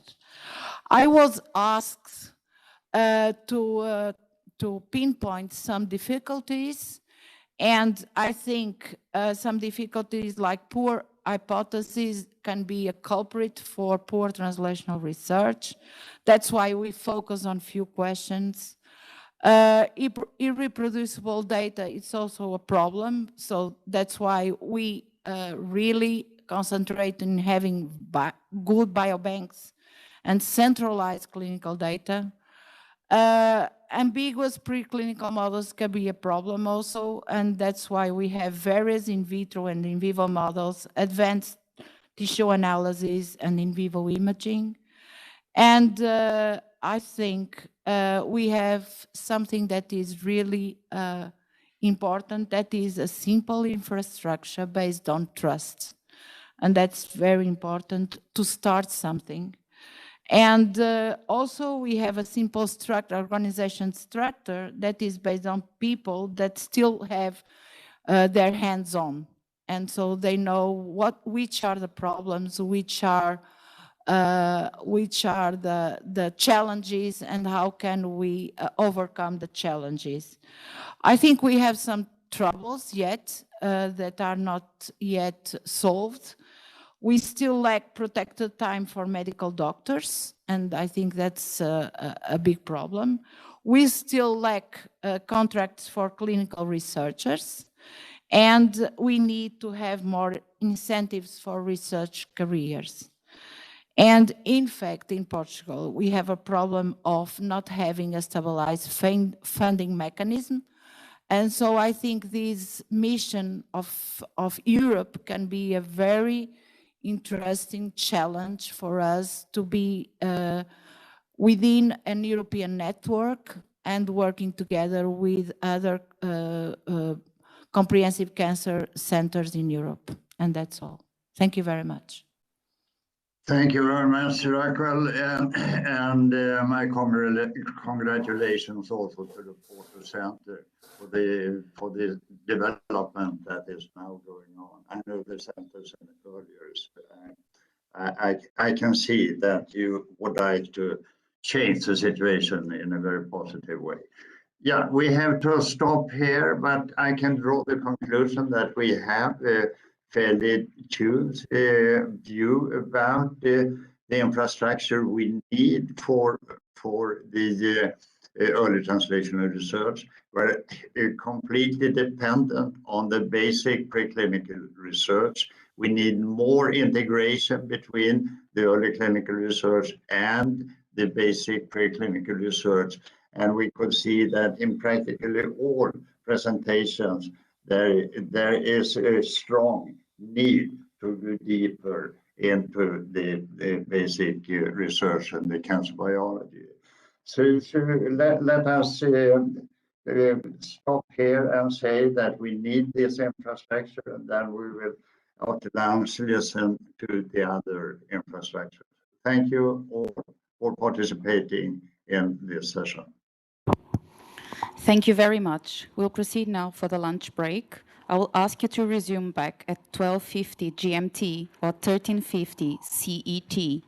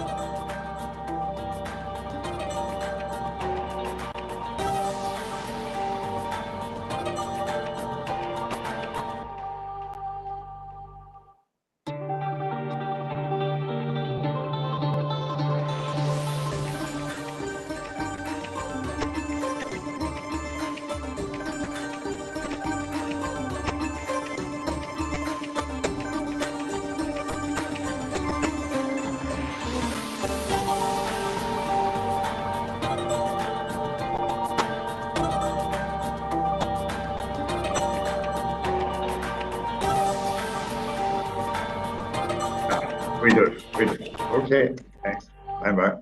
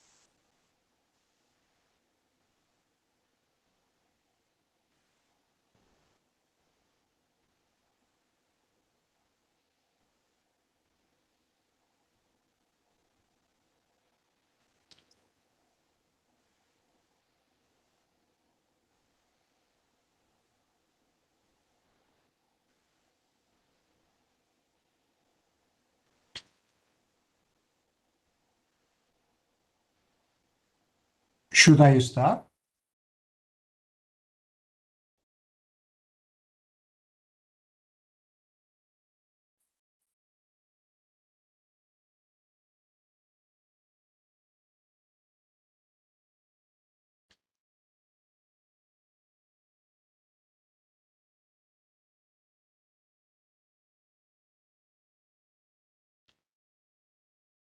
Joseph, I'm going to already share my desk. This way Okay. it's already done. Let me know. Of course, Denis, but first I have a short introduction. Yeah. Denis, first I have a short introduction.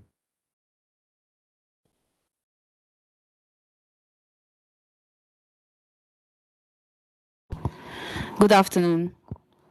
We'll start now with session 2 on infrastructure for clinical and prevention trials. This session will be shared by Josep Tabernero from Vall d'Hebron University Hospital and Institute of Oncology from Barcelona.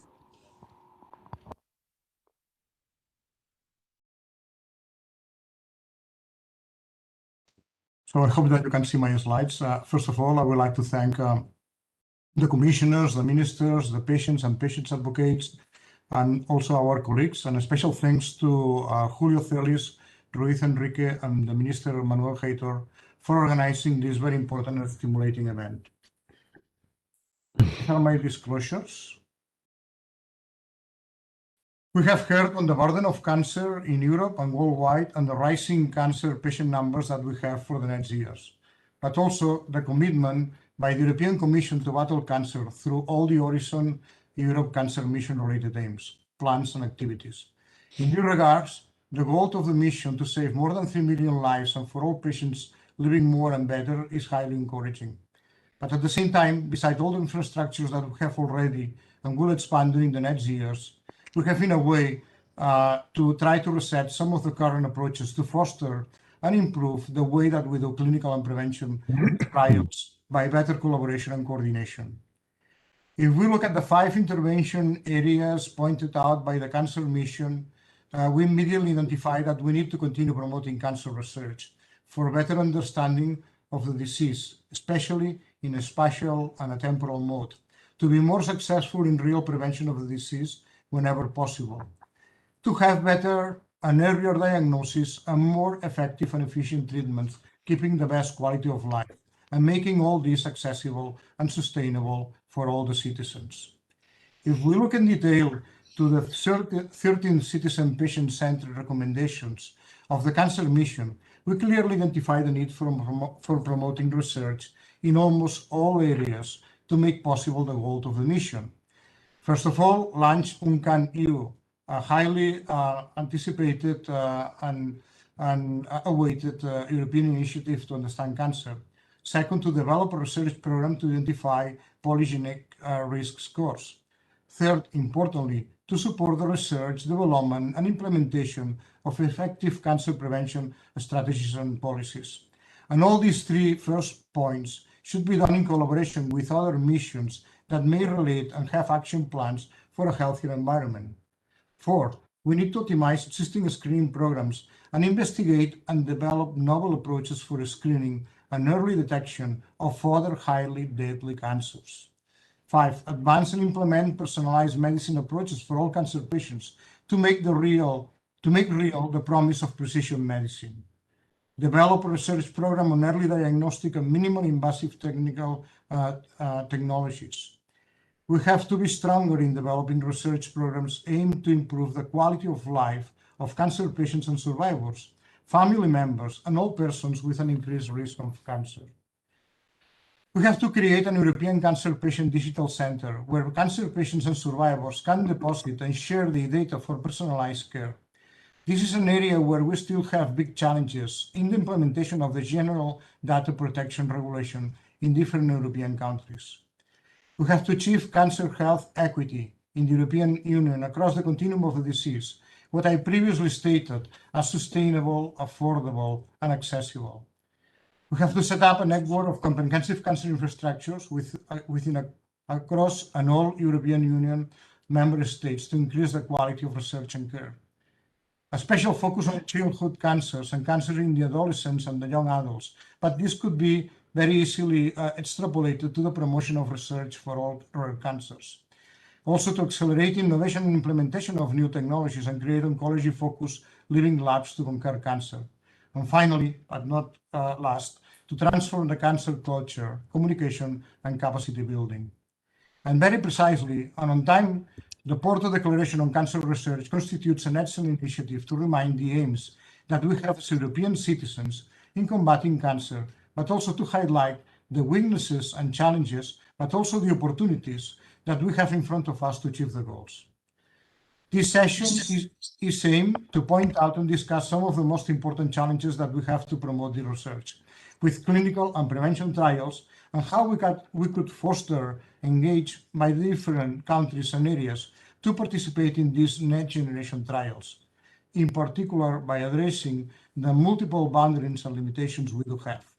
And this is going to be tackled by leading experts in the fields, aspects like harmonization and technical requirements for clinical trials, stratification of patients by molecular pathology, revolutionary genomics, or modern imaging, acquisition of human cancer specimens, proof of concept clinical trials that could lead to diagnostic and therapeutic practice changing strategies, innovative radiotherapy, and innovative cancer prevention clinical trials, fields that have not historically been well covered. And last but not least, how we can better organize ourselves in tumor boards, in particular molecular boards, for real advance and delivery of precision medicine. We will have 9 short presentations, followed by 4 additional panelists that will provide some remarks, and if time permits, a debate at the end. And now, without any further delay, I would like to introduce the first speaker, my colleague and friend, Denis Lacombe, who is the Director General of the European Organization for Research and Treatment of Cancer, who will lead with the quality assurance of clinical trials structures. Okay, good afternoon. Thank you, Josep, for the kind introduction. Can you see my slides? Yes, okay, thank you. So thank you for the introduction, and also thank you to the commissioners and to the organizer to invite DORTC to speak about quality assurance of clinical trial. And because the time is very short, I thought that the best way would be just to go directly to something that already works in real life. And this is the SPECTA program of DORTC, which basically is an infrastructure for accessing to patients outside a clinical trial, because indeed everything is not necessarily within clinical trial. But at least, as you can see here, we have a network which aims at embedding almost 300 investigators. It's being implemented. And almost 200 centers, and it is active already in 17 centers. And basically the idea here is to reach to patients outside clinical trial and to be extremely patient-centric, to try to get back to all patients and to reach patients wherever they are as much as possible. And of course, on the other side of this picture, when you have such an infrastructure, you build quality assurance by design, because you are confronted to complex multi-dimensional data set. It's about pathology, but it's about genomics, it's about clinical data, it's about radiation oncology data, it's about imaging, and now we are extending it to quality of life and PRO, because that's what matters to patients. And with an integrated multidisciplinary tumor board, we can get back internationally extremely rapidly to patients and propose eventually access to clinical trial. And of course, this is also very important because we apply extremely high quality assurance, especially on the tissue, because we want to make sure that we can reinterrogate access to this biological material. And once you have such an infrastructure, of course, you can do a lot of things because it's not technology dependent. You can add new technologies, and you can bring people, labs, clinicians with specific expertise around the infrastructure and offer them that. Something that is important to highlight also is that it's about quality assurance in science and infrastructure, but it's also quality assurance in regulations. Because today in Europe, we don't necessarily live in a very friendly environment for clinical research. So it needs agility, you need to anticipate and you need to understand very well where the legal framework is going, because you mentioned GDPR, Josep, but it's the clinical trial regulation, it's the IVD regulation, it's the medical device regulation, and you need to anticipate if you do not want your programs to be interrupted. What I want to say also is that though this program was a little bit slowed down by the pandemic in terms of getting to new centers, actually during the pandemic, the recruitment on centers which were already active did not suffer at all. And I think what is important also is that this serves as an infrastructure already for clinical trials and for clinical programs actually supported by the European Union. For instance, we do research, we do clinical research, prospective collection of patients in partnership with EURACAN, so the ERN for adult rare tumor. We have the IMUCAN program, which is a program supported by IMI. We have a program in adolescent and young adult, which has been delivered extremely rapidly in terms of recruitment to really access to these patients, understand their biology, and try to see what we can do better. And we are even trying to see expanding the capacity of such a network, looking into potentially in prevention and understanding radon exposure and cancer. So the beauty of such infrastructure is that it is there and it is extremely agile, again, to access to patients. And as you can see, we are now reaching, of course, it's work in progress. We are at about 70, 80 patients a month, but with the continued expansion of the infrastructure, we believe we can easily double this recruitment. So I think that once we have achieved that, we try to re-engineer to really stop a little bit doing trial like we've been doing. So writing protocol and searching the patient, rather trying to have solution where we have the patients, we try to understand as much as possible, and then we try eventually to bring them to clinical trial. But as regulatory science evolves, is more agile, and that the commercial sector brings efficiently new drugs to the market, we mentioned gaps this morning. There is an important gap about missing data set, treatment optimization, how all these, I would say, new interventions are going to be combined, how they are going to access the patients in the healthcare system. And I believe this is the second big challenge that we are trying to take. Because many questions do remain when the technology reaches the market. I believe that treatment optimization is something on which Europe should develop effort. It was said this morning, the future is combinatorial. We need to understand how to use optimally all these interventions in sequence, in dosage, in de-escalation when possible, in optimizing the patient population, understanding better the biomarker, addressing specific population like the adult and the young adolescents. So there is an enormous amount of work for which we need to be organized differently. So there are many challenges in front of us. Now we have treatments, indeed, which are based on their mechanism of action. We understand. But we have, again, new regulatory science, early access. So the gap actually between efficacy and effectiveness is much greater, actually, and we have to address that. And sometimes we've been disappointed by innovation. So how do we measure it? How do we identify? Of course, how do we make access to it? And what I would like to emphasize in this few-minute presentation also is that it's not only about drugs, it's multidisciplinary strategy. It goes about also optimizing surgery, optimizing radiation oncology, and how we develop data sets which are very important for access and in the healthcare system. And this is all the challenge of treatment optimization, which is maybe not necessarily understood at this point in time. So I would like to just highlight historically a few selected trials of the DORTC which have changed practice, and we are not going to go through, but you will find advanced trial, you will find adjuvant trial, you will find non-drug trial, you will find health-related quality of life type of program.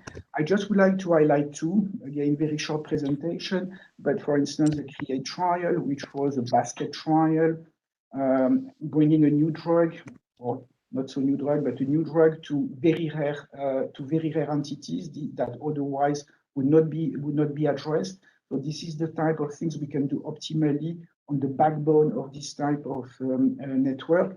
But I would like also on the other panel of type of trials that we have in frequent tumor, I would like to highlight the MindPact trial.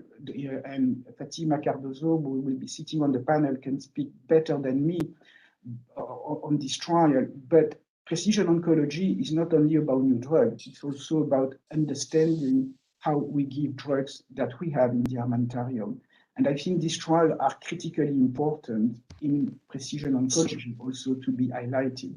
And actually on this trial, which has probably been one of the first personalized oncology trial in Europe with big, we have learned a lot how to organize these programs. And program like I've shown you in the SPECTA trial would not have been optimally implemented if we would not have gain all this experience based on such landmark trial. And as you can see, it's a continuum from drug development to late research, but it's also back because we are learning from this complex trial. And this you don't basically improvise overnight. It's years of adaptation, and it's continuing agility to adapt to this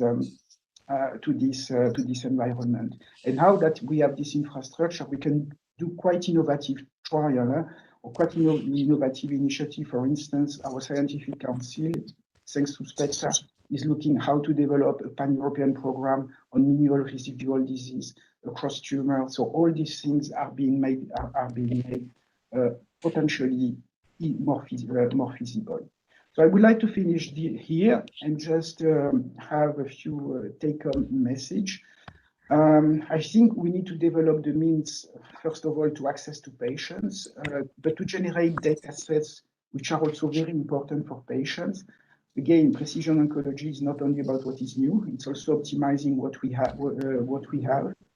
I think we need to reinvent a little bit this continuum from clinical science, regulatory science into health technology assessment for optimized treatment in healthcare. And again, this is a continuum, but we are missing a number of data sets.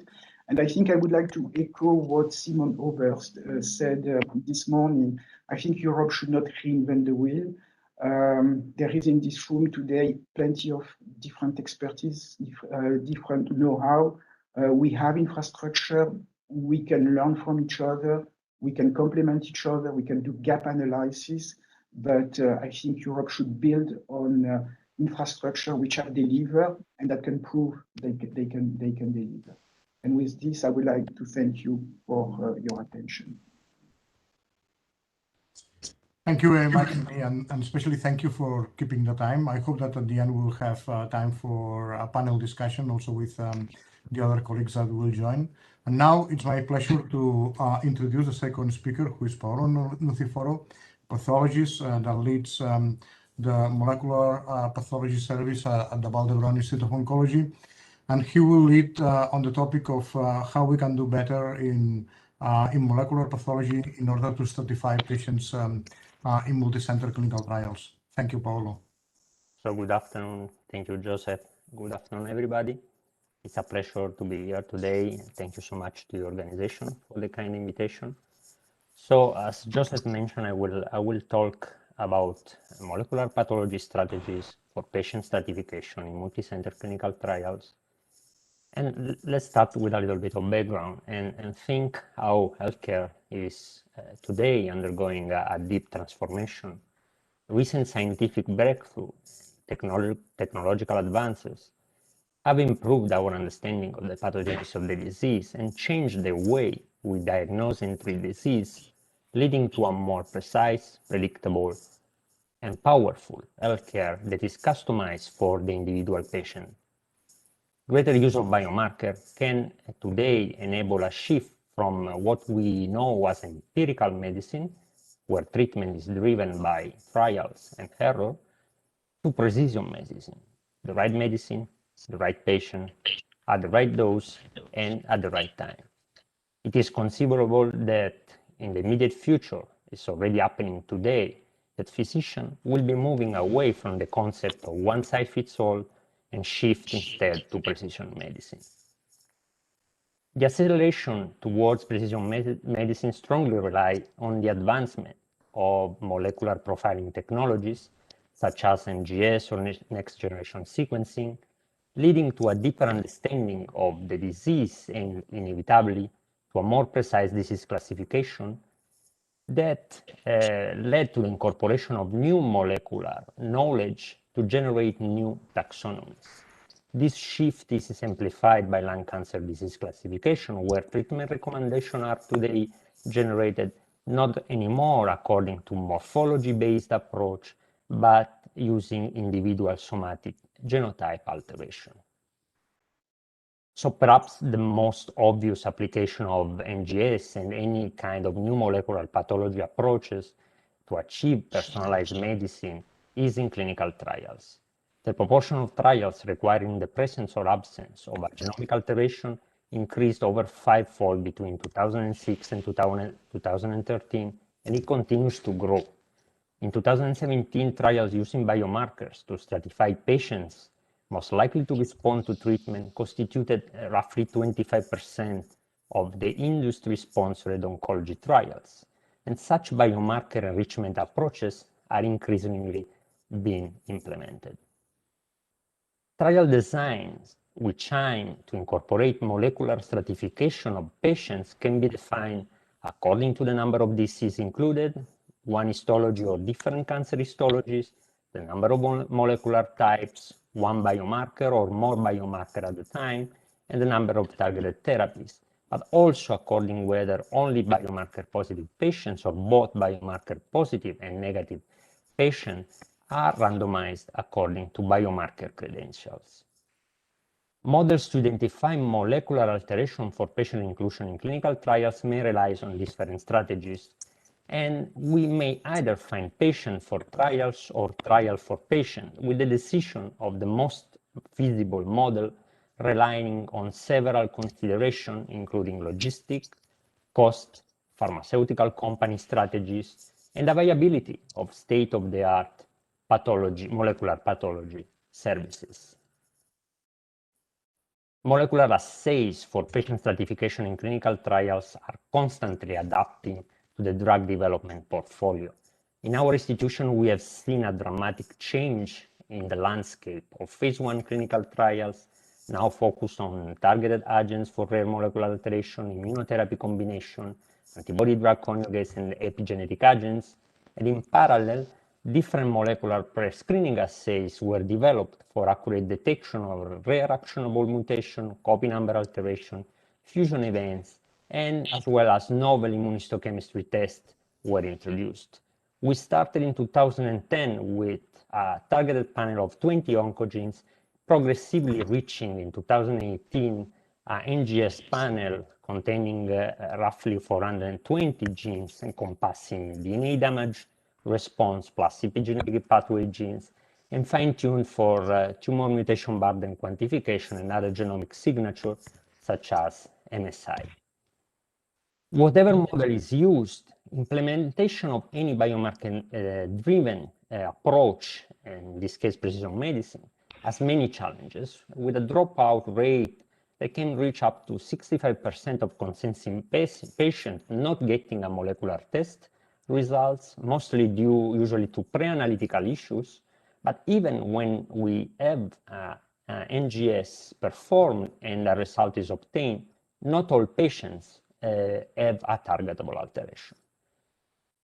This, of course, challenges, as we say, brings opportunities.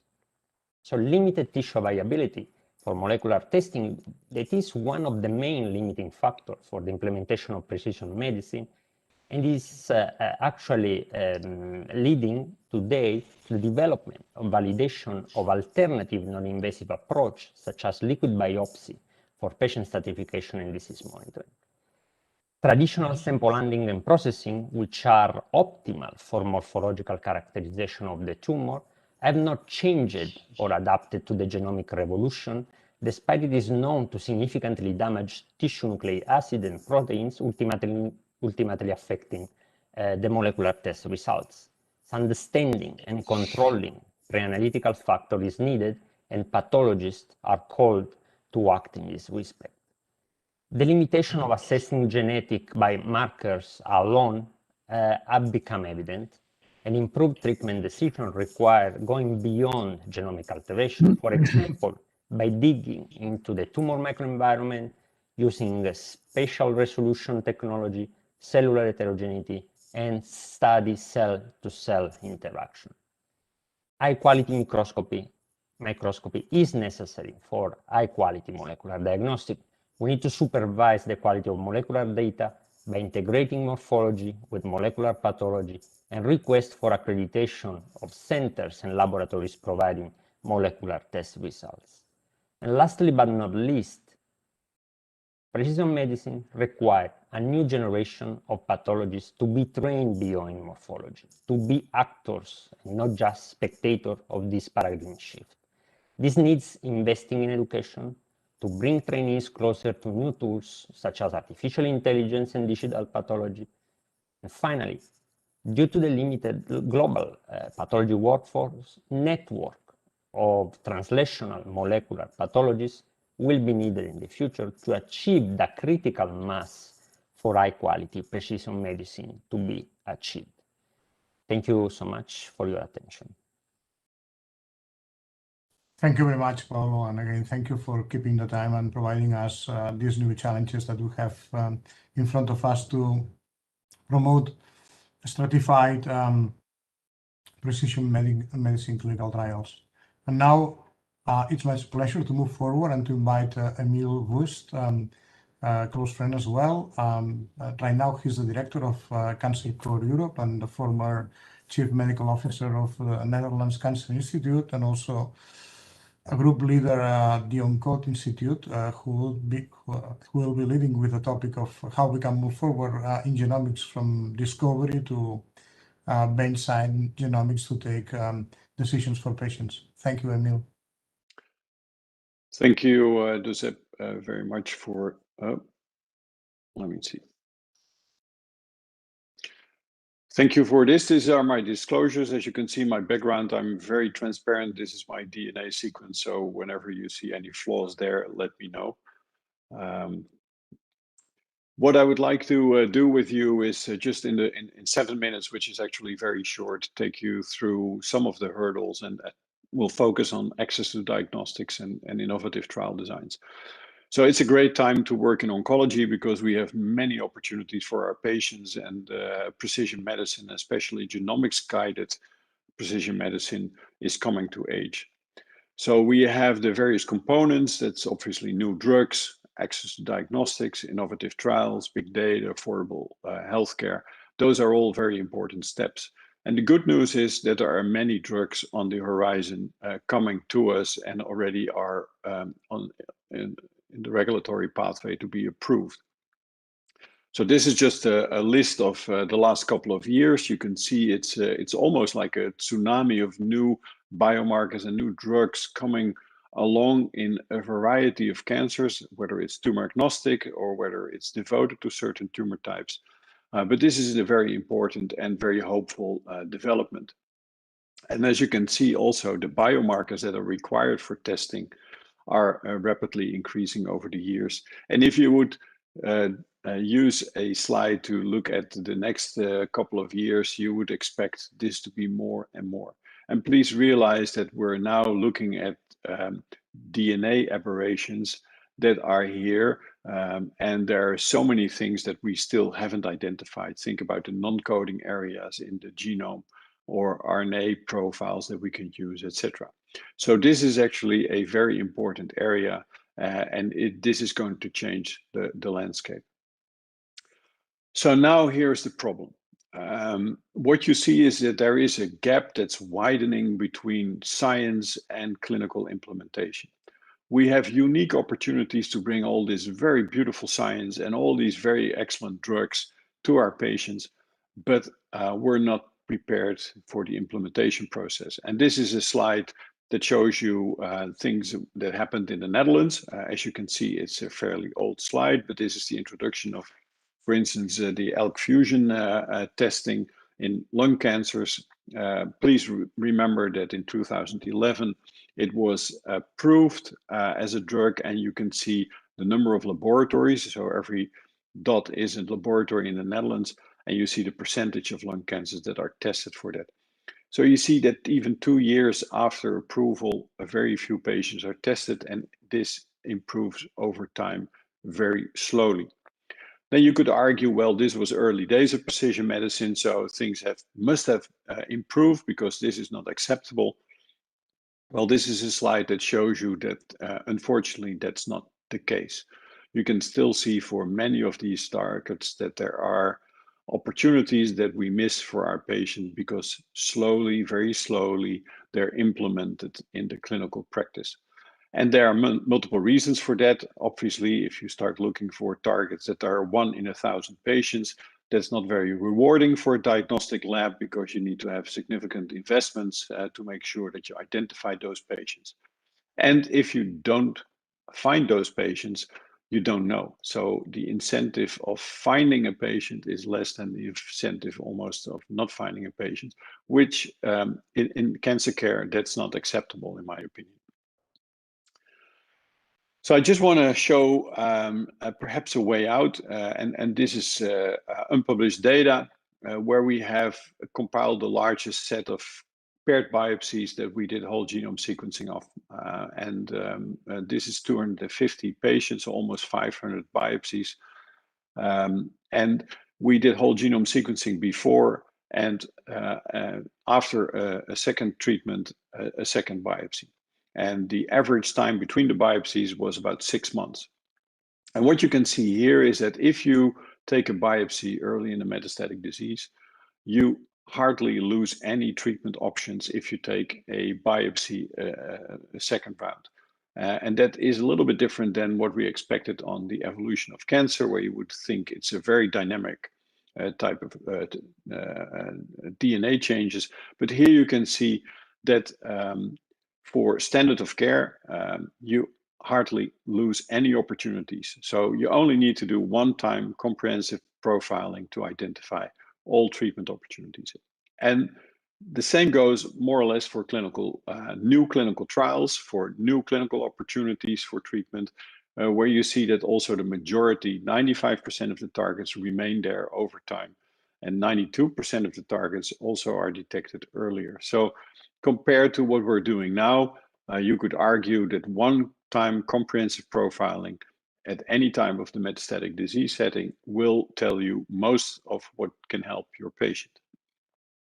The next question, obviously, is how then to kind of have all these variants, because we're simply scratching the surface here. We don't know what all the variants are doing. We don't know whether some variants give you a better prognosis and others are more aggressive. That's the reason why we need comprehensive testing and databases where we can go back and interrogate these type of questions.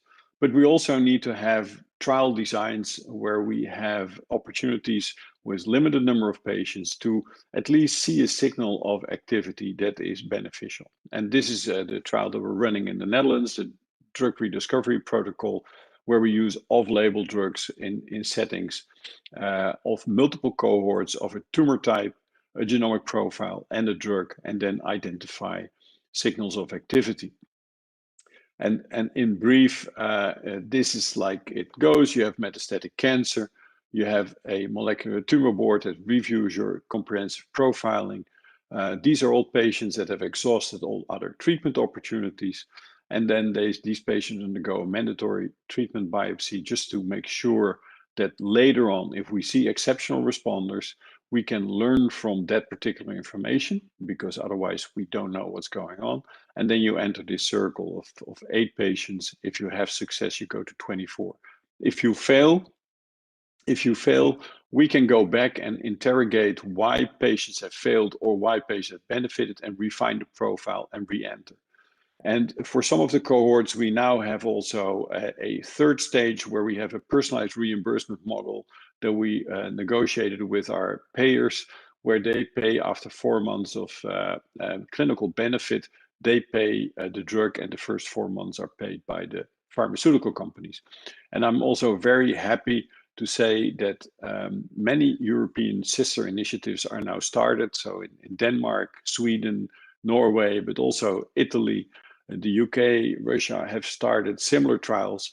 And the beauty here is that within Europe, we decided that we're going to share this data, these cohorts, for the very small groups of patients with these molecular targets. So that's a way forward to help each other out in Europe, but mostly to create opportunities for our patients. And that brings me to my last slide. I would say it's time to act. The gap widens between science and implementation of these opportunities, and we're losing opportunities for our patients. So I would say we need to kind of work with our pathology labs to create a platform for large-scale molecular profiling, to make sure that we collect all these data and accelerate the clinical translation of these new insights to the use of anti-cancer drugs. And importantly, invest in the future by collecting all this information in publicly available databases so that we can indeed also facilitate our regulatory authorities to show control groups that have the same benefit with or without a drug. And importantly, and I haven't shown any data here, but the same goes for rare cancers. Rare cancers have exactly the same opportunities, the same profiles. It's just a matter of starting to test these patients. So with that, I would like to thank a lot of people in my group that have worked on this, and my co-PIs for the drug rediscovery protocol, Hans Gelderblom and Henk Verheul, and obviously our funding bodies. With that, Josep, thank you for introducing me, and I'll give the floor back to you. Thank you very much, Emil. Again, keeping the time, but also raising these very important points on the dissociation between the investigational approaches and how then the payers and the regulation comes back to support the field of precision medicine. I think that this is one of the hardest topics that we'll be able to discuss at the end. So now it's my pleasure to invite the next speaker, who is Dr. Regina Witstaan. Regina is the chair of the Department of Radiology at the Netherlands Cancer Institute and also the president of the European Society of Radiology. But more importantly, she's a Cancer Mission board member. And we have asked her actually to deal with a topic on how modern imaging and especially radiomics could help or could make things different in the way that we promote clinical trials. Thank you, Regina. Thank you, Joseph. Thank you also for the authorities for inviting me to share this next generation imaging. Because in cancer trials, if you are considering imaging, it's always CT in the routine practice and measuring the sizes, but what's out there? So at the moment, it's not only imaging of morphology, but also imaging of underlying tumor characteristics, so the diffusion or perfusion, and you've heard about metabolism. And all together, it gives us the information of the comprehensive information of the tumor. And this is called the multiparametric imaging.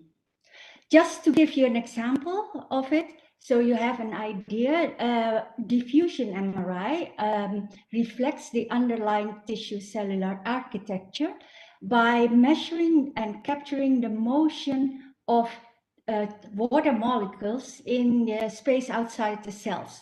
So that motion in tumor cells have a restricted movement in contrast to normal tissue, as you can see here. And we can translate that into a signal on MRI, and high signal is tumor. We can also quantify that with an apparent diffusion coefficient. Do we implement it in clinical practice? Yes, we do.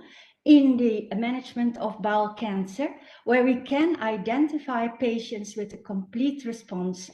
Here is an MR imaging of a patient with bowel cancer, low in the bowel, and the patient undergo a radiotherapy, and you may expect a scar tissue, and yes, this is the dark, thickened bowel wall of a scar. But you don't know what's going on inside the scar, so what you do is you add diffusion with only 4 and even 3 minutes additional sequence, and if you see this bright signal, that is a residual disease. And if you do not see a bright signal, that corresponds to complete response.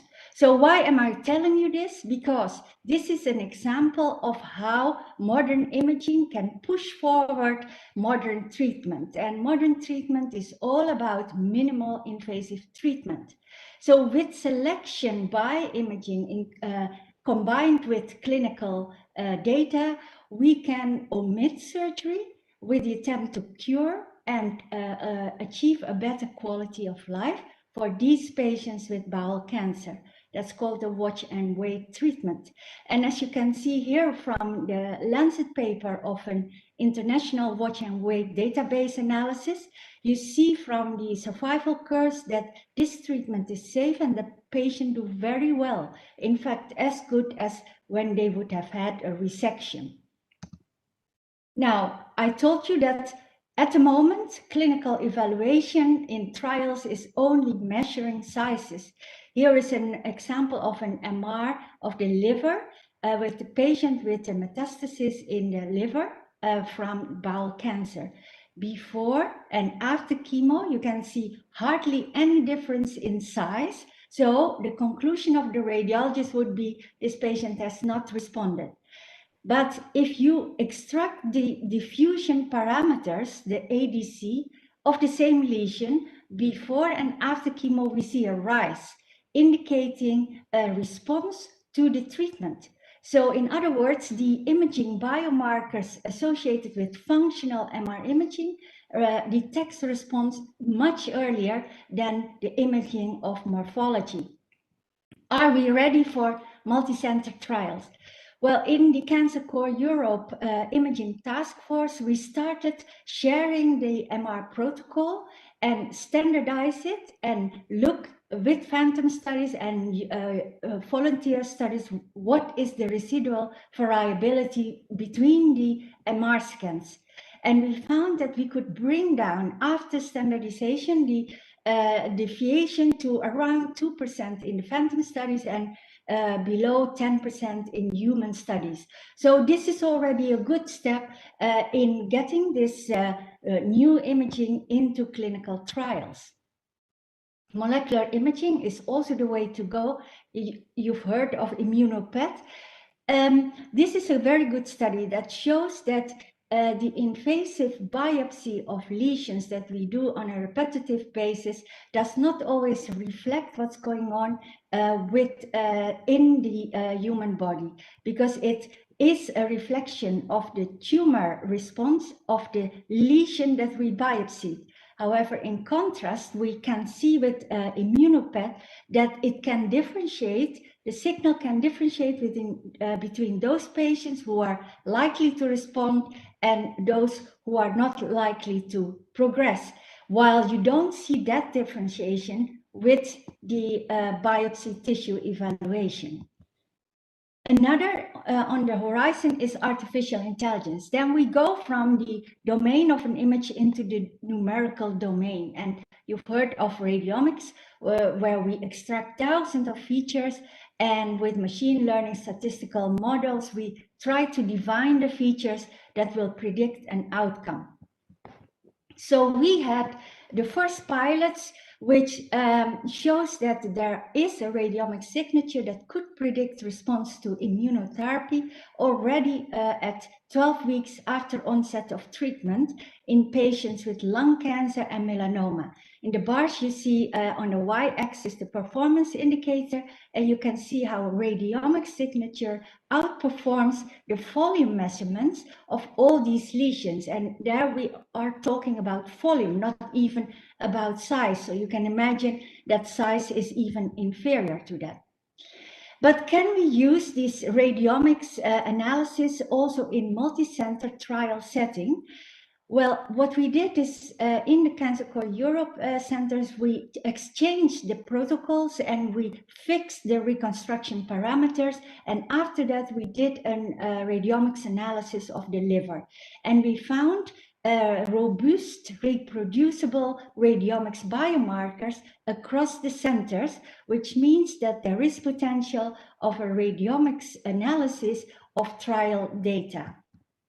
But this is only one part of the biomarker, because we have to get out of the silo and we need to look at all the potential biomarkers, as you've already heard, from tissue, from liquid, but also from genomics, and integrate this to build accurate prediction models of outcome that we can empower by AI.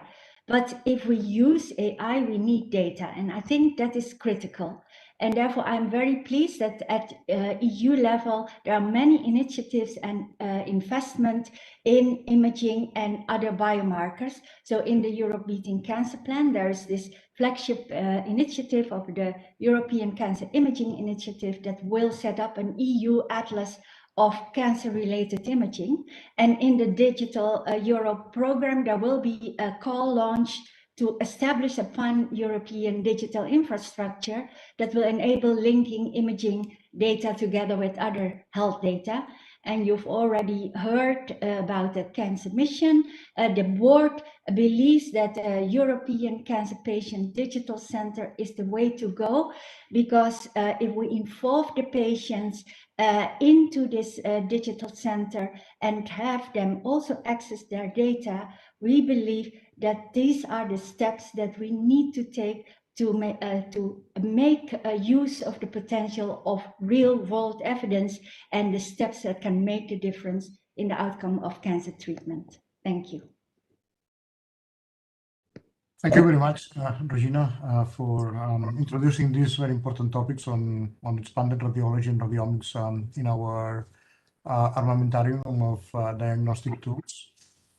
So now let's move to the next speaker, who is Dr. Benjamin Bies, the head of the Cancer Medicine Department at the Institut Gustave Roussy in Grand Paris, France. And he's going to lead with also a very difficult topic on how we should deal with repeated biopsies and how we should biobank them, and also some considerations on clinical trial registries with annotation of clinical and biological information.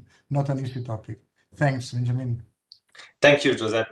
So if I go directly to the point, the rationale of these rebiopsy trials today is that when you have an advanced tumor, you have a biopsy to perform the diagnosis. So you have tissue available on which you can perform a molecular profile.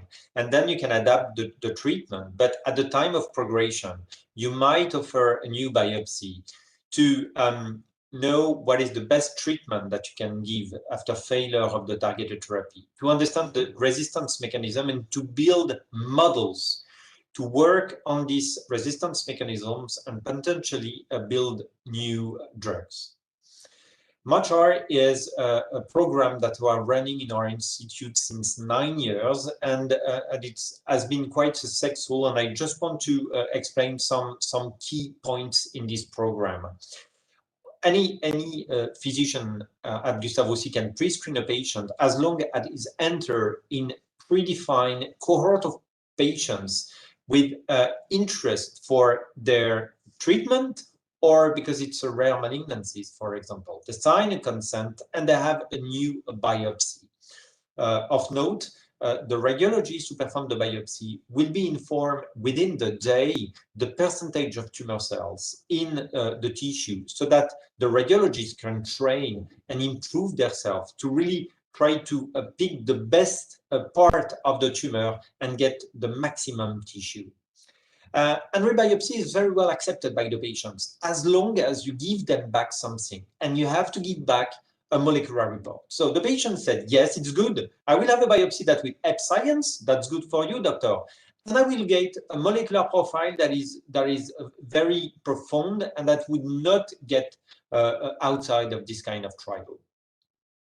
So this is the first report that we have published on MACHR, 333 inclusion, but please note that even if it's a one single trial, the number of biopsy based on the number of inclusion decreased because not all the patients can have a biopsy, and the type of molecular report that you can get decrease also because of the quantity of the tumor and the quality of the tumor. So now we combine tissue biopsy and liquid biopsy to increase the possibility to get a molecular information on the tumor. This is an example of 127 patients that were biopsy at the time of resistance and to a TKI. 1 patient out of 5 got a new treatment based on the molecular analysis. So it's a success for the patient, and they will have a direct interest to participate to this program. But the beauty of this program is to have a very large translational research program. So this is something that we monitor through a steering committee, and we open, and you can analyze potentially any kind of tissue and of method. One method, for example, one example is to derive from the biopsy a PDX model, meaning a tumor graft in a mice. It's very, very complicated because you need the mice to be very below the patients. And at the time you will have the biopsy, you have to put directly one piece of the biopsy in the mice. We did that on 134 patients, and in 1 case out of 3, we got a PDX that was derived. This is an example of PDX derived after last generation inhibitors, so very new inhibitors. This is an example for the ALK positive non-small cell lung cancer. And this kind of PDX are completely unique and very important to help to develop the next generation drugs and understand the resistance. But we are not so much to do that, so that some patients empower themselves to build programs. Imagine that it's not the academic that are doing that, it's the patients themselves. ROS1 positive and LCLC, it's 1% of lung cancer. 1% of lung cancer, it's a rare malignancy. So the ROS1 positive and LCLC patients build a group called the ROS1ders, and they build a biopsy program. If one of these patients has a biopsy, he's able to send by mail some piece of his biopsy or pleural fluid, and it will be grafted in mice.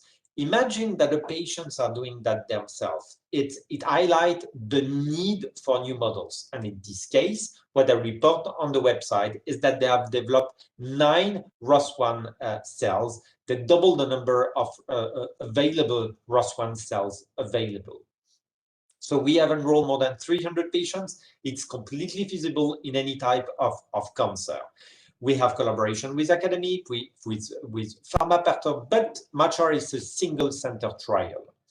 Importantly, can we do that at the large scale? Yes, we can. 2 examples. SAPHIR is a French trial, 20 centers in 1 country. 1,000 patients were randomized. All had tissue or liquid biopsy. And based on the molecular profile, they were randomized between a targeted therapy or standard of care. And for those without any molecular abnormalities, they were randomized between immunotherapy and standard of care. So this is completely doable.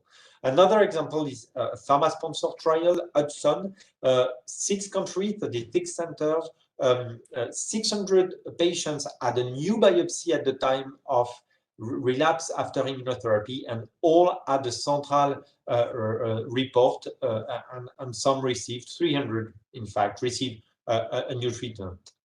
So rebiopsy are feasible in multicentric trial. It allows these patients to have access to a molecular testing, but imagine that if you do one trial does its own test, it means that you will not have enough tissue when you do one biopsy to cover all the tests of all the partners. So this is why I like very much the concept of SPECTA. That could be one screening for all. And I really think that Europe needs this. So SPECTA is open in 17 countries, 80 centers. It means that you can offer your patients a centrally molecular panel. So this is really, I think, the role of academic organization to do that. It increases access to molecular profiling for the patient. So it's good for the patient that they will agree to enter this type of program. You collect tissue, but also clinical data. The results are discussed in a molecular tumor board, international, by web, and then you can send the patients to trial either sponsored by academic or pharma. This is a unique project, and I think that we would need such platform in Europe. Thank you for your attention. Thank you very much, Ben, for sharing these thoughts, not only on the single center studies, but the possibility of doing this in a more expanded fashion. Also another good topic for the discussion. And now it's my pleasure to introduce the next speaker, who is Professor Vincenzo Valentini, who is the chair of the Radiotherapy Oncology Department at the Gemelli Università Cattolica Santo Cuore from Rome, Italy. Who will lead, of course, with also a challenging topic. We have talked before that not all the clinical trials are related to conventional drugs, but also to other approaches like radiotherapy, surgery, and he will lead that with the development of innovative radiotherapy clinical trials. Thank you, Vincenzo. Thank you. Good afternoon to everybody. I would like to offer you two possible perspectives related to the term innovation in radiation therapy. The one related to the introduction of innovative technologies, and the one referring to the innovative research methodology to which radiotherapy can contribute. The introduction of an innovative technology in radiation oncology may be aimed at improving one or more of the three main aspects of radiation therapy delivery. The process of targeting the tumor, as using imaging technologies coupled to linear accelerator like hybrid CT, hybrid MRI machines, or addressing the dose fractionation delivery, allowing very high dose delivery in few seconds, for example, or allowing very small or very large volumes to be irradiated. In this respect, it is necessary to assess the reliability of new technology. We are in the technology domain. But when the aim of the new technology is to generate a benefit for the patient, then it must be distinguished that the term innovation will not only be related to the new technology used by the treatment, but also to the new methods of producing evidence that are emerging in clinical practice, such as the contribution of real-world data and predictive models based on machine learning technologies. In a certain situation, we are facing with innovation, we are in the technology domain, that optimize a technological process in a disruptive way. In this case, the ability to allow the patient to see the position of his liver lesion in real time on a screen when he is in a machine for treatment, and to position its own tumor at the optimal point for irradiation by controlling his breathing shows a clear improvement in targeting functionality. In this situation, there is a need for a regulatory framework that defines this benefit while avoiding unnecessary parachute trial testing if this image technology could allow better targeting in such a case. When the introduction of innovative technology is not disruptive, in radiotherapy it is possible to conduct retrospective studies, stimulating the comparison of new technologies based on tumor coverage and healthy organ sparing on archived images of previous treated patients. These studies are referred to an in silico trial, and it would also be useful to define also for this trial a regulatory framework for these studies to indicate their power of evidence. Obviously, cost-effectiveness evaluation will be necessary and will need to be context-specific to different nation treatment health system to justify implementation of this technology only based on in silico trials. However, when an innovative technology makes it possible to modify the therapeutic strategy by, for example, changing the standard fractionation and increasing the dose administered to a tumor level that could not be previously achieved, of course, clinical validation of these therapeutic modalities is necessary. Finally, in the case where faced with a completely innovative radiotherapy technology that has never been used before, it is necessary to climb the whole pyramid of evidences. The new flash technology, which enables to deliver by an electron beam a very high dose in a fraction of a second, is now approaching, and it is first in human trials and are coming up, and therefore we'll have to go this validation of this technology under the traditional validation process. Sorry. But now moving to innovation in methodology to allow clinical evidences. Multiple computing technology that link to artificial intelligence have made it possible for high-quality real-world data and predictive models to be incorporated into research designs. If surgery is approaching its digitalization in recent years, especially thanks to the augmented reality technologies, radiotherapy has more than 30 years of complete digitalization and is already included in paths of sharing real-world data through consortia and federated strategies at different levels of granularities. And this means that radiotherapy is ready for a perspective to generate with proper modalities evidences by real-world data. Furthermore, the ability to use the new hybrid equipment has also opened the possibility of integrating omic models, radiomics, dosomics, to clinical data domains, allowing the development of predictive models that use international classification scale for their validation to assess the strength of evidence. It is thus possible to introduce these predictive models into research trials for which an appropriate regulatory framework could determine the strength of evidence, and also this kind of framework is quite necessary to support the possibility to contribute to evidences in technology exploiting a prediction model. So, in conclusion, the digital transformation of medicine finds the radiation therapy oncology discipline as an opportunity ready to introduce new hybrid technology, AI-based, or new models of generation evidences that can improve the chance of cure and quality of life of our patient. Thank you very much for your attention. Thank you very much, Vincenzo. Let's move to the next speaker, who is Elena Garralda, the director of the Phase 1 unit at the Vall d'Hebron University Hospital in Barcelona, who will lead also with a challenging topic on how we can coordinate our clinical trial activities in order to establish proof of concept studies that could lead to practice-changing clinical trials, and how we can speed this for moving forward in precision medicine. Thank you very much, Elena. Thank you very much, Joseph. I want to thank the organizers for inviting me to speak in this summit. These are my disclosures.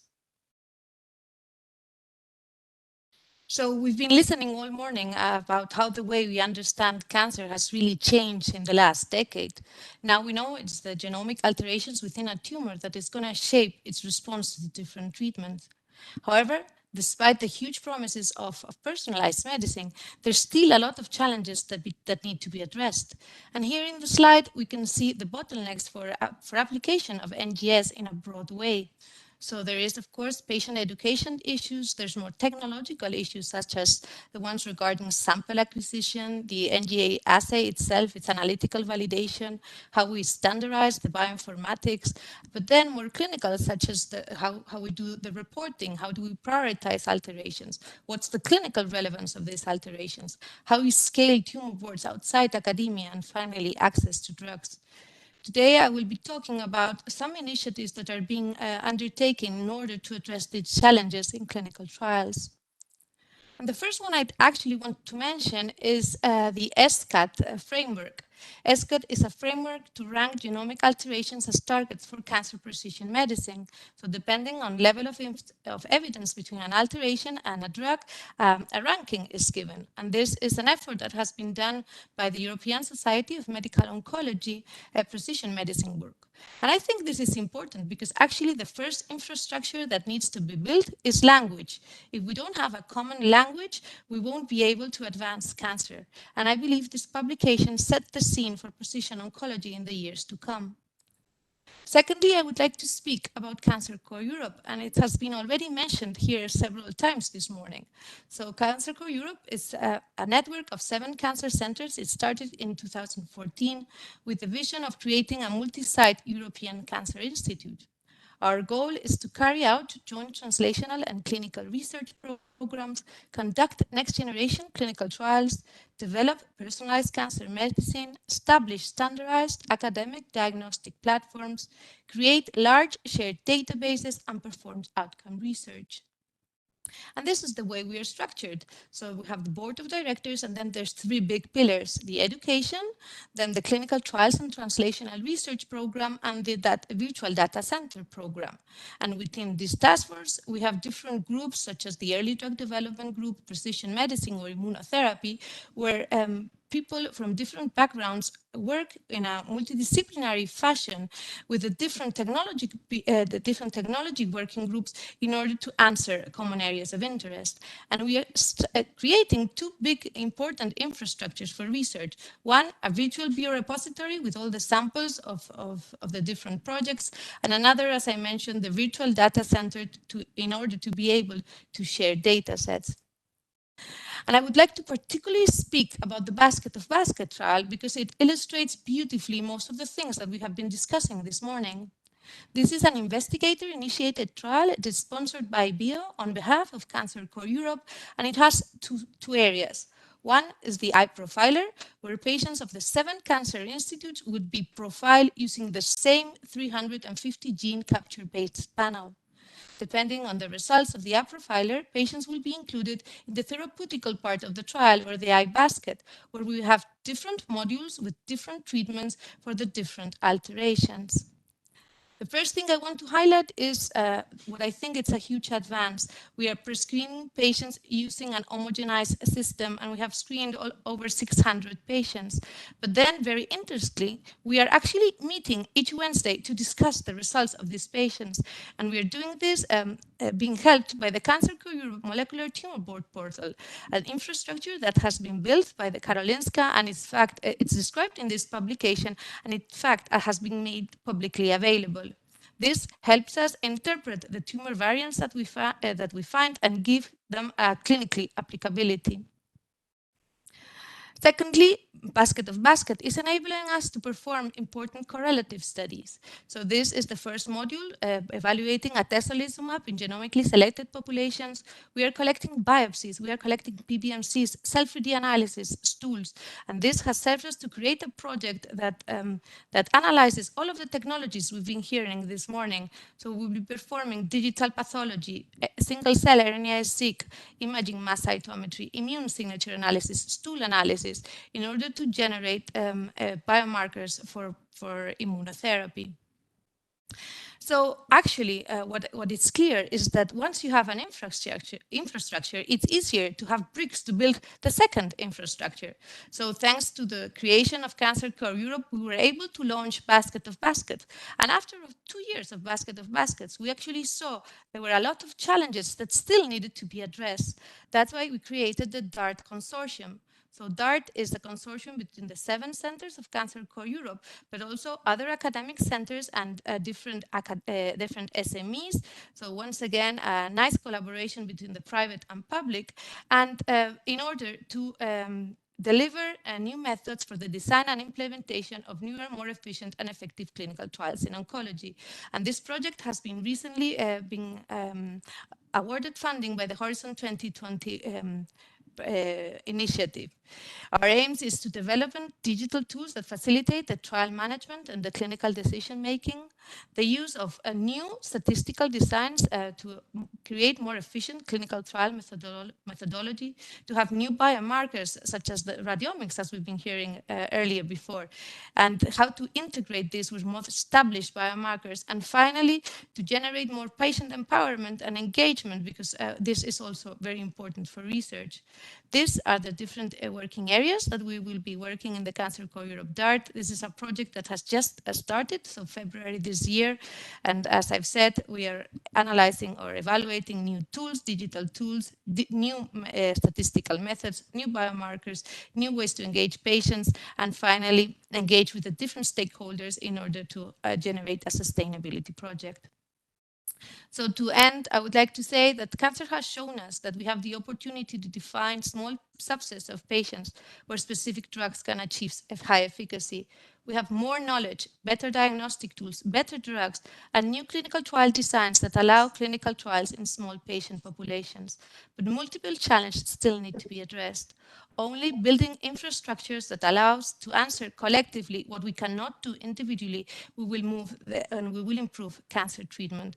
I want to thank all the investigators in BIO, Cancer Core Europe, our patients, families, and funded entities, and thank you for your attention. Thank you very much, Elena, for also picking up these points, on multiple participation in clinical trials.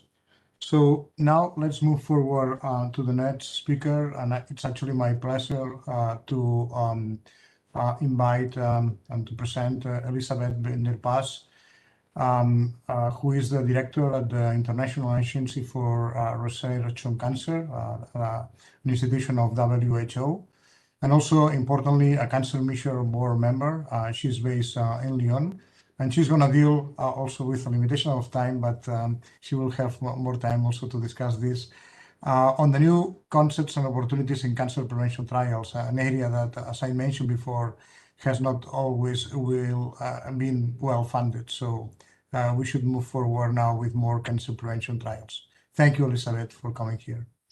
Thank you, Dr. Tabernero. Thank you very much for this opportunity, and also to the other organizers for allowing me to speak to you today. I will give a presentation on new concepts and opportunity in cancer prevention trials. Next slide, please. So to illustrate new concepts and opportunities in cancer prevention trials, I will showcase some specific clinical trials coordinated by the International Agency for Research on Cancer, with focus on cervical cancer prevention in low and middle-income countries. I will also briefly talk about how the European Union and IARC and other UN organizations can cooperate in the field of cancer prevention, which will be complemented by the forthcoming presentation of my colleague, Dr. Michael Baumann, on the EU and USA cooperation on cancer research. Next slide, please. As clinical trials in cancer prevention is one of the final steps in the extensive research process for confirming the effectiveness of new medical advances. These trials are crucial for finding ways to better treat cancer, for detecting cancer early and preventing cancer in the first place. Let's start with the example of HPV vaccination and cervical cancer screening clinical trials. IARC has assessed the efficacy of a single dose of the quadrivalent HPV vaccine against persistent HPV infection comparing 2 or 3 doses, using data from 10 years follow-up of the vaccinated cohorts and an age-matched unvaccinated cohort in India. The findings showed a very high efficacy against persistent HPV infection, irrespective of the number of doses of the vaccine. Due to the cost-effectiveness of one dose, findings of this study are determinant for the successful implementation in limited resource settings. IARC is developing predictive models to estimate the impact of HPV vaccination in different settings, including low and middle-income countries, as well as each European country, aiming to support public health decision-making and planning at the country level. Next slide, please. Within the framework of the US NIH-sponsored study, IARC worked with a private enterprise to develop a portable battery-driven thermal ablator. Thermal ablation has been shown to be simpler to implement than traditional cryotherapy interventions to treat cervical lesions. Historically known as cold coagulation, this method uses a heated metal probe to destroy abnormal cervical tissue that, if left untreated, may lead to invasive cervical cancer. The thermal ablator was field tested in Zambia, in Africa.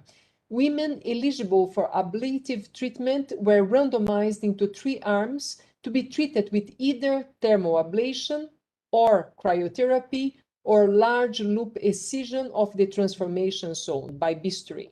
The treatment showed that the cure rates at 6 months follow-up were no different between the treatment arms and choose effectiveness of the thermal ablation. The IARC study provided valuable evidence to the World Health Organization to recommend to member states thermal ablation as a method to treat cervical precancers.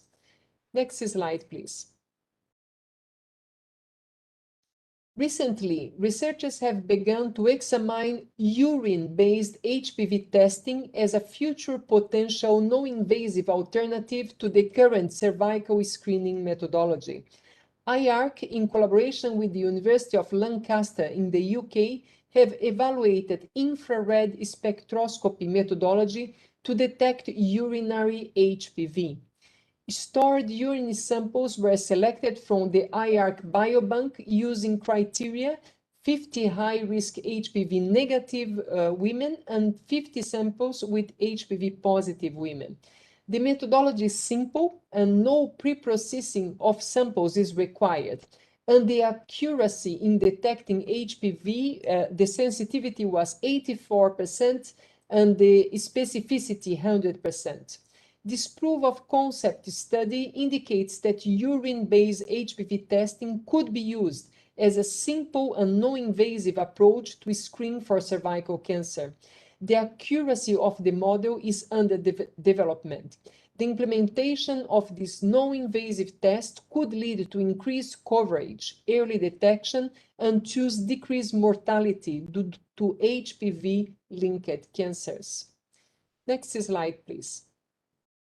I will now talk about the EU-IARC cooperation on cancer prevention.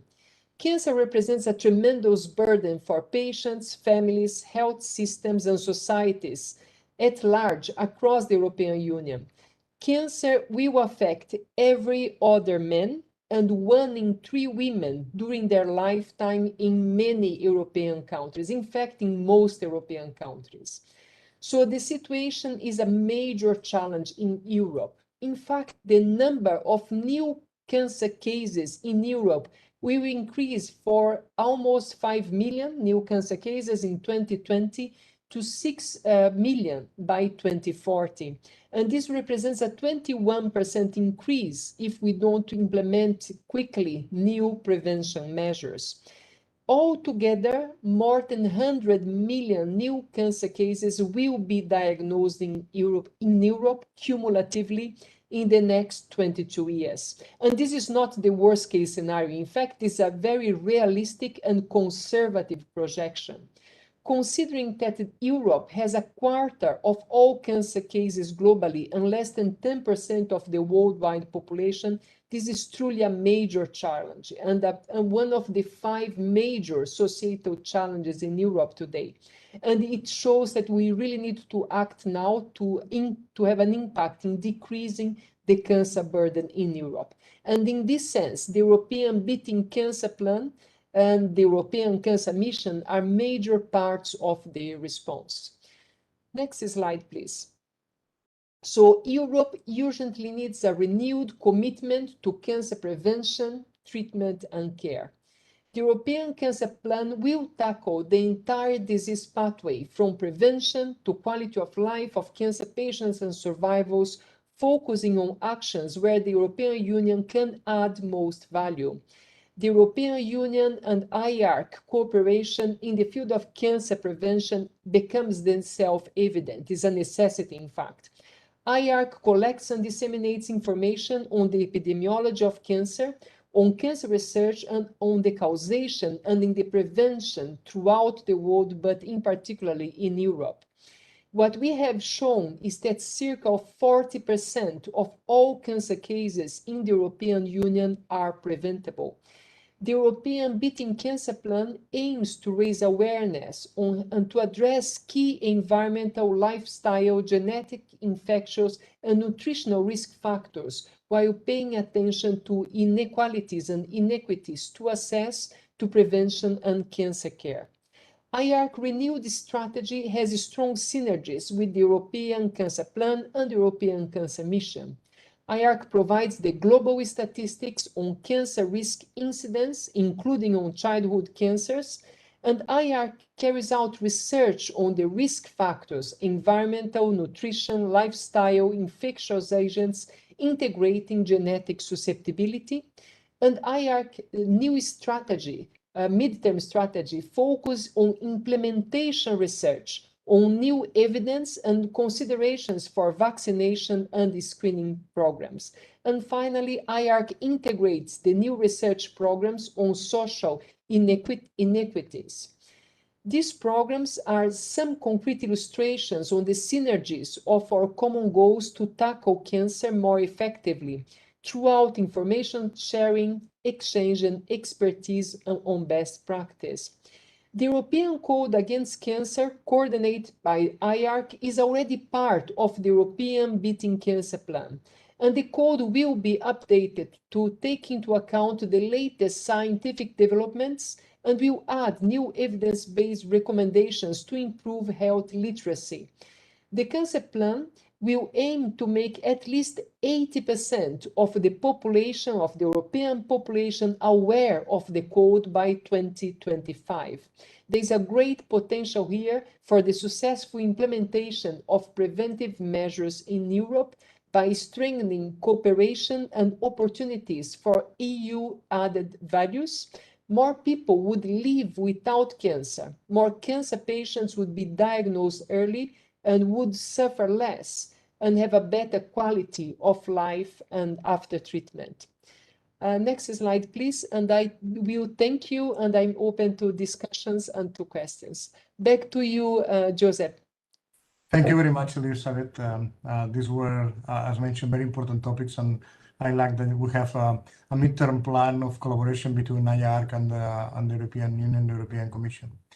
Let's move to right now to the final presenter of this part of invited speakers. And now it's my pleasure to invite Dr. Julio Oliveira, who is a medical oncologist and clinical pharmacologist and the head of the early phase trials unit in the Portuguese Institute of Oncology in Porto.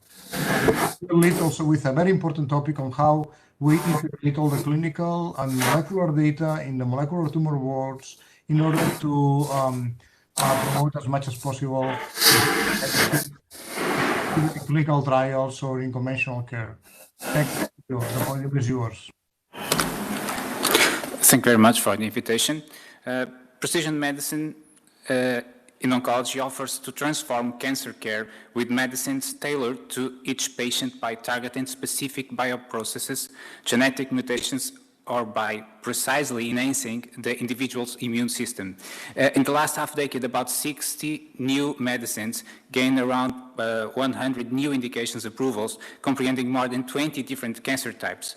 More than half of these therapies requires or recommended testing for pharmacogenomics biomarkers prior to its use. Just to have an idea of what is coming, targeted small molecules and target biological treatments comprehends more than 19% of the late-line oncology pipelines. Genomic profiling with next-generation sequencing is becoming more and more required for the selection of patients for clinical trials. The development of tissue-agnostic therapies is growing, giving the potential for these therapies to shift the treatment paradigm for cancer. As an example, in 2019, there were over 20 tissue-agnostic therapies in development across 28 indications, mostly through basket clinical trials. But what is precision medicine? In cancer, it's also called precision oncology. Usually refers to the use of therapeutics expected to provide benefits in the subset of patients with cancer that have specific molecular or cellular features. Why precision oncology? It aims to offer individualized treatment to avoid futile exposures, example given to chemotherapy side effects, to improve outcomes and to reduce costs, reaching better quality of life for cancer patients. Considering the reported experience from major cancer research institutions, only about 10% of the patients without further standard treatment options were matched for treatment after broad genomic testing, having Institut Gustave Roussy reported around 20% of matching. One note, these are centers with an impressive offer of early-phase biomarker-driven clinical trials. A recent report promoted by FPA and the European Cancer Patient Coalition pointed inequalities in the access to biomarkers testing and to target therapies across Europe, stressing that steps must be taken to standardize access and quality testing of biomarkers across European Union and UK, guaranteeing a minimum standard of testing everywhere. So, how to deliver precision medicine in oncology? Access to three main processes are critical for that mission. The access to genomic testing, the access to decision process, where the molecular tumor boards has a central role, and an effective access to treatment opportunities. Considering the testing, how to identify patients that will most benefit from tumor genomic assessment, how to handle with the growing complexity of the genomic testing, their heterogeneity, and also diagnostic limitations. Here, guidelines or recommendations like the ones emitted recently by ESMO for the use of NGS in cancer patients are very relevant. The development of genomic biomarker screening programs, especially by academic cancer centers, and the existence of proper funding is critical. Also, liquid biopsies can provide additional diagnostic value. Concerning the decision process, how to interpret and integrate information about gene variants, multiple potential targets, and also, very importantly, possible germline findings. How to streamline all of these time-consuming and error-prone tasks, how to deal with the complex genomic analysis, and how to navigate in so many times scarce evidence. Possible solutions comprehends broad molecular tumor board access, either by its implementation in major cancer centers with proper expertise resources, but also by opening molecular tumor boards to community hospitals, for instance, with virtual molecular tumor board meetings. The development of decision supporting tools is also critical to help molecular tumor board decision, having the good example of IPO-Porto developed by Karolinska Institute. And finally, concerning the treatment allocation and effective access to treatment medicines, how to expand clinical trial access, how to evaluate the outcomes of treatment allocations, and how to deal with the heterogeneous regulatory environment across European Union in clinical trials and in new drugs approvals.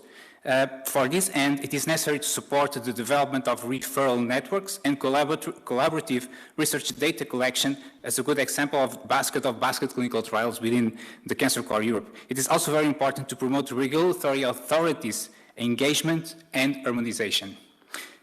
And molecular tumor boards, why do we need them? It allows integration of modern molecular diagnostic data and the discussion of complex cases, offers more precise and rational therapy recommendations, identifies and optimizes patient access to clinical trials, can have an important role in the definition of standards for testing and guidance for the decision process of treatment recommendations. And this is a very important topic. They generate also virtuous dynamics for scientific discussion, and medical education on emergent biomarkers. Just a quick note about the precision oncology strategy at IPO-Porto. Since the creation of phase 1 unit at IPO-Porto, one of the main goals was the implementation and development of a molecular screening program to expand the opportunities of biomarker-driven clinical trial access. IPO-Porto molecular screening program had its main deployment with the project SPECTA, as it was referred today, from EORTC. Is also supported by phase 1 clinical trials and by the IPO-Porto own molecular screening program.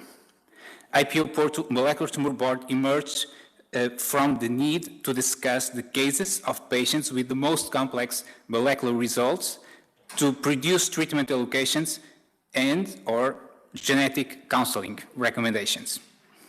Our Molecular Tumor Board is also open for the patient discussion from other institutions. One of the main goals of our strategy is to reduce the chance of off-label allocation by increasing the opportunities of clinical trials inclusion for the patients. And to finalize and summarize, Molecular Tumor Boards engages multidisciplinary teams and facilitates the knowledge about emergent biomarkers in cancer. Comprehensive genomic testing allows to identify potential targetable alterations. However, genomic guided therapies must be based in scientific evidence, and standardized decision-making process must be in place. Access to biomarker-driven drugs within clinical trials should be prioritized. Electronic decision support systems allow automation, more reliable interpretation, and treatment recommendation. And finally, precision medicine access discrepancies across Europe should be strategically addressed and funded in Europe's Beating Cancer Plan. I'd like to acknowledge all the contributions from the colleagues and from the Molecular Tumor Board team of IPO-Porto. Thank you very much, Julio, for addressing this important point on the Molecular Tumor Board. Now we should move forward to the next section of the session. We still invite the panelists that are also attending this session, and they have also very important voice, and I would like to have their remarks. I'm going to start with Bettina Rill. I think that Bettina Rill does not need any kind of introduction, but I will do. She's the founder of the Melanoma Patient Network Europe and is the current chair of the ESMO Patients Advocates Working Group. And also importantly, she's a member of the Cancer Mission Board. And Bettina, we would like to hear your remarks on the voice of the patients and the patients advocates. Thanks so much for the kind introduction, Joseph. Just to add two more things for those who don't know me. I'm trained as a physician. I spent a couple of years working on genetic pattern formation during my PhD and on evolutionary biology during my postdoc, and then afterwards as a researcher here in Sweden, and that will hopefully explain a little bit how I look at this. I would like to start, as this session is about clinical trials, to remind everyone that trials are there to serve patients. And in case you don't recall, Helsinki Article 8 clearly states that the primary interest is the one of the trial participant, and that's often something that gets lost. I actually ended up in patient advocacy after my husband was on a phase clinical trial, which I, as a medical student, would have thought was the cutting edge of medical research. Once you're exposed to it, you think about this differently. I also would highlight that we are in a changing landscape. I mean, I'm sure we haven't heard COVID so far, and I apologize that I bring it up. But I do believe if you want to look at the silver lining, the last year and a half has shown what we're able to do if we put our mind to it and if we really truly think about the problem first. And I think this is something that I would like to leave you with today. I believe that, and this is something that funders at European level, at national level worry about, is that the impact of all the medical research we're funding, the impact and benefit to our societies and patients is not enough and is not clear enough.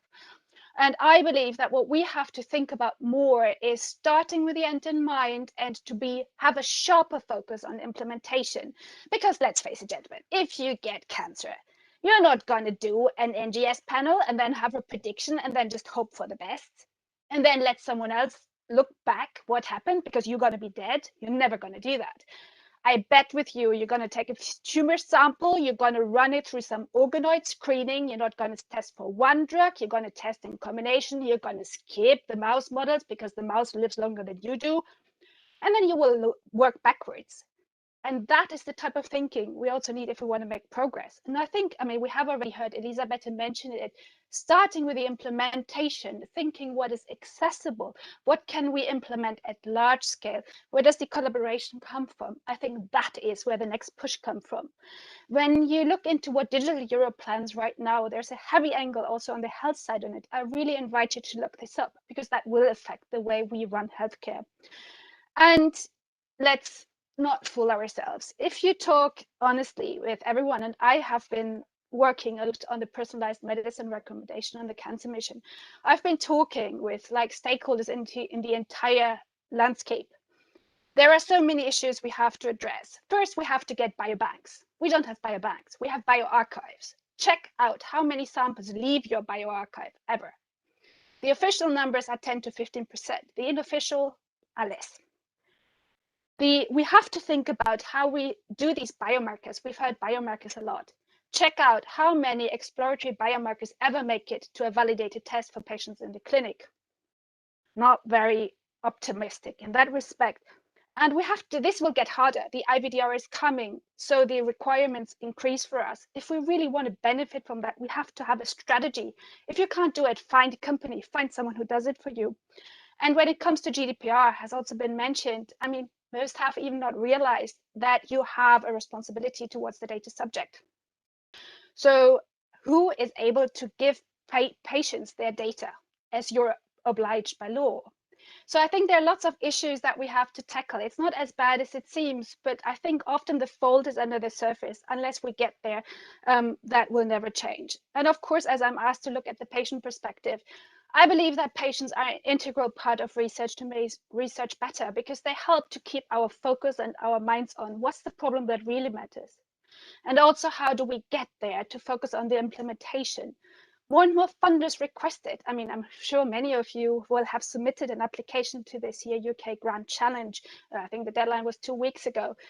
There it is compulsory to have a patient advocate on there. And you lose out on it. I've been contacted by 6 consortia, and the range was great, from the wonderful to the rubbish.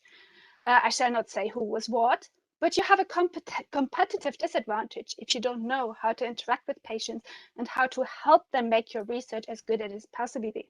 I could talk about this forever, so I stop here. But I do believe that, just to end on a positive note, we are in times of change. We have shown ourselves in the last year what we can do if we work together in Europe, if we put our minds on results.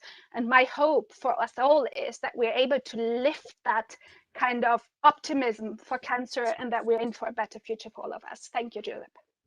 Thank you very much, Bettina, for making all these important points on the side of the patients and the patients advocates. And as you mentioned, this is what Horizon Europe is all about. It tries to be a patient-centered initiative, although as you mentioned with your remarks, sometimes it's not as much as we wanted. We have to move forward. Now it's my pleasure to introduce the next speaker, who is Susan Galbraith, also very close to us. She's the Senior Vice President of Early Oncology at AstraZeneca, based in Cambridge, UK. And I have to say that AstraZeneca has always been very collaborative on promoting academic-based clinical trials through CR UK and other granting bodies. So I would like to ask from you, Susan, first of all, thank you for attending, because we know that you were on vacation during this week.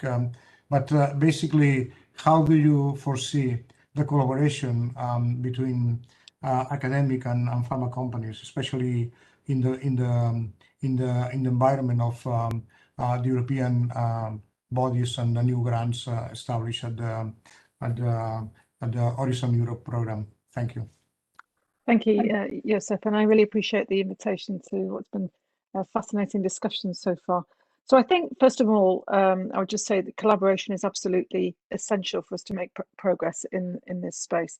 It has been an opportunity for us to do so already, but I think if you look forward to the next 10 years, I suppose to the last 10 years, the opportunity to really fundamentally make a big difference to the outcome of a patient with cancer is huge. And we'll only do that through close collaboration. So I think there's 5 areas in particular that I think we should focus on. The first, if we want the one thing that's going to make the biggest difference to the outcome of patients with cancer, it's early diagnosis. And we're living in a world where that's becoming technologically possible. Today, we only diagnose about 30% of cancers through screening. I think it's possible to double that at least.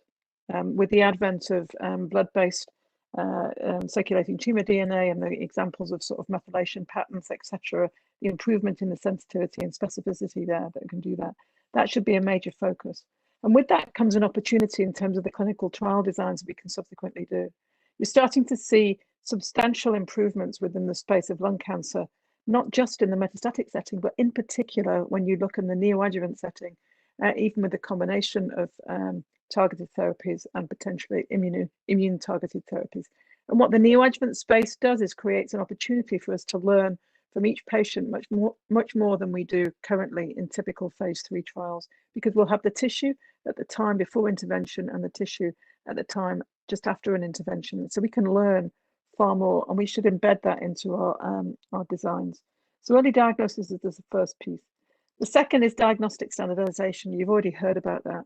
We need to make sure that that is democratized in a way that it isn't at the moment. So you get much more value from each of the diagnoses that we're currently making. And that helps. And I'm very happy in terms of industry to help participate in that. For example, you know, we've had the experience of multiple PD-L1 testing, but you've also had, you know, the example of the industry coming together and working with organizations to make sure that we've got some standardized approaches and understand how those interact. I think we should focus on doing those kinds of efforts together. The third thing is, whilst I completely agree that comprehensive cancer centres are critically important for the rigour and excellence in terms of clinical trials, if you really want to overcome the disparities that occur in terms of access to clinical trials, you've got to make them available to people who are outside the driving distance to their local comprehensive cancer centre. We've got to be able to have clinical trials that can work at a distance, where most of the information is collected at home or close to home, and there's remote monitoring with digital support. The technology is there for us to do it. We need to come together and have the will to implement that comprehensively. The fourth is we need to think about not just precision medicine in the context of one treatment for somebody that has one particular mutation. We know cancer is more complicated than that. There's multiple mutations and multiple adaptive mechanisms. So what we need to think about is treatment regimens, induction regimens and maintenance regimens, just as we do in the cancers that we cure, in leukemias, etc. But we don't tend to apply that in multiple solid tumours quite as much as I think we should do. And we need to understand that adaptation to treatment and the evolution responses. And then the fifth area, as you've just heard from Bettina as well, is the better models that can model this. I think there are approaches now, not just for PDX models and organoids for targeted therapies, but also models that can now potentially incorporate the elements of the immune response that will enable us to be much better at predicting how we can do in the clinic. I think if we focus on all of those and we do it together, we've got a great opportunity to make a huge difference. Thank you, Joseph.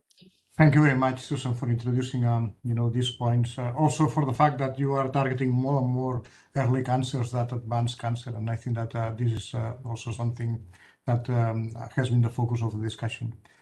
Let's move to the third panelist, and it's my pleasure also to introduce she's Fatima Cardoso, the director of the Breast Cancer Unit, Champalimaud Center. But also importantly, she's the president of the Advanced Breast Cancer Global Alliance, an alliance that has always been interfacing with professionals and the patients in order to get the best diagnostic and therapeutic options. It's very difficult to summarize what Fatima has done in these years to the field, the contributions, but I would highlight the implications that have been mentioned before on the big and especially on the MINDACT study, that it's a clear example of an academic collaborative trial. So Fatima, we would love to have your thoughts on how we could move forward in being more efficient in our clinical research through the European Union. Thank you, Fatima. Thank you very much, Joseph, for the kind introduction. Thank you also for the opportunity to give my thoughts. And I did not know that Bettina was mentioning implementation, which is actually also what I thought, because I think the value of science is directly linked to its applicability, at least in my perspective. And this is what I've been learning throughout the decades of doing clinical and translational research. And the implementation phase is the longest one. So how can we shorten this implementation phase? This was the basis for the creation of translational research, was to shorten the time from basic to clinical research and practice. But it's my opinion that clinical trials have not evolved as fast as the other types of research. And there are many reasons for that. Many of them were already mentioned. I will briefly mention one that I don't think we have heard enough of it. And this has to do with the requirements from regulatory agencies, because we can do everything that we can in the research field, but for the research field to really tackle the needs of patients, what we find in the research field has to be approved and has to be made available. And the requirements of regulatory agencies, I'm afraid in some areas, have not evolved according to the evolving agencies, science. And I will give you three very brief examples. So we now have new technologies that take old drugs into new formulations that retain efficacy or are even more efficacious, but are less toxic. And we do not have a good clinical trial design and model to make these new formulations into the market quickly. And it is not possible to run non-inferiority trials for each of these new formulations. So we should learn perhaps from the biosimilars development of equivalence trials and move faster in that area. The other one is, as we've been saying all day, not every piece of science comes from clinical trials, but every piece of approval comes from clinical trials. So how can we integrate the real world evidence and the artificial intelligence methodologies to analyze the big data, to complement clinical trial data, and do that in a way that it's acceptable by regulatory agencies and help us shorten, once again, this implementation phase? And finally, a word about integrating biomarkers in clinical trials.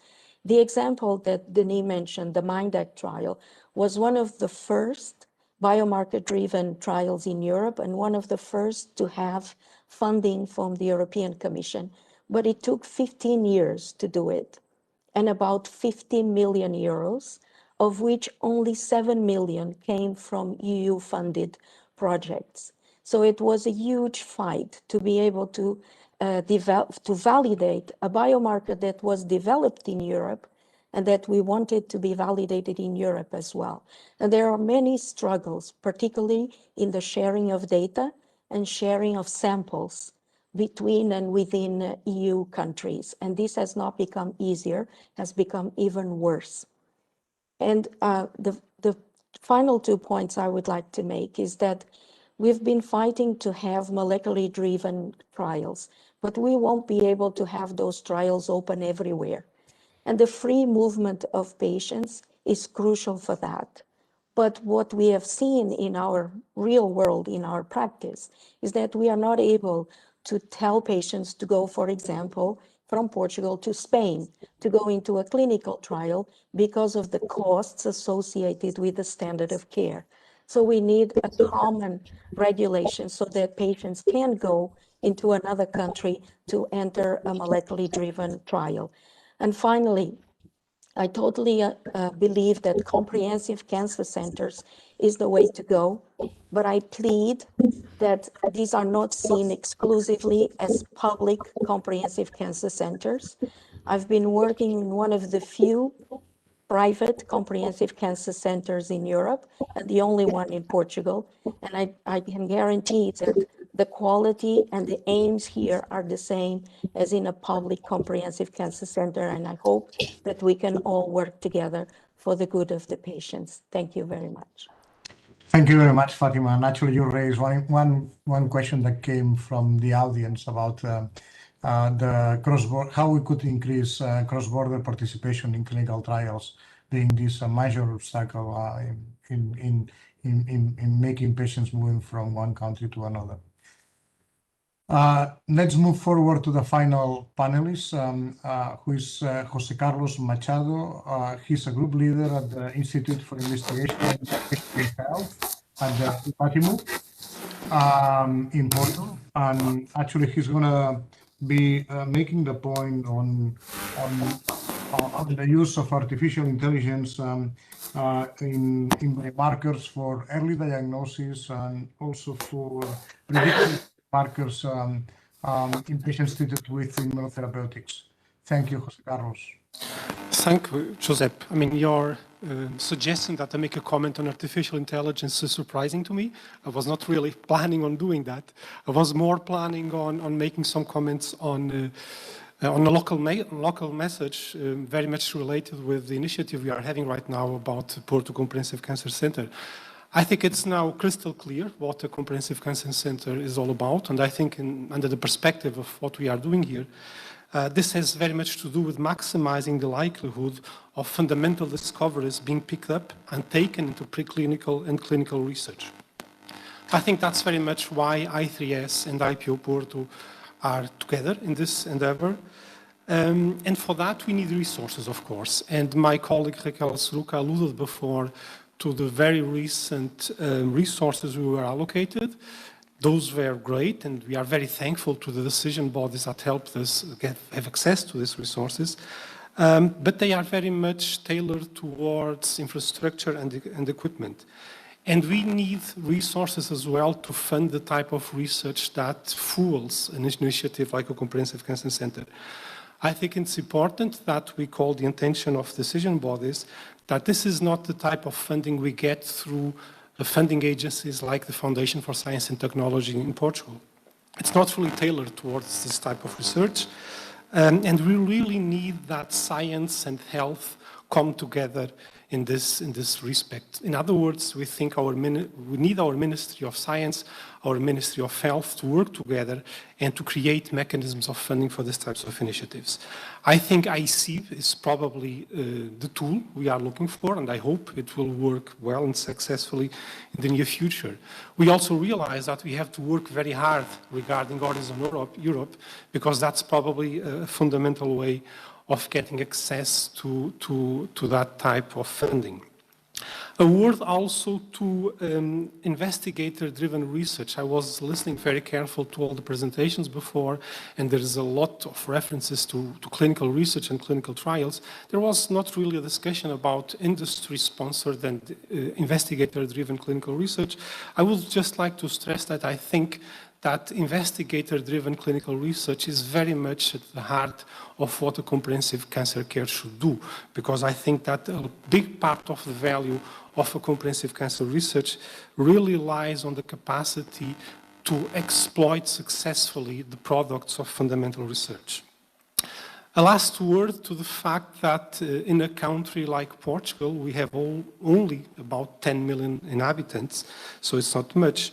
I think a comprehensive cancer center should really open itself to the outside and think, for instance, about the possibility of taking up roles like, for instance, becoming a reference center for biomarker determination, or, as Júlio Oliveira said before, providing services like a molecular tumor board. I think those are things that are really fundamental. And of course, this is a challenge. Most likely, this would demand the creation of a consortium between the Comprehensive Cancer Center, the Ministry of Health, and our pharmaceutical and in vitro diagnostics industrial partners. But if that's done successful, I think it would be a great investment in both sustainability and optimization of resources. Thank you very much. Thank you very much, Jose Carlos. And again, you can see that there is no playback here because you saw that I asked him something that he was not prepared for that. So I apologize. Nevertheless, helping us to sum up this session. Unfortunately, we don't have more time for discussion. But first of all, I would like to thank, of course, the organizers again for making this possible. I think it's important that you hear the voice. The presenters and the panelists have done great because it's very difficult to put all this information together in such a limited period of time. I think it's important, this is a message for the commissioners that are here, but also the ministers of science and the ministers of health, because this is one of the problems, the limited interaction there is between the Minister of Health and the ministers of science at the European level. We all think that this is really important. We would be more than happy to guide you through different bodies. But as you can see, I mean, many physicians, many scientists, many professionals, patients advocates as well. We are prepared for the next generation clinical trials, but still there are several challenges that would have to be discussed in more detail. You have seen here today on the new technologies. These are fundamental opportunities, no doubt about this. But at the same time, especially in the European Union environment, we still have the challenges of regulation, the participation, the cross-border participation in clinical trials. This is something that we should solve in one way or another. Also, the fact that not only the promotion of clinical research has to be dedicated in the very advanced setting. So we know that early stage is really very important, prevention clinical trials, but also trials considering other therapeutic opportunities like surgery, like radiotherapy. They are all important as well. And as mentioned, especially at the last, with the last talk and presentation, of course, the comprehensive cancer centers are important just to provide the best accuracy and the best quality for clinical and prevention research. But it's also important to engage and foster local networks collaborating with comprehensive cancer centers. And this is something that we cannot miss. And of course, guaranteeing the quality of that. So I have been asked as the other chairs of the sessions to provide a summary, written summary of these presentations. But again, I think that all of them have been really very important. A big congratulations to all of you, and thank you all for being here. Thank you. Muito obrigado. Thank you. Before proceeding to the next session, I would like to announce that the keynote speaker, Walter Ricciardi, will give his presentation after session 4 at about 17:45 Central European Time. Now going to session 3 on infrastructure for outcomes research. This session will be shared by Joachim Schutz from International Agency for Research on Cancer from Lyon, France. Yeah, thank you very much for this introduction, and thank you very much for the opportunity to chair this very important session. And now from the perspective of the outcomes research in this session, we really looked at the whole cancer journey. So that means we are starting from the healthy individual, which is the 450 million EU inhabitants. And the ideal would, of course, be to prevent as many cancers as possible before people get their cancer. Well, unfortunately, we know that this is not always possible and we can't always prevent it. But then there's this next step that for some cancers, we do know that we can find them at an early stage, even sometimes at the stage where it's just a precancerous lesion and not yet a manifest cancer. And this is what we are trying to do with early detection and screening and try to reduce the risk of dying from cancer. And this will also be part of our session. Then we have heard a lot about cancer patients, and unfortunately, even with these two measures, we cannot prevent every case, and so we have to find the optimal treatment for the remaining cancer cases. And this is what we heard in many sessions, but also in this session, we hear about the outcomes perspective for the clinical trials and for the most effective therapies. But the cancer journey is not over here, because unfortunately, also cancer survivors, the cancer may come back, and research into survivorship, but also on the quality of life of cancer patients is extremely important to ensure they really have the best quality of life. So we also have presentations from the outcomes perspective for these two angles. And finally, also we take the view from the economics angle. So because time's running, I really think we should go into the individual presentations, and the first speaker of this session is in fact myself, so that I will start with the outcomes research infrastructure to support the primary prevention. And so do you show my slides, or do I have to do it myself? Okay, fantastic, that works. And this presentation I'm not doing only as a staff member of the International Agency for Research on Cancer, but also as the chair of Cancer Prevention Europe, which is a network that I will introduce in a minute. And also the European Code Against Cancer has been mentioned by our director already as a key instrument in cancer prevention. I'm one of the principal investigators. So the first slide, please. So we didn't really have a coffee break before this session, but I tried to wake you up by again showing you the shocking numbers that we have seen at some presentations before. So unfortunately, if you look at the whole of Europe in the next 20 to 25 years, we are looking at an epidemic of 100 million new cancer cases. So at the moment, every year, we have more than 4 million new cancer cases in Europe. And we heard in the first presentation already by the Minister of Health from Portugal that 2.7 are from the EU countries.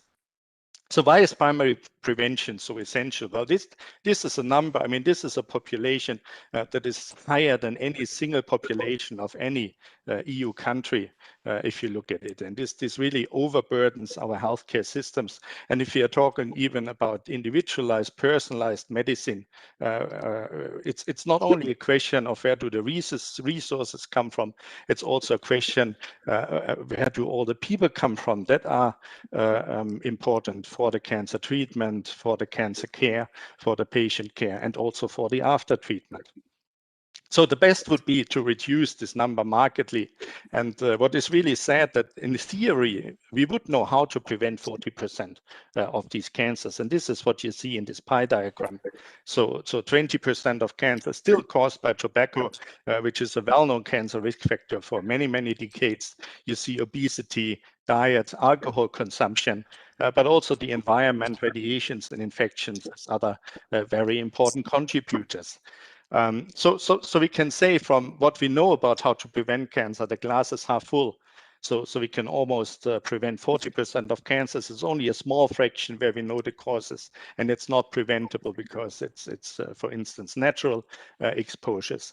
But at the same time, the glass is also half empty. So you see that for 50%, which means for the 50 million of this upcoming cancer epidemic, we don't know about the causes. And this is why we have to remember that cancer etiology and the identification of causes of cancer remains a priority for all upcoming beating cancer programs in the EU.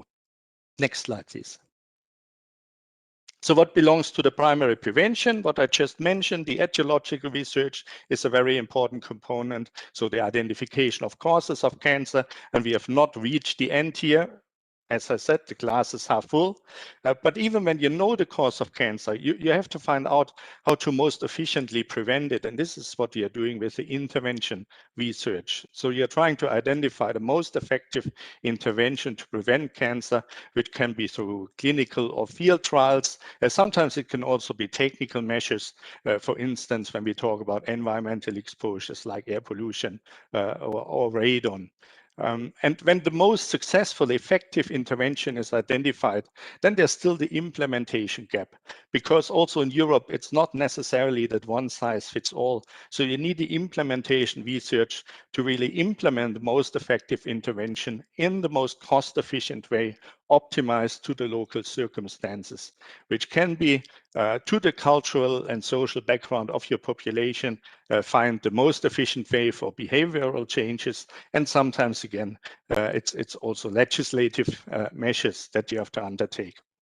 And all this, and this is now the outcomes research, you have to monitor the success through monitoring the incidence rates, mortality rates, survival in your population, and monitoring the respective time trends and geographical differences.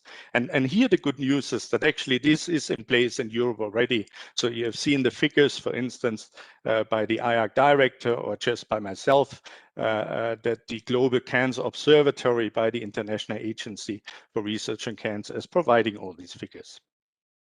Next slide, please. So when we are looking at these outcomes in primary prevention, we have to be very careful in distincting in the distinction of two ways of presenting these figures. And on the left-hand slide, you see the so-called age standardized incidence rate, which means that we are taking the demographic changes in the population into account here. And this is something what we have to do if we want to see preventive successes in the population, whether our prevention measures are really succeeding. Because then, as we see in the example of lung cancer here, we potentially see a downward trend in the incidence rates. Unfortunately, as you can see, for lung cancer, this is only in European men, not yet in European women. But at least since the 1980s, you see a downward trend in lung cancer. But then there's the other way of measuring the incidence, and this is the absolute burden of the cancer. And this is what you see on the right-hand side. And even if we reduce the exposure in the population, if at the same time the at-risk population increases, and since age is a major determinant of cancer, the at-risk population in Europe has increased in the past decade very steeply. This means the numbers of the cancer still go up.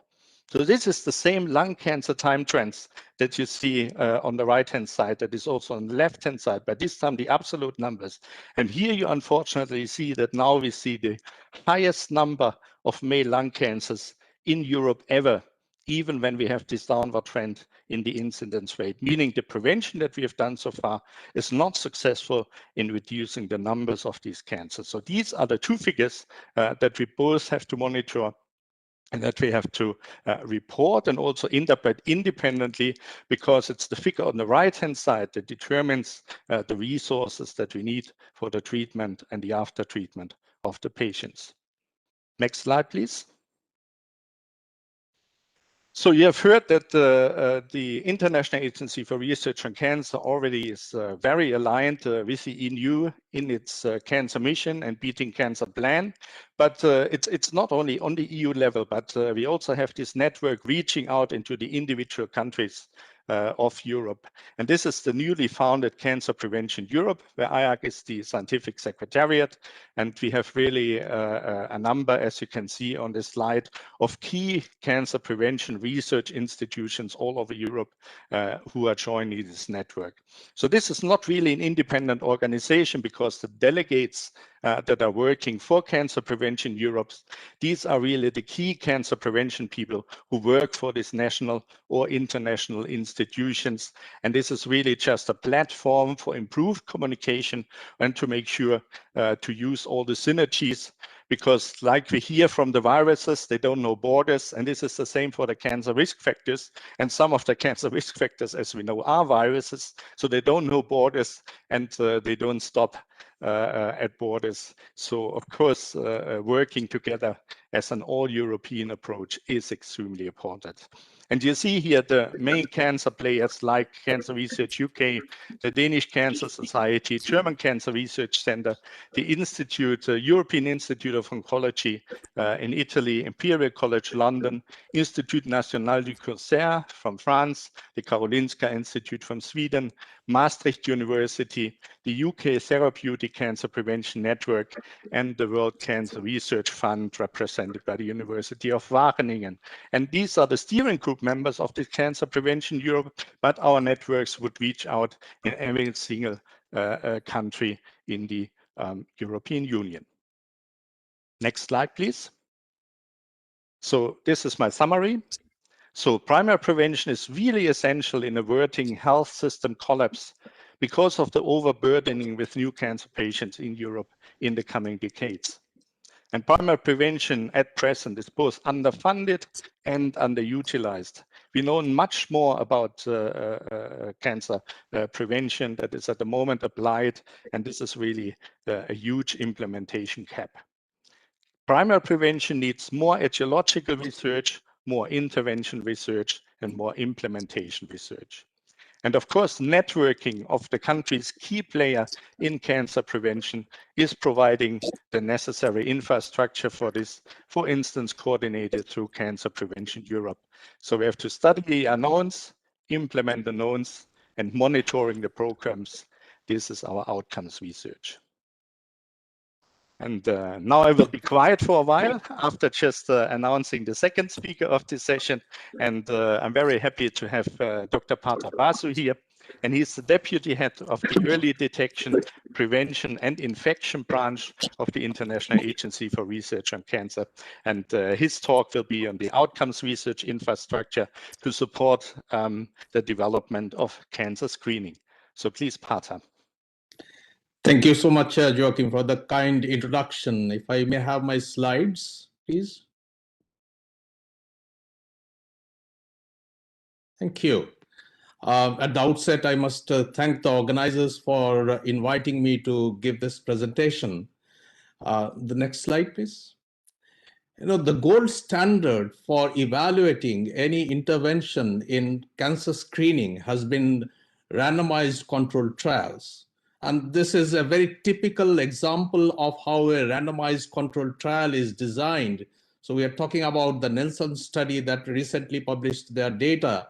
And there is an intervention arm, there is a control arm that we demonstrate that the intervention is being able to detect more cancers, detect the more cancers at an advanced, at an early stage. But most important is, next one, please, that it is capable of reducing the mortality in the screened population as compared to the control arm.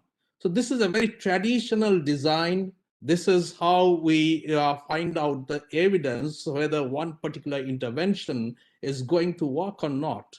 But then when it comes to adoption of these interventions in real health system, it's a very, very different story. The next one, please. So what a randomized controlled trial tells us is about the internal validity of the system. That means in a randomized controlled trial where things are highly controlled situation, and then we can take care of all the different biases, different confounders, and we show results. But then when it comes to the real health system application, we need to think of something beyond internal validity. There is a question of feasibility. So for example, for lung cancer screening, is it feasible to identify those high-risk population whom we are supposed to invite for screening? Is it feasible for the particular health system to do that many number of low-dose CT scans? So that is the feasibility issue. And there is another very, very important issue, that is the external validity. External validity is something that really makes difference in different health situations. It is all about the context. So what are the things that we look for when we look for external validity. And this external validity is the most important thing to assess through implementation research. And the implementation research guides decision making.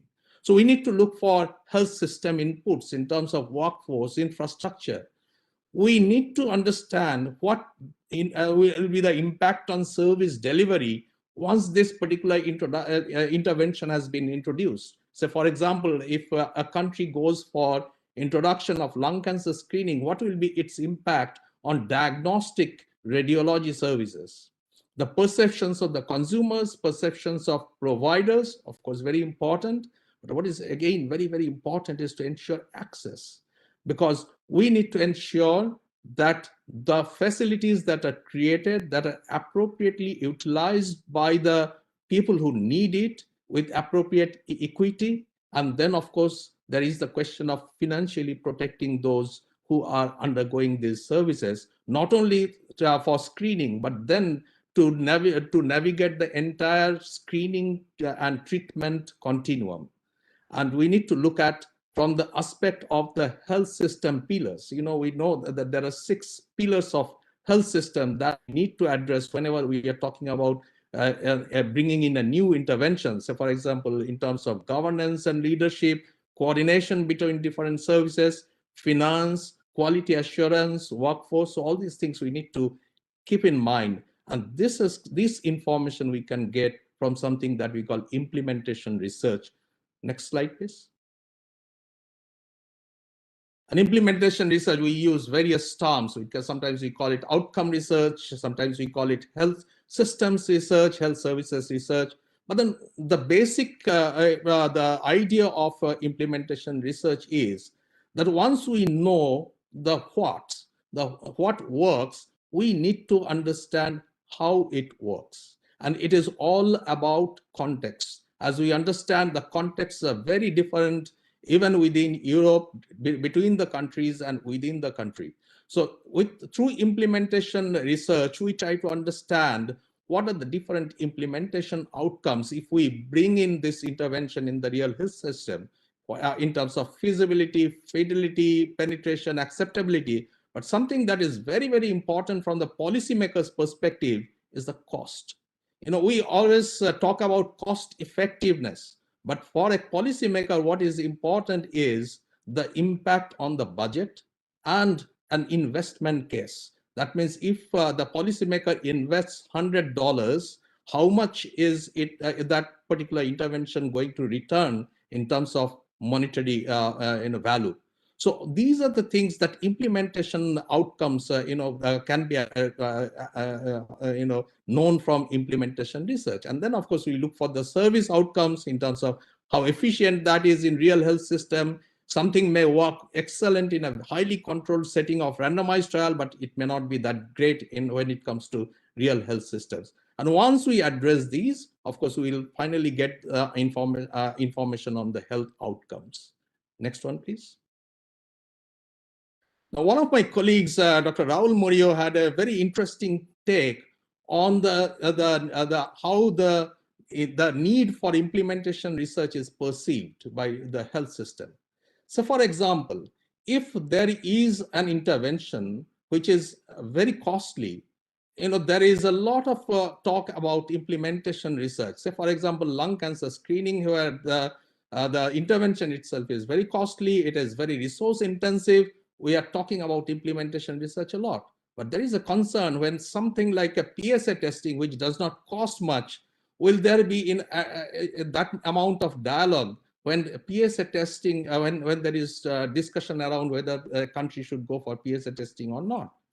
Similarly, on the right-hand bottom, you can see there is how the marketing pressure can sometimes let the systems to shortcut the implementation research challenges. So this is we should keep in mind.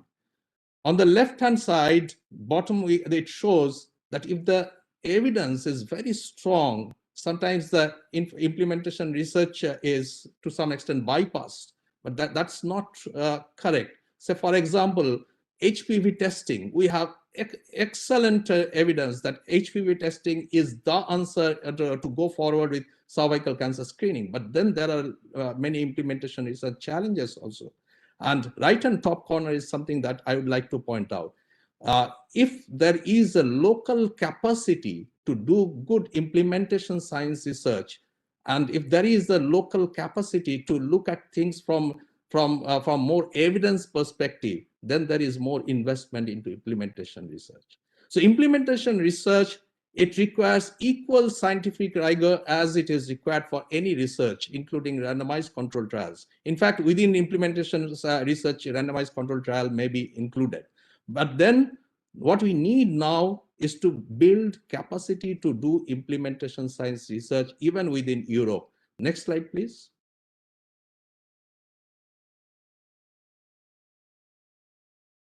Can I? Yeah. So this is a slide that I have put intentionally to show that at the present moment, implementation research is quite complex. This is a study we are part of this collaboration that is looking at improving cervical cancer screening among vulnerable women in Europe, focusing on 3 countries, Portugal, Estonia, and Romania, having different levels of cervical cancer burden, having different health systems, having different local contextual challenges. And then for this, we have the fortune of having the big consortium involving 10 institutions across Europe. And as you can see on the right-hand side, implementation science research needs capacities in various aspects, starting from understanding the system to how to disseminate the findings. So what we need, people who are good at health economics research, behavioral research, qualitative research, intervention research. So then only a proper implementation science research can be done. But then one major object of this particular research is to develop generic protocols, generic tools for doing implementation science research, so that we do not next time, say for example, if Portugal wants to do similar Poland wants to do similar implementation science research, they don't have to bring in capacities from 10 institutions. We will develop the protocol, the tools, and then the study implementation plan for them to do it in their own country. So that is one of the major ambition of this project, and that is the way forward even for Europe. Next one, please. In Europe, we are fortunate. We are not starting from scratch. A lot of work has been done to improve improve cancer screening. On the one hand, we have the Utopia project that has looked at the barrier. We have the European Commission, the European Commission Initiative for Breast Cancer, giving us excellent guidelines for improvement in quality. We have the Cancer Prevention Europe, a large conglomeration of different institutions. At IARC, we led this big initiative to evaluate cancer screening programs and develop the indicators for evaluating them.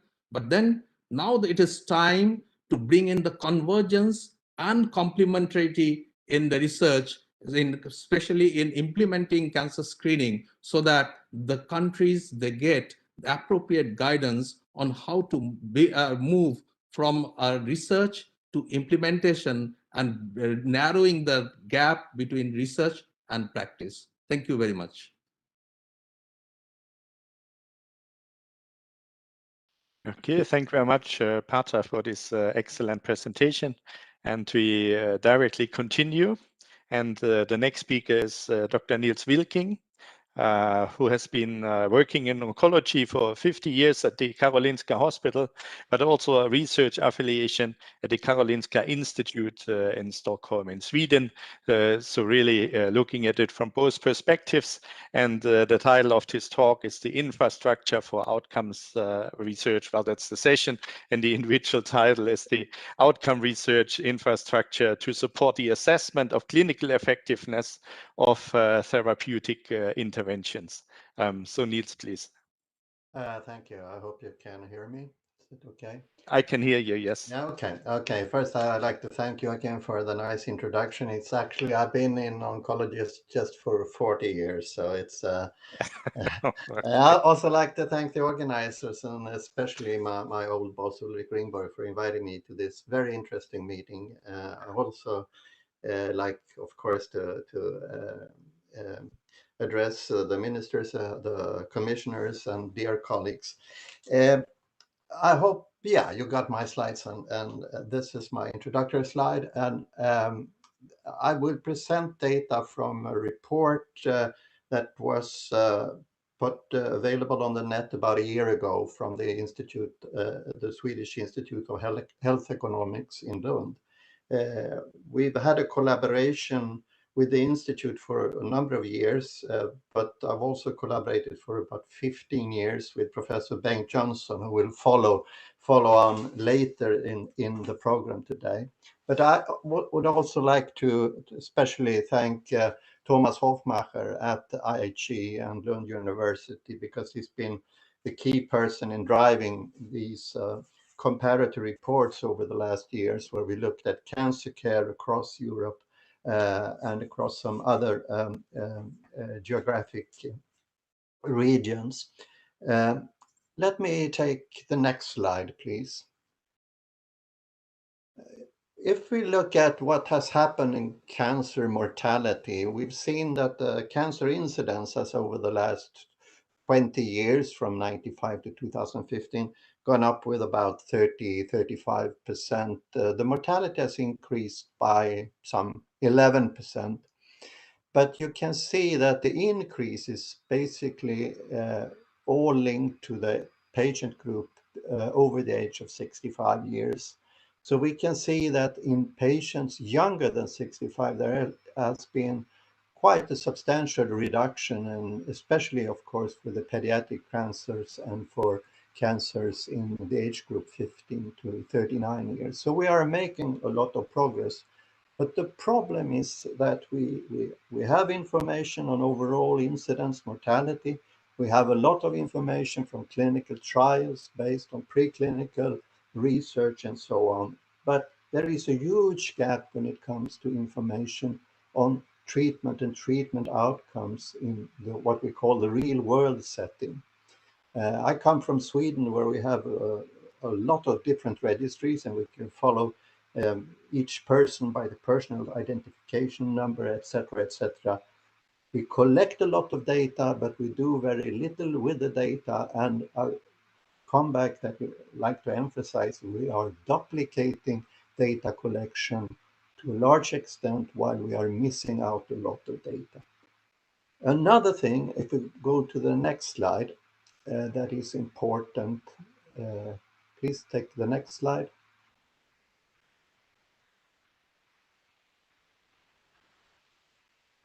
If we look at the spending at the direct cost of cancer per capita, and this is expressed in euros in 2018, it's both unadjusted cost, and then it's adjusted for purchasing power.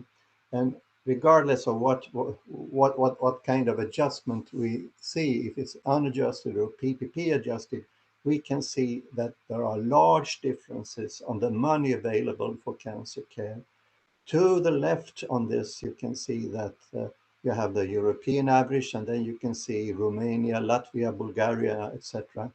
They have very much lower amount of financial capacity to spend on cancer care if you compare to countries to the right, where you have Switzerland, you have Germany, Luxembourg, Netherlands, Austria. So, and even if we compare what you get for the money by PPP adjustment, the differences are marked. There are about five to sevenfold differences across Europe. So we have huge differences in the resources available for cancer care. But how does this affect outcome? Well, we only have scattered data on that if we try to look at the whole of Europe. We have some islands with very good information. There are some areas of Europe where we really have started up collecting data in a fashion that I will come back to. But if we take the next slide, here we look at spending on cancer care in relation to 5-year survival. I mean, it's a very blunt, perhaps, calculation. But what you can see up to the left is breast cancer, and you can see that there seems to be a correlation of the money available for cancer care and 5-year survival up to a certain level. But then there is a plateau for breast cancer. We see a similar plateau for colon cancer. We see a similar plateau for prostate cancer. The only area where we see more direct correlation between money available for cancer care and outcome is in lung cancer. So, I mean, there is an upward sloping trend. Adequate healthcare spending on cancer is, of course, a prerequisite for achieving high survival rates. Still, we see a great variation in healthcare spending between countries that have similar survival rates. So it's not just throwing money on a disease area that will improve outcome. But still, I mean, we lack a lot of information. How can we explain these differences? And then it comes to a couple of things I like to address. If we take the next slide. We believe that there are some fundamental tools for improving efficacy. First, there needs to be a national cancer control program in place. We need to have cancer plans. We've heard a lot about EU Beating Cancer Plan. But these cancer plans need to be comprehensive. They need to cover the whole area from prevention to palliative care. And that has been a lot of the focus today. But of course, there needs to be evidence-based measures. But there needs to be a financing plan. There needs to be money for implementation, for improving access to new diagnostics, for new therapeutic interventions, not only with respect to pharmaceutical innovations, but also, of course, for surgery and radiotherapy. But what we also need, there needs to be nationwide population-based cancer registries. If I look at the Swedish Cancer Registry, we have data on diagnosis, incidence of cancer, and we have mortality data. We have sufficiently good data on primary treatment, but there are a lot of black boxes when it comes to treatment of advanced cancer. And still we can see that the money we spend on pharmaceuticals, for example, are, let's say, to 90% linked to a non-curative situation. So we are prolonging life, but we don't really know the details around that. So what we need is much more detailed information from cancer registries. We need to have detailed level of diagnosis. We need to record all treatments given, and that needs to have some kind of structured case record form that needs to be at least similar, at least in outline, across the European community. So, if we go to the next slide, this is sort of my summary slide. So we need to have these structured case record forms based on relevant indicators linked to electronic patient records. And this may sound very simple and very obvious. But what is a relevant indicator? First of all, there needs to be evidence, scientific evidence, with a connection between the indicator and some kind of outcome measure we have. There needs to be a relevant impact. I mean, we have, as I said, in the Swedish registry, we have a lot of details, let's say, from surgical procedures and a number of sutures in the axilla for breast cancer, but basically no information on outcome from patients from the time patient develops metastatic disease. We only know that the patient died subsequent time down the line, but we have basically no information on therapeutics given. These indicators must we must be able to measure them. They must be clearly described so you can measure them in a reliable way. And you should have little overlap in between different indicators. You need not to have duplicating indicators measuring the same outcome measure. So this was perhaps a very basic presentation, but I mean, Professor Johnson and I have been working with our comparator reports in 2004, and we've still been both scared, amazed, and surprised by the low level of detailed granular data. We have a lot of data on, what shall we say, an ecological from an ecological viewpoint. We have aggregated data on population level, but we don't have detailed patient data, and we need to have those data. And these should, of course, also include patient-reported outcome data. So we need to have both quality of life data, we need to have data on progressions, we need to have data on therapies given, etc., for all therapeutic interventions. And then they have to be put into the overall context on how can we make cancer care much more affordable than it is, at least in parts of Europe today. So thank you for your attention, and I'll stop there. Thank you very much, Niels, for this excellent presentation. And as you say, well, maybe it was basic messages, but sometimes these basic messages are the most important ones, especially if the basic information is not there. And I totally agree with you that while we measure the burden of disease quite accurately, there's much more uncertainty when it comes to measuring the course of disease. And we continue now in the cancer continuum, and this is now for the goes in the direction of the life of cancer survivors. And our next speaker is Dr. Karin Steindorf. And she's the head of the Division of Physical Activity, Prevention and Cancer at the German Cancer Research Center and the National Center for Tumor Disease in Heidelberg, Germany. And the title of her talk is Infrastructure for Cancer-Specific Health-Related Quality of Life Research. So please, Karin. Thank you very much, Joachim. Can you see my slides in the presentation mode? Yes. Perfect. So welcome, good afternoon, dear colleagues. Thank you very much for the kind invitation. It's an honor to speak to you in this high-level meeting. And I would like to talk about cancer-specific health-related quality of life. And just as a short reminder, this is really a complex construct covering very different domains that are mostly reported by patients themselves. And I would like to make an important distinction here into two topics if we are talking about quality of life research. On the one hand, we can see it as an additional perspective in cancer research. That's one field. But also if you think of cancer research, of course, there's research on cancer-specific health-related quality of life in itself.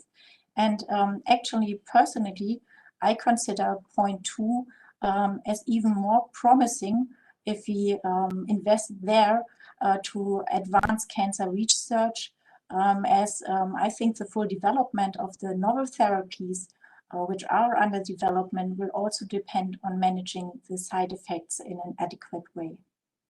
But of course, these two fields are linked, but from my point of view, the distinction can sometimes really be crucial. So why is it also relevant to invest more into this field? We all know it's not only survival that matters. We really need to understand the ultimate effects of modern cancer treatments. There's also a direct link between quality of life and cancer outcome and survival. If you just think about dose reductions that are needed just due to too many side effects or even treatment terminations. So of course, then the drugs or the therapies can't do what they should. So this is the direct link. It's also an intuitive endpoint in itself. Bettina mentioned that before, and there's also close link to safety data. And the future will definitely be more in the sense of combined endpoints, including quality of life aspects. And we are already on the way to this, as for example, ESMO already includes quality of life in their formal anti-cancer treatment evaluations. And also the regulatory bodies, the FDA, the EMA, they all stepped in already some years ago and make more and more clear what they expect also in randomized trials for treatments. And of course, there's also a high public interest. There are so many cancer survivors that we want to reintegrate into the social, into the family, and also to the occupational life. And if we assess the quality of life at all in cancer research, how do we do it? You all know quite a bit about that. So we, for example, use the 30-item EORTC questionnaire. This gives us then a global score, but also various subscores, which we then, in the best case, show in our publications as a figure. And if we look, for example, on fatigue or on pain, then we would base our whole statement on this, just on a summary of 2 or 3 questions. And sometimes, of course, we need more efforts. And these are examples for this. On the left side for fatigue, the new developed 12-item fatigue questionnaire. On the right side, if we are more interested in pain, of course, there's a whole inventory of different questionnaires which we could use. But I would really like to acknowledge here, or we all need to acknowledge that assessing subcomponents of this quality of life are sometimes research fields in its own. So it can get pretty complex if we do want to do things right. This was more a first teaser to start this table with action items where we can do better, I think. So the first line was that sometimes we really lack depth and that we might be interested in data with higher resolutions. We work mostly so far with questionnaires, but of course we need to integrate more and use more e-tools, m-tools, and incorporate modern techniques. Well, of course, these are patient-reported outcomes, and it's all about subjective, or it's a lot about subjective things. But in some instances, there are also additional objective options, and we need to elaborate on those, and maybe the combination of those will help us a lot. How do we assess this? Normally, it's very sporadic. This is not systematic. There's no routine, and we don't assess it in real time. Standardization is not such a big problem. I think we are doing fine there. But then we assess it with regard to timing. It's mostly cross-sectional. We mostly don't have repeated measurements at meaningful time points. And there also we need to be flexible with regard to the time points. There's not an easy answer to what is the best time point to assess quality of life. It depends really from case to case. And we definitely need long-term data starting from baseline, from the beginning of the treatment until a very, very long time period.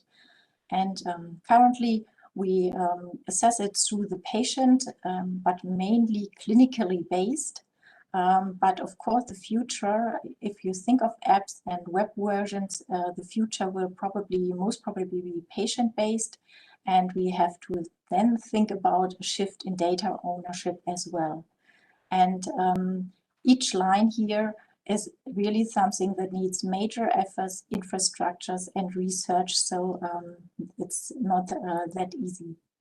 And of course, there are many initiatives, also EU-wide consortia, handling some of these questions, and there is already a lot of progress. Some of these initiatives are quite technically oriented rather than research driven. And I would also like to mention that there are many apps and web tools, and that also the industry is quite interested in these things, in these topics. And there we really have to be maybe also a bit careful with regard to the ownership of the data. As mentioned before, this is quite an issue here in this context because it's not clinically assessed, and it's really with the patients, or at the end maybe with companies who will have the data. I think we want to have basic quality of life assessments as part of our central cancer registries, of our CCCs, maybe also in our networks. That's what Niels also just mentioned. I would like to stress that standalone databases are completely useless in this context. We really need to merge it with many other data sources. It might become a paradise for big data and artificial intelligence, but we don't know yet because nobody has big data on this topic, because we just don't collect them so far. And we need to be, that's another point, maybe specific to the field. As the patient is in the center, we also need to study how to not overwhelm the patients. We can't ask them every minute. So also we need to study adherence, experiences, and methods how to select it. Coming to the second point here, if we consider quality of life research like research on cancer, like cancer research, I mean, we are all experts in cancer research and we know how to address things in this field in general, how to do research, and we need to transfer this knowledge also to the field of the side effects. And if we just look for a second only on fatigue, for example, the most prominent example, where do we stand there with fatigue? What do we know in comparison to what we know about cancer? And we must then admit it's all in its infancy. We are really decades behind what we have done for cancer. We have no clue about, for example, for fatigue, about phenotypes, subtypes, the classification, what's the cutoff point when a patient should be considered as a fatigued patient. Is it the same for women, for men, for elderly? The grading, what's the etiology of all this, the pathophysiology, what are determinants, predictors, the time courses. As said, we normally don't have even repeated measurements for this. We think and know, we feel that there are interactions between symptoms like clusters, but we don't really know. Then, of course, we want to study primary prevention for these symptoms. Also, if you think about colorectal cancer in parallel, for example, we know how to screen. But we also need to do all these efforts also for quality of life endpoints. And of course, maybe there also risk-adapted procedures would be the best. And of course, we also want to manage and treat these symptoms. And as stressed before, this is really not la pour la. It's really a direct link with cancer treatment and impact on cancer prognosis. And so I think there are many infrastructures needed in this field. My summary and conclusions here, there is a consensus between many stakeholders is growing that quality of life is an essential add-on for clinical cancer research. There is a need to add it to randomized controlled clinical trials in a meaningful manner and also to our databases. I hope I could transfer a bit or give you a flavor of the complexity. There's really no ready-to-go solutions, and there's no simple one-fits-all approach, and there will never be. So I feel a lot of pressure at the moment on the field, so that some say now, well, okay, I understood now that this is important, so just give us a small table or some really simple thing, and then I'm happy to do it. But we need to accept that the life will not be that easy. And furthermore, there is really an immense need for quality of life research in itself.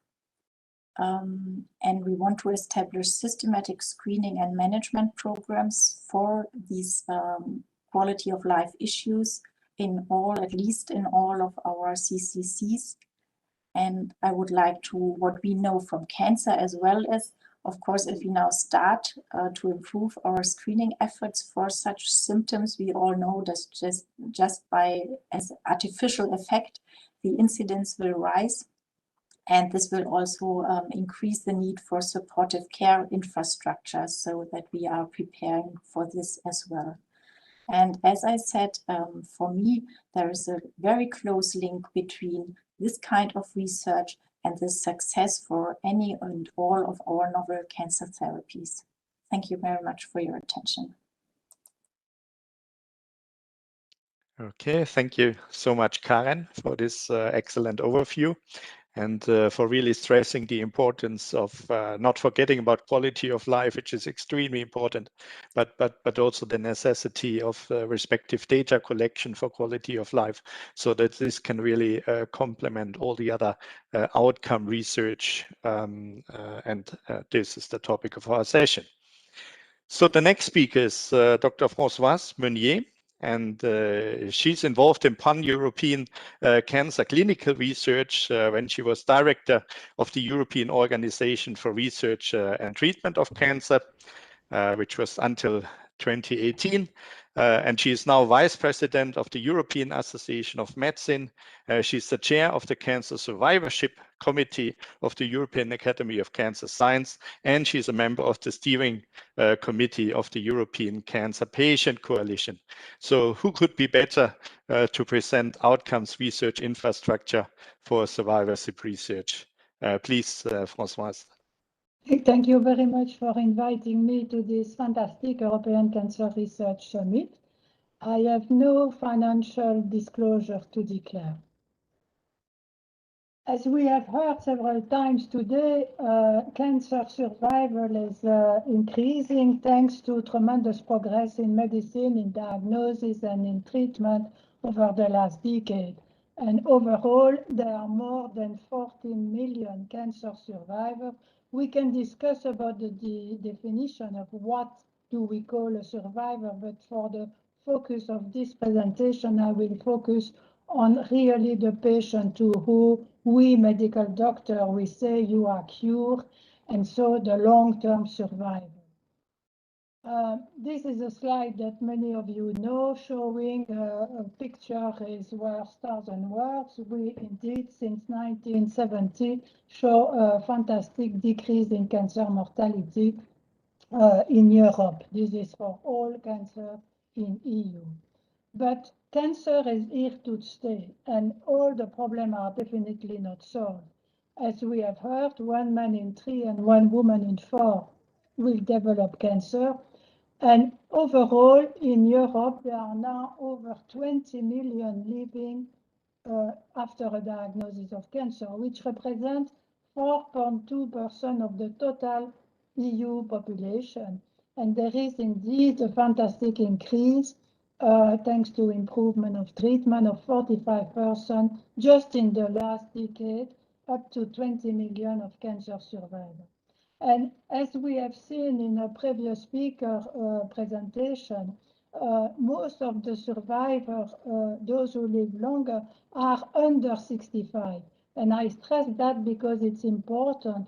Those people living, 35% of them are long-term survivors and are able to reintegrate society, getting back to work, having access to normal life, and to the socioeconomic life, which really is important. The survivorship issue are an overlooked challenge. It's quite a new field of interest because the society still had in mind that cancer is a death sentence, while it is no longer a death sentence. And so we have to still tackle such challenges which are either physical, medical, psychological, or societal. And it's important to distinguish the 3 categories. Among the physical, medical survivorship issue, you can have lymphedema, fatigue, secondary malignancy, and also cardiovascular and pulmonary or renal disease, which are often the consequence of the treatment and the aggressive treatment that we have provided to the patient. There is also psychological challenges such as fear of death, anxiety, fear of relapse, uncertainty, altered body image. And the third pillar is the societal one, which interfere with interpersonal relationship and also concerns on financial matters such as getting mortgage, job, losing a job, getting a job, return to school for youngers, and for the pediatric patient, it's really important. So these are all the issues that needs to be addressed and which are overlooked so far. I have divided the three pillars for cancer research survivorship based on what I previously explained. The medical cancer research survivorship, the socio-economic one, and the political legal cancer survivorship, as there are many issues to be underlined in that field as well. The first one, the medical cancer survivorship research. There is a need to integrate cancer survivorship research into the whole spectrum of cancer research activity in Europe, including mainly also specific programs for children and young adult survivors. There is a need to improve robust research prioritization using the benefit of data intelligence and long-term data collection. As it was mentioned in previous presentation, we lack data. We don't know. We need more detailed information from cancer registry. We have also to support interdisciplinary research activity in the survivorship domain by appropriate research tools. And another challenge is the education of next generation of physicians, which really needs to be well trained, both on clinical investigator, but also on the need for long-term follow-up. Most of the physicians dealing with oncology now are overwhelmed with the treatment of ongoing treatment of patients, and they sometimes do no longer have the time or the opportunity to organize those follow-up for the survivor. And therefore, I suggest that we should develop within the EU program appropriate infrastructure for long-term, which are specifically dedicated to long-term medical follow-up, either within or outside oncology unit, if current oncology workload does not allow the oncologists to deal at the same time with patients requiring active treatment and those who require long-term follow-up, which are different specialty, different topic, different issue to discuss with those cancer survivors. The second pillar is the socioeconomic cancer research survivorship research, where there is a need to increase knowledge on the specific social determinant of cancer inequalities. We did mention that during the day. There are tremendous cancer inequality throughout Europe that are unfair and that should be dealt with, and particularly the impact on cancer survivorship. We should support research to collect, again, accurate data on the economical burden of cancer and recovery plan, returning to work, and that should include both the cancer survivor and the cancer giver, who are also very much affected. We should provide support for research to collect data on the impact and cost effectiveness of the intervention measure for cancer survivors, and there is a need to develop multidisciplinary, interdisciplinary research infrastructure for the integration of all the social issues in survivorship research activity with adequate budget. Those are new fields of investigation which we are not very familiar with. And I also want to stress and dwell on the third pillar, which is the political legal cancer survivorship research, to conduct research or improving legal measure and policy in the health for all policy department of the European Commission to tackle discrimination for cancer survivors. There are still a lot of stigma and discrimination for cancer survivors when we medical doctors tell to a patient you are cured, who are the banker and the insurer, to penalize them, to stigmatize them, and to avoid providing them mortgage or access to financial services. So we should encourage legal research aspects to reintegration of cancer survivors into the society, including similar access to financial service without excessive premium.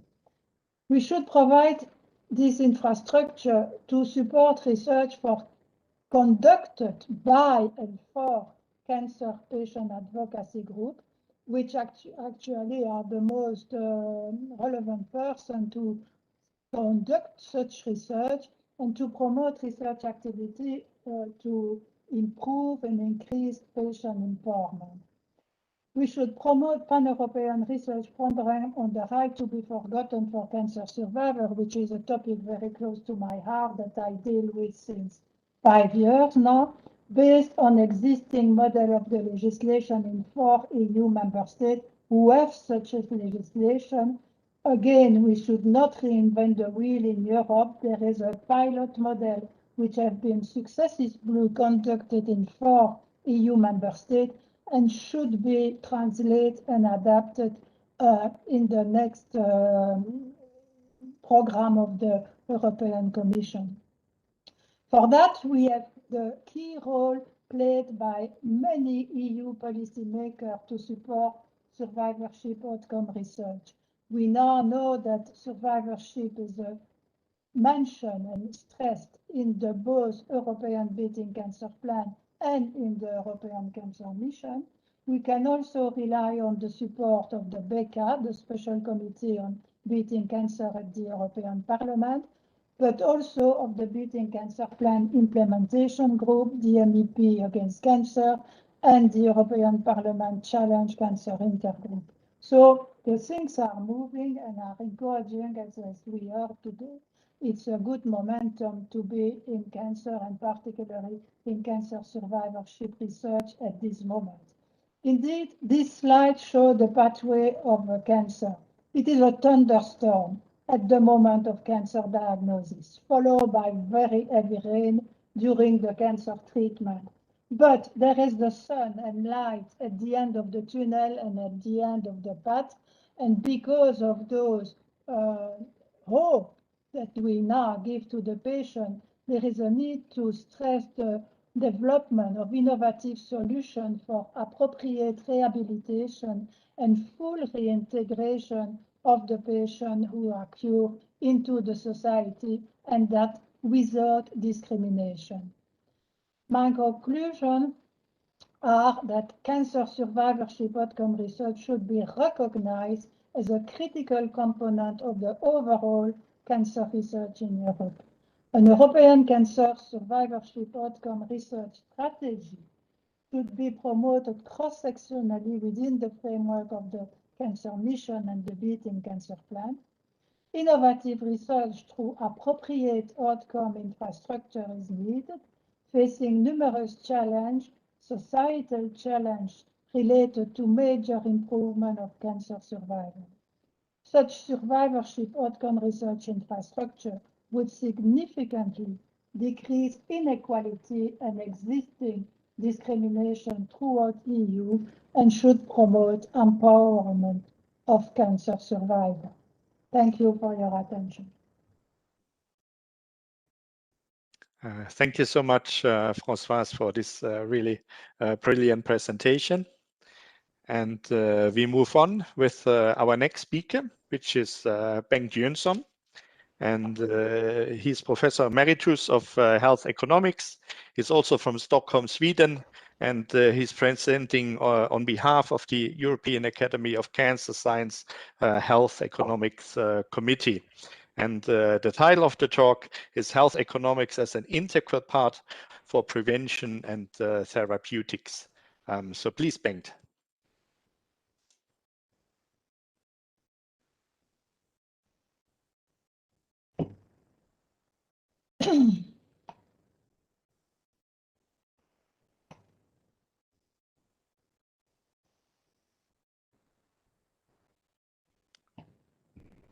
You are still muted, Bengt.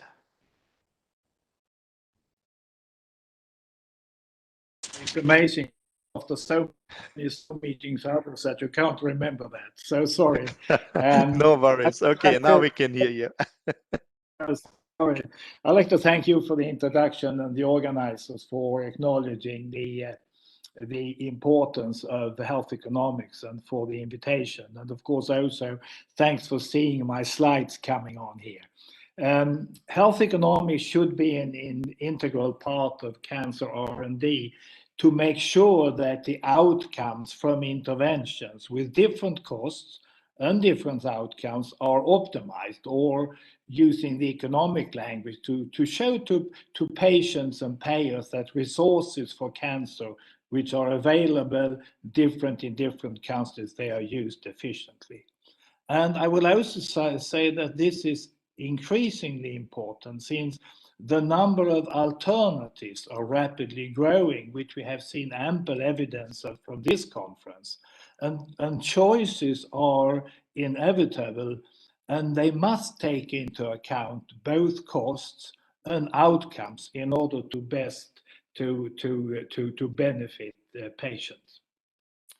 Health economics is a well-established research topic in cancer. I can have the next slide, but resources and applications are scattered, and there is a need for core-funded health economics research units attached to comprehensive cancer centers in each EU country. And this is important could you change to the next slide? I'm not really sure how to do that. Thank you. And this will create an infrastructure for professional development in international collaboration in this research domain, because each unit, of course, in each country will be rather small, but there is ample opportunities for collaboration in Europe because we all share about the same type of patients and we share the same technologies for prevention, early detection, treatment, etc. So we are all having an interest in having the evidence about which works best for a patient. And the link to comprehensive cancer centers is also important to have health economics in an early involvement in the design and also the selection of comparative studies aimed at addressing questions about relative effectiveness of cost effectiveness. I'm very well aware that not every trial, not every research question is worthy of an economic evaluation. But it's very important that those questions where we know particularly those will be important for decisions when the technology reaches the state that is going into clinical practice. For those technologies, it's very important that health economics is taken into account. So systematic studies of cost effectiveness, they are important, but there is also a need for developing models for simulating cost effectiveness of alternative actions in prevention, early detection, diagnosis and treatment based on best available clinical and epidemiological evidence. And this is also something which we share in Europe, the clinical and epidemiological evidence, and thus, of course, working together. Could you take the next slide? I'd like to stress the importance of thinking early on funding decisions or coverage decisions, including price and payment mechanism, because if we are not thinking about that, that will will prevent the access for patients.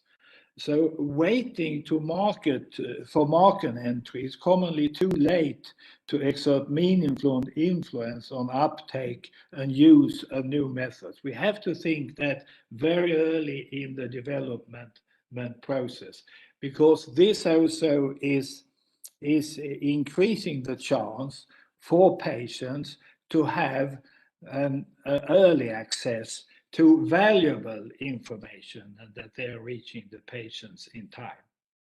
Can I take the next slide? An infrastructure for health economics also need to include real-world epidemiological health system, health services, and outcome data. And here, of course, we share these data requirements with outcomes researchers, with researchers on quality of life, with researchers on survivorship, etc. And for rare cancers, and including the childhood cancers, pan-European approaches are, of course, particular importance because we don't have the relevant number of patients in a single country to do the study, but actually doing this in a European perspective makes it feasible. And this should include epidemiological data with information about intervention and patient characteristics, including molecular profiling, because when undertaking real-world studies from a health economics perspective, it is an observation that what you very often see is lacking is an adequate characterization of the patient. And patient-relevant outcome data, mortality, survival, quality of life, etc., including different patient-reported outcomes, as well as health service and system data of good quality, they are necessary for development and evaluation of cancer policies. And this is an important part of the health economics infrastructure as well. And my last slide is coming next here, and building and infrastructure for health economics also requires the possibility to extract economic data from hospital to national level, covering all modalities, site-specific cancers, and across the entire patient pathway. And also as an example, for example, data on the indications for patients treated with different medicines, which is not available at the moment. And that will also include data on resource use for defined patients and episodes of care, data on cost for preventive diagnostic, surgical and radiological interventions and cancer medicines, as well as data on indirect cost and cost for formal and informal care for patients at different stages of the disease. Thank you very much for your attention. Thank you very much, Bengt, for this excellent and very important presentation. So we now heard 6 presentations really giving an overview on these individual topics, so that I think it's very useful and interesting to really round this up with a specific case study on the topic. And for this, I'd like to welcome as the next speaker, Dr. Marta Soares, who's the clinical director of the Portuguese Institute of Oncology and a medical oncologist doing research in clinical trials in oncology. And the title of her talk is A Case Study, Outcomes, Implementation and Measurement in Lung Cancer. So please, Marta. Good afternoon, everyone. Thank you for the invitation. And I'm going to present you a case study of outcomes measurement implementation in lung cancer. Sorry. As you know, cancer is one of the highest causes of global death and is increasing, leading to a significant economic burden. Lung cancer leads the causes of cancer death and has been related to a significant daily loss over the past years. In fact, lung cancer survival rates drops as the disease progresses, urging the need for early diagnosis and a robust disease management of this disease. In the last years, lung cancer pharmacological treatment has been evolving, and this has direct and positive impacts on patient survival rates. With the development of target therapies and the immunotherapy, we have achieved a better survival rates for our patients. And in fact, not only the treatment is evolving, but also other measures such as prevention, quality of life and survivorship, as we have heard during this afternoon, are improving and develop some challenges in the management of our patients. Healthcare institutions are reshaping their way of work and progressively are combining clinical practice improvements with the evolution of information technology, and we are directing our work to a more predictive, preventive, personalized and participatory healthcare management. The adoption of value-based frameworks will support the improvement of health results and outcome measurements and are a critical step for this implementation. The value-based healthcare is all about creating value for all health systems, stakeholders, improving the relationship between the quality of care of our patients and the required costs. We aim to improve patient outcomes, not only clinical outcomes, but reported outcomes by the patients, and we hope to do that diminishing the costs of delivering those outcomes. IPO-Porto has partnered up with several institutions to develop a value-based healthcare pilot project in lung cancer named the Project for All. In conjunction with the Portuguese Association of Hospital Administrations, the IPO Consortium for Health Outcomes Measurement, Allcam, IQVIA and Roche, we developed this project. For this project, we had to require the definition of the most accurate care pathway to enable cost assessment and outcomes measurement. For that, we have to define the lung cancer pathway, and for that, we need to have the collaboration of all the stakeholders that are in the process of treatment of the lung cancer patients. And to define that the care delivery value chain, we involved all the medical doctors, the nurses, all the professionals that are are caring for the patient. And then in the value-based implementation roadmap, we had to do the lung cancer assessment per patient using the TD-ABC, time-driven activity-based costing, where we went to obtain all the time estimates for each procedure, analyzing the costs of supplying patient care resources, direct and indirect resources, to calculate the total costs of patient care. And then select the outcome measurements that we want to measure.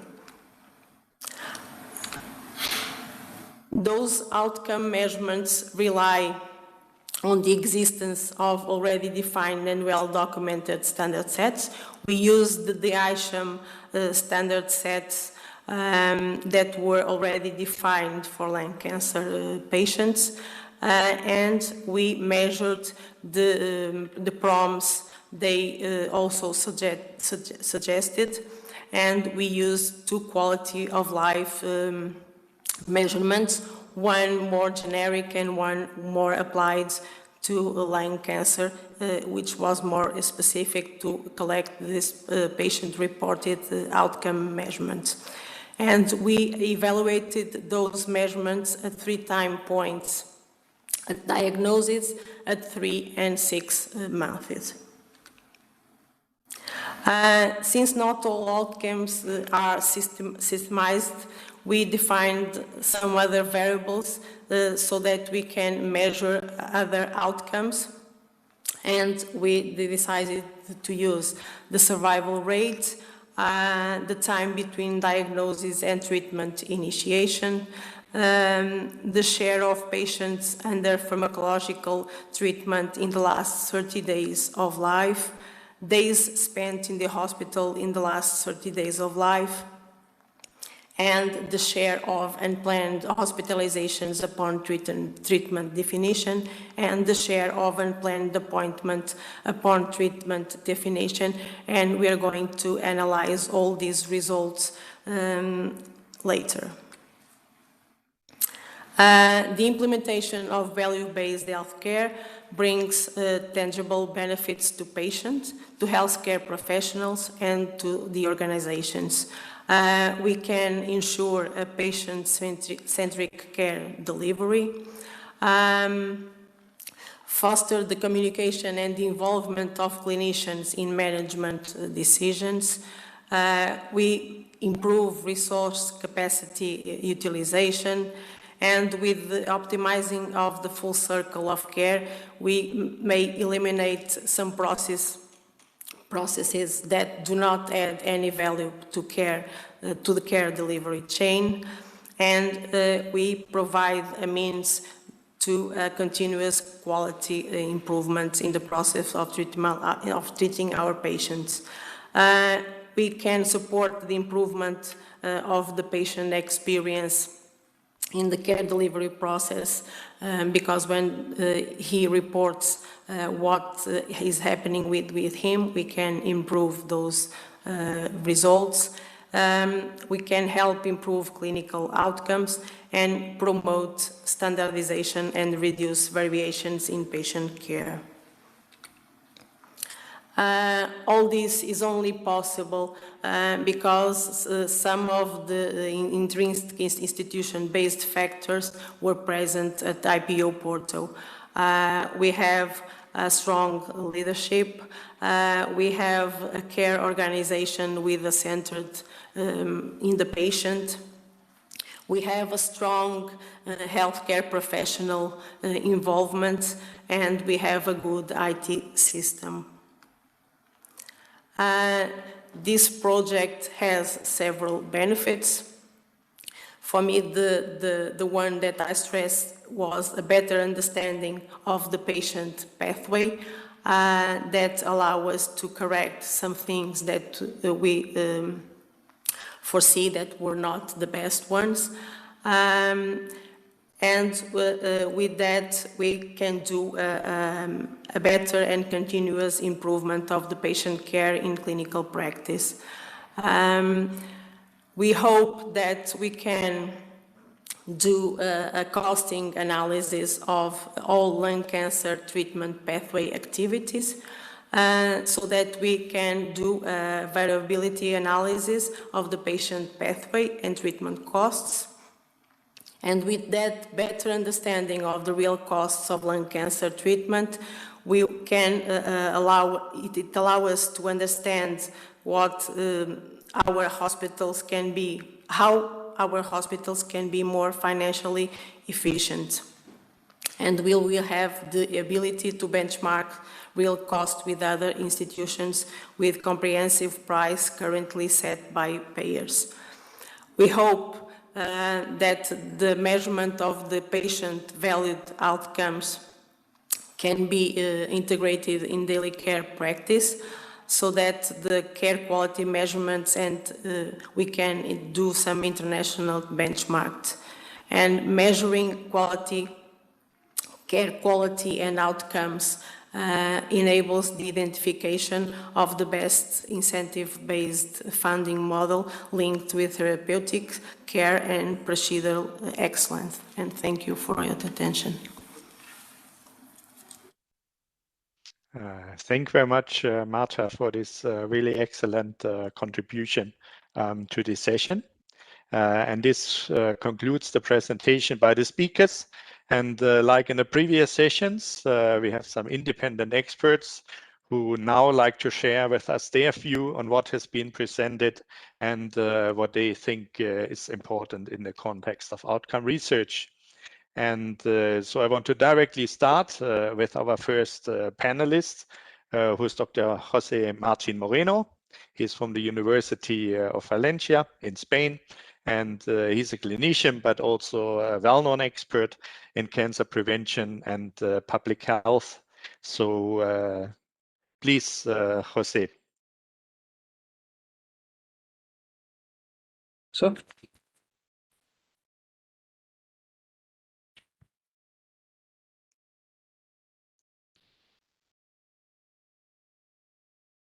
no se oye. Can you hear me? Now we can hear you, yes. I cannot hear you for some reason. I'm sorry. Oh, okay, but we can hear you. Can someone else confirm that we can hear him? Yes, we can hear you very well.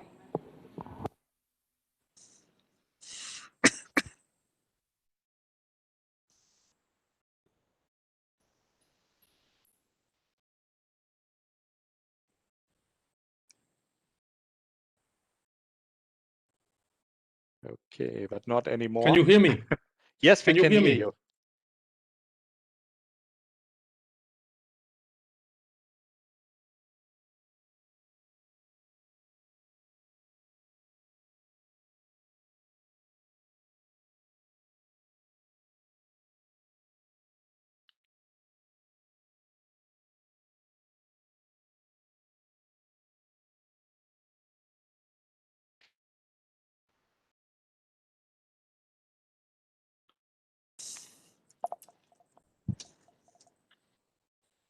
Okay, I think this is probably difficult. So why we try to establish a good connection to Jose, maybe I shuffle the order a little bit and ask as the first panelist one that I can in fact see here on the screen just right in front of me. Now, can if we... I can just speak, because yes, you can. for some reason the line has been cut.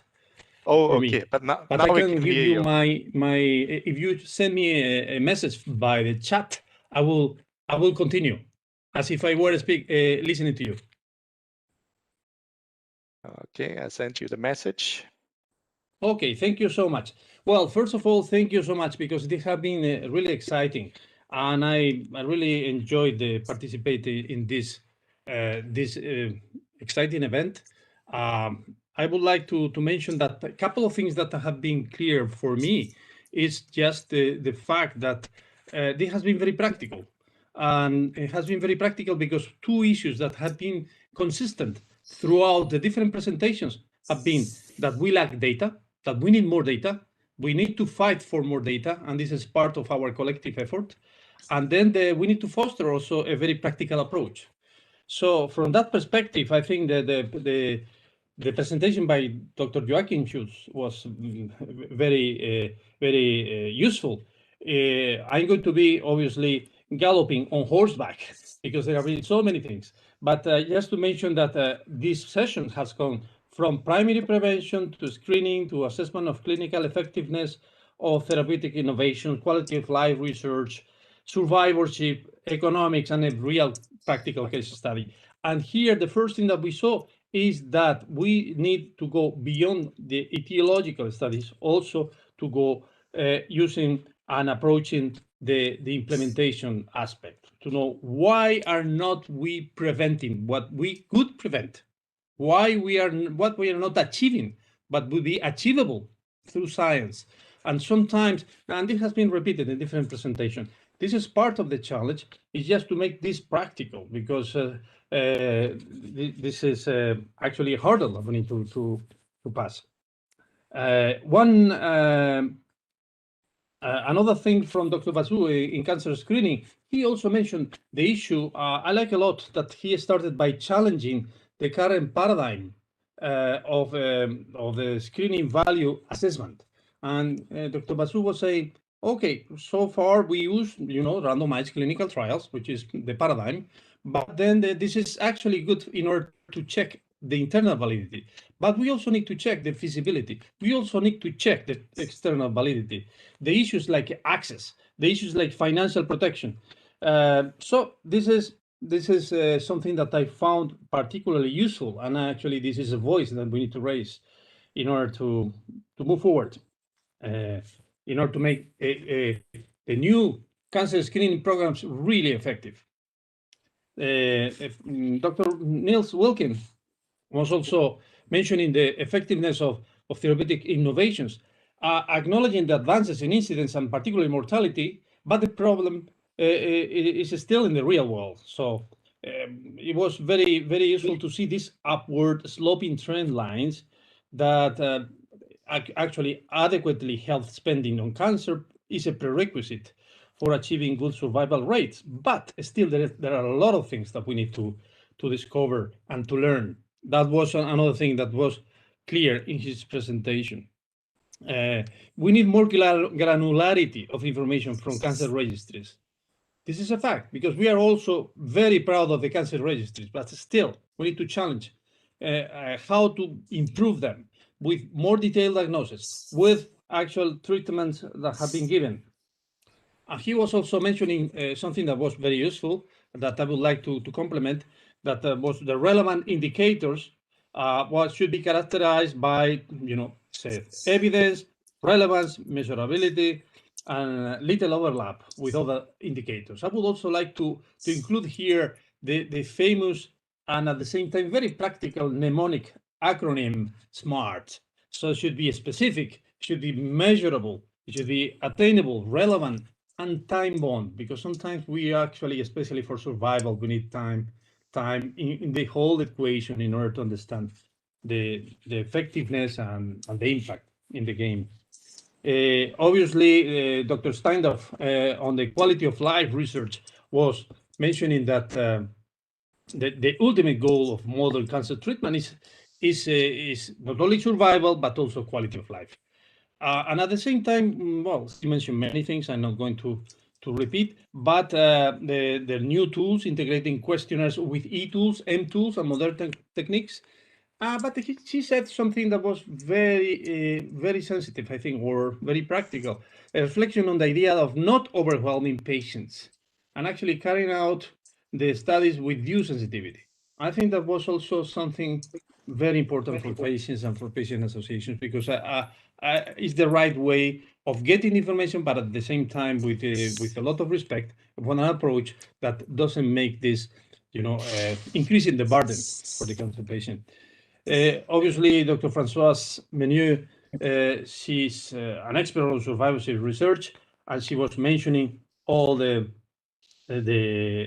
consequences, physical, psychological, societal consequences, and the three pillars: the medical pillar, the socioeconomic pillar, and the political legal pillar. Again, one of the things she was saying, and again, it's a common point here, is the need for more data intelligence, the need for more aspects. And then in political legal, I think an aspect that is important also to reflect is the right to be forgotten and to decrease the inequalities and the discrimination. I think this was particularly useful. Again, for the sake of time, I'm not going to dwell on the issues of health economics by Dr. Ben Johnson. I think I know him. We have been in different meetings in the past. This is essential. This is essential. The undertaking systematic studies of cost effectiveness of new interventions in prevention, early detection and treatment of cancer. And finally, I think the case study was very useful because it was putting all of these pieces together in some way. The outcomes of implementation and measurement in lung cancer by Dr. Marta Soares. And I would like also to commend all the role of the Portuguese Oncology Institute of Porto, IPO. It's are doing a great job. With that, I will try again to connect the audio system to listen to your comments. Thank you so much. Muito obrigado. Now I forgot to unmute. Okay, thank you so much, Jose. And I was trying to do some multitasking here, so I'm thanking Jose for these great comments and the fantastic highlighting of the key take-home messages from the 7 talks. So I think he did our job of writing up a summary later of the session much easier. Hopefully we have recorded him.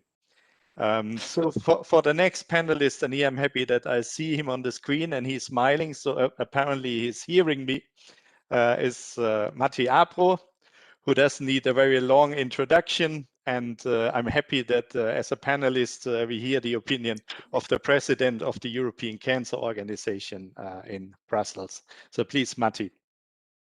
Thank you, Joachim. I would really like to start by thanking the Minister Manuel Heitor in Portuguese. Muito obrigado, Manuel, because thanks to him, everyone that has supported him, the advisory board, and I have to mention also Teresa Tavares, the indefatigable secretary. We have been able to have this meeting today, also supported by the commissioners, Gabriel Kyriakides and many other people. I'm here, as you said, representing the European Cancer Organization. We are a federation of 34 professional organizations, 20 patient organizations, and several of our members have already addressed some of the specific issues. And it was wonderful to listen to Jose Martin Moreno because he really summarized the key messages that we just heard in this session. So I will not delve then that much with this session, but just to emphasize one point on prevention, which is such an important issue and is now part of the Beating Cancer Plan, of the words of the Cancer Mission, is that there's so much going on, so many wonderful initiatives, incredibly good work, but which we feel as a federation, these groups don't talk maybe enough to each other. So we have called with the support of the European Cancer League, and Rui Medeiros is going to be the co-chair of a meeting at the end of May, where we'd like to have everyone around the table, virtual unfortunately, to discuss and go forward. There's no doubt from what we heard today and what we have heard previously in many, many meetings over the past few years, actually, that we need to have a good network of comprehensive cancer centers and networks around these centers of those that support these centers, that help these centers. And this was so nicely presented by Simon Oberst, among others. Fatima Cardoso mentioned a very important point, that high quality private care does exist in many, many European countries. And I would add to that, the European Institute of Oncology in Milano, which I helped create under the leadership of Umberto Veronesi, is a private institution. Maybe not everyone knows that, but it is a private institution. There's a great goal, and Minister Heitor put it forward. In 2030, a 10-year cancer-specific survival, 75% of the patient diagnosed in EU member states. It's an ambitious goal, but it is achievable if we do what we have been discussing and what has been discussed also in the previous ministers' meeting that was held by our Slovenian colleagues, our German colleagues, sorry.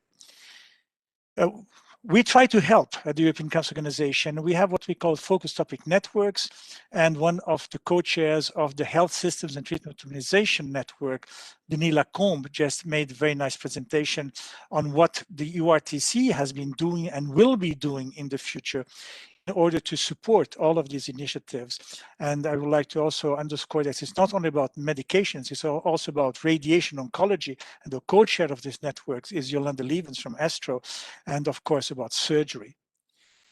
Already stated by many, don't reinvent the wheel. We are here to offer many tools. The European Cancer Organization, thanks to its members, has a series of essential requirements for quality cancer care papers. These are not guidelines. These are some visions of our members and especially of our patients on how can we deliver a better quality cancer care in specific tumor types. And one of the papers is a very important one because it deals with the role of the primary care physician that we alluded to briefly during this meeting, but that we should never forget. We have to have a better interface with the primary care physicians all over Europe, because they play such an important role in early detection, prevention, and of course later during the itinerary of the patient through a wonderful end, or unfortunately sad end, to the cancer history. We have also implemented the European Code of Cancer Practice, which is an addition to the European Code Against Cancer, and this was a patient-led initiative trying to translate the rights of the patients that are in the essential requirement papers into a reality, and we will be now approaching all the different countries to see how can we transform this document into reality throughout all of the countries. We have many members that are ready to help implement all the goals that have been discussed here. And I mentioned just, of course, OECI, I mentioned already Simon Oberst, MASS, the Supportive Care Society, the Geriatric Oncology Society, I'll come to this in a couple of minutes, the International Psycho-Oncology Society, the European Association of Palliative Care, and many others have developed tools, standards, and guidance that can help in the work. So let's not reinvent the wheel. Let's see at what other people have already done that. And I hope that your support will be available to support all of these fantastic organizations. I would like to end my comment here with something that is very dear to my heart, the issue of older cancer patients. There's a huge inequality in the care of these patients throughout the world, throughout Europe. And one of the issues, for example, is that we do not have the appropriate clinical trials for these patients, and we need to address this issue. Thank you very much for having invited me. And we thank you, Matti, for these important comments. So it was absolutely worthwhile inviting you. Thank you very much. And also now just to point out that you can see the face to the wise words that we had heard before. So waving to Jose, and if you wave back, then you can see the line is back. So fantastic. And then you can listen actually also to the next panelist, which we have in this session. And here I like to call Gennaro Giliberto, who's the director of the Digital Institute for Cancer Outcome Research, also located in Brussels. So please, Gennaro. Okay, good afternoon, everybody. I hope you can hear me. Yes. Yeah, so my short talk is going to give you an idea of what is this new object that is called the DigiCore, which has a registered office in Brussels, but actually I'm located in Rome. I am the director of a National Cancer Center in Rome and a member of the executive board of Alliance Against Cancer. So I've really enjoyed very much the whole day, and in particular this afternoon session. Obviously I don't need to persuade this audience that we need to fill the gap of outcomes research in the cancer research continuum, and that we need to work around real world data and generate real world evidence in order to improve the impact of personalized therapy for cancer. So in order to achieve this goal, obviously this has been discussed before, we need new infrastructures. And in order to be pragmatic, we need to build infrastructure of sufficient critical mass in order really to put into practice what I guess that everybody has enjoyed before, the example, the use case presented by Marta Soares. We need to structure this in a manner that we can conduct these studies with strength and continuity. This is basically the goal, and that's how about 1 year ago we have started to discuss among several members of OECI comprehensive cancer centers, as well as with IQVIA, the idea to generate a new institute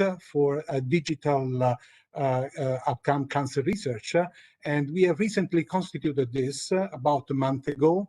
DigiCore stands for Digital Institute of Cancer Outcomes Research, and is as a structure of a European economic interest group. Is a private public partnership. So we plan to use a federated model to pull together our cancer data with two major goals: to improve patient outcomes and conduct more efficient trials. So what type of structure we have at the moment? We are about 22 different members, of which 2 are private, IQVIA and Illumina, and the other 20 members are either cancer networks or individual institutes.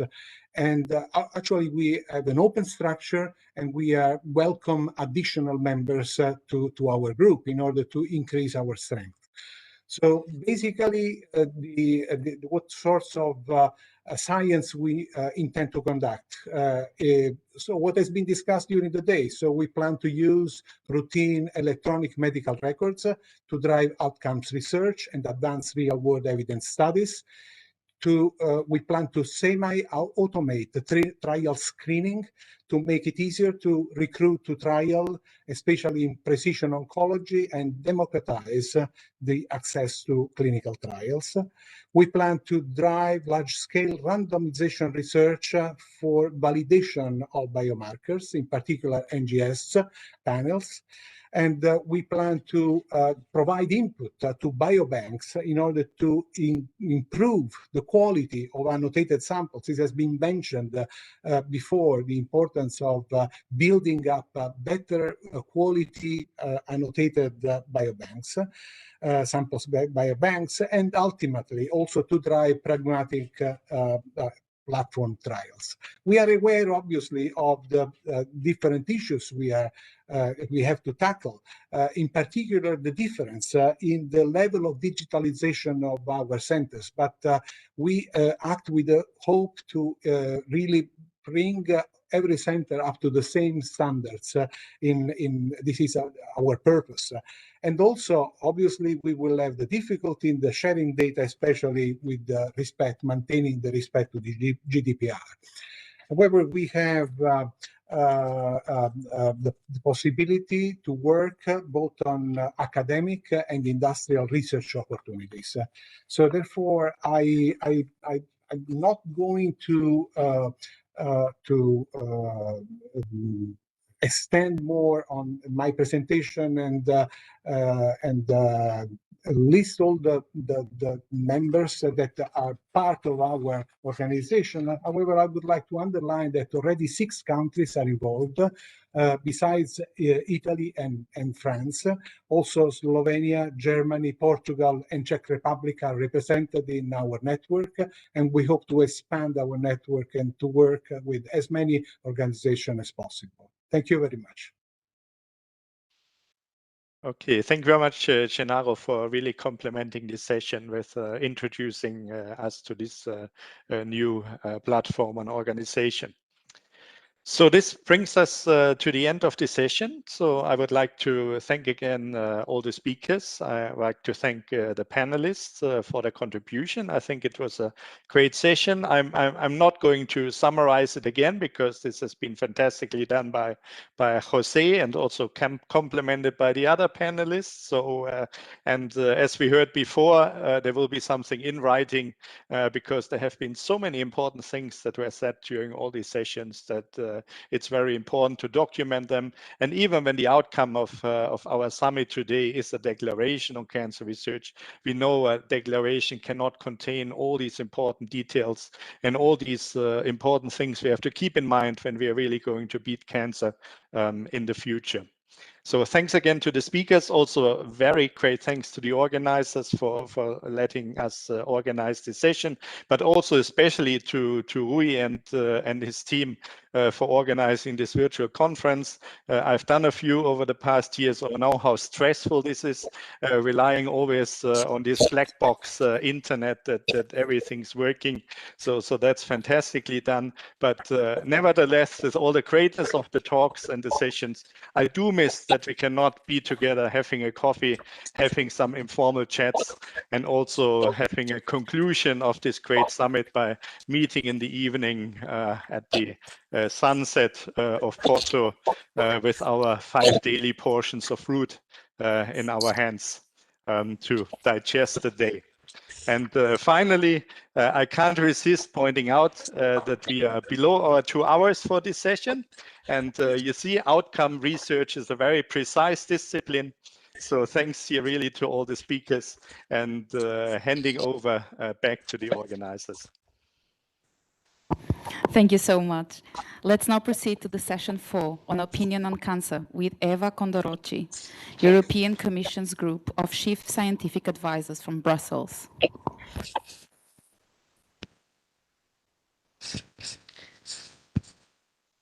Hello, good afternoon. I would like to thank the organizers giving me this slot to present our group, the Chief Scientific Advisors, and also speak about one of our current work, which is scientific advice on cancer screening. So before I would give more details on that one, I think you might not know so well the group of Chief Scientific Advisors. So first I would like to introduce ourselves, who we are and what we do, and what is the scientific advice mechanism.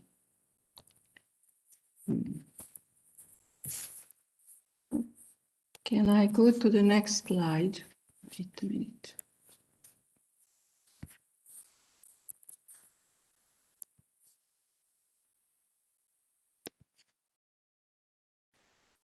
Oops.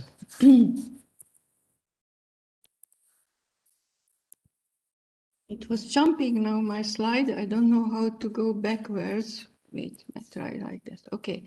So in 2015, the European Commission established the scientific advice mechanism with the aim to provide independent scientific evidence and advice for the Commission's short, medium, and long-term demands. And for this one, the group of chief scientific advisors was established. We are 7 scientists. We are independent, so we are not employed by the Commission, and we are representing different scientific fields. Our role is to provide scientific advice for well-informed policy and better regulation. So we have to state clearly what is known, what is evidence, what is unknown, what is uncertain, or where are the knowledge gaps. We should be transparent and free from bias as possible. We work closely also with the SAPEL. This is Science Advice for Policy by European Academies. Then this consortium is made of more than 100 European academies. We can ask them to provide literature search or making evidence review report, which serve as a basis for our scientific advice. And we have a third component, and this is the subunit at the DG Research and Innovation, which helps our work, but also the work of the scientific advice mechanism in general. So you heard today that cancer is on the priority of the Commission, and there is the plan for the Beating Cancer and Horizon Europe cancer mission. And we know that in many states, member states, there are cancer screening programs in breast cancer, cervical cancer, colorectal cancer. But still, this is not efficient enough, and there are still millions of people who are diagnosed with cancer yearly, and millions of people can die from it. So in 2022, the Commission will make a proposal to update the 2003 Council recommendation on cancer screening based on the latest available scientific evidence. And one of the objectives will be to consider the extension of cancer screening to other cancers. And we know that prevention and cancer screening is really the basis, and without that one, we cannot fight against the cancer. So we are asking the FEAM, the Federation of the European Academies of Medicine, to provide an evidence review report. And we hope that we can provide a scientific opinion by the end of February next year.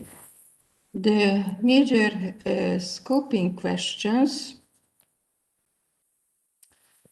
will be: how can cancer screening programs targeting breast, cervical, and colorectal cancers be improved in the EU? What is the scientific basis extending such screening programs to other cancers, for example, lung, prostate, and gastric cancers, and ensuring their feasibility through the EU? So here you already mentioned today other screening programs, the liquid screenings, liquid biopsies. It is very important also to developing more non-invasive screening procedures, and it would be nice to have screenings for those cancers where there are no early symptoms. And the final question is, what are the main scientific elements to consider and the best practices to promote for optimizing risk-based cancer screening and early diagnosis throughout the EU? This program just started, so we are at the beginning, but I hope that we shall have a lot of collaboration in the future with you, because I suppose many of you member of the FIMS. And I really miss you to meet in person, because that would have been very, very helpful for me to have really a direct contact to you, who are really the expert in the field. Thank you very much for your attention, and looking forward meeting you and working with you in the future. Thank you.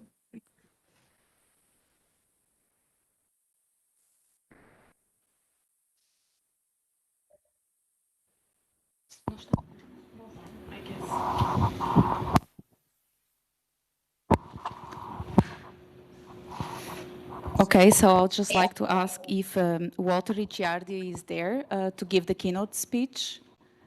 If not, okay, so if not, we'll proceed with session 5 on EU-USA cancer research cooperation that will be shared by Michael Baumann from German Cancer Research Center, DKFZ, Heidelberg.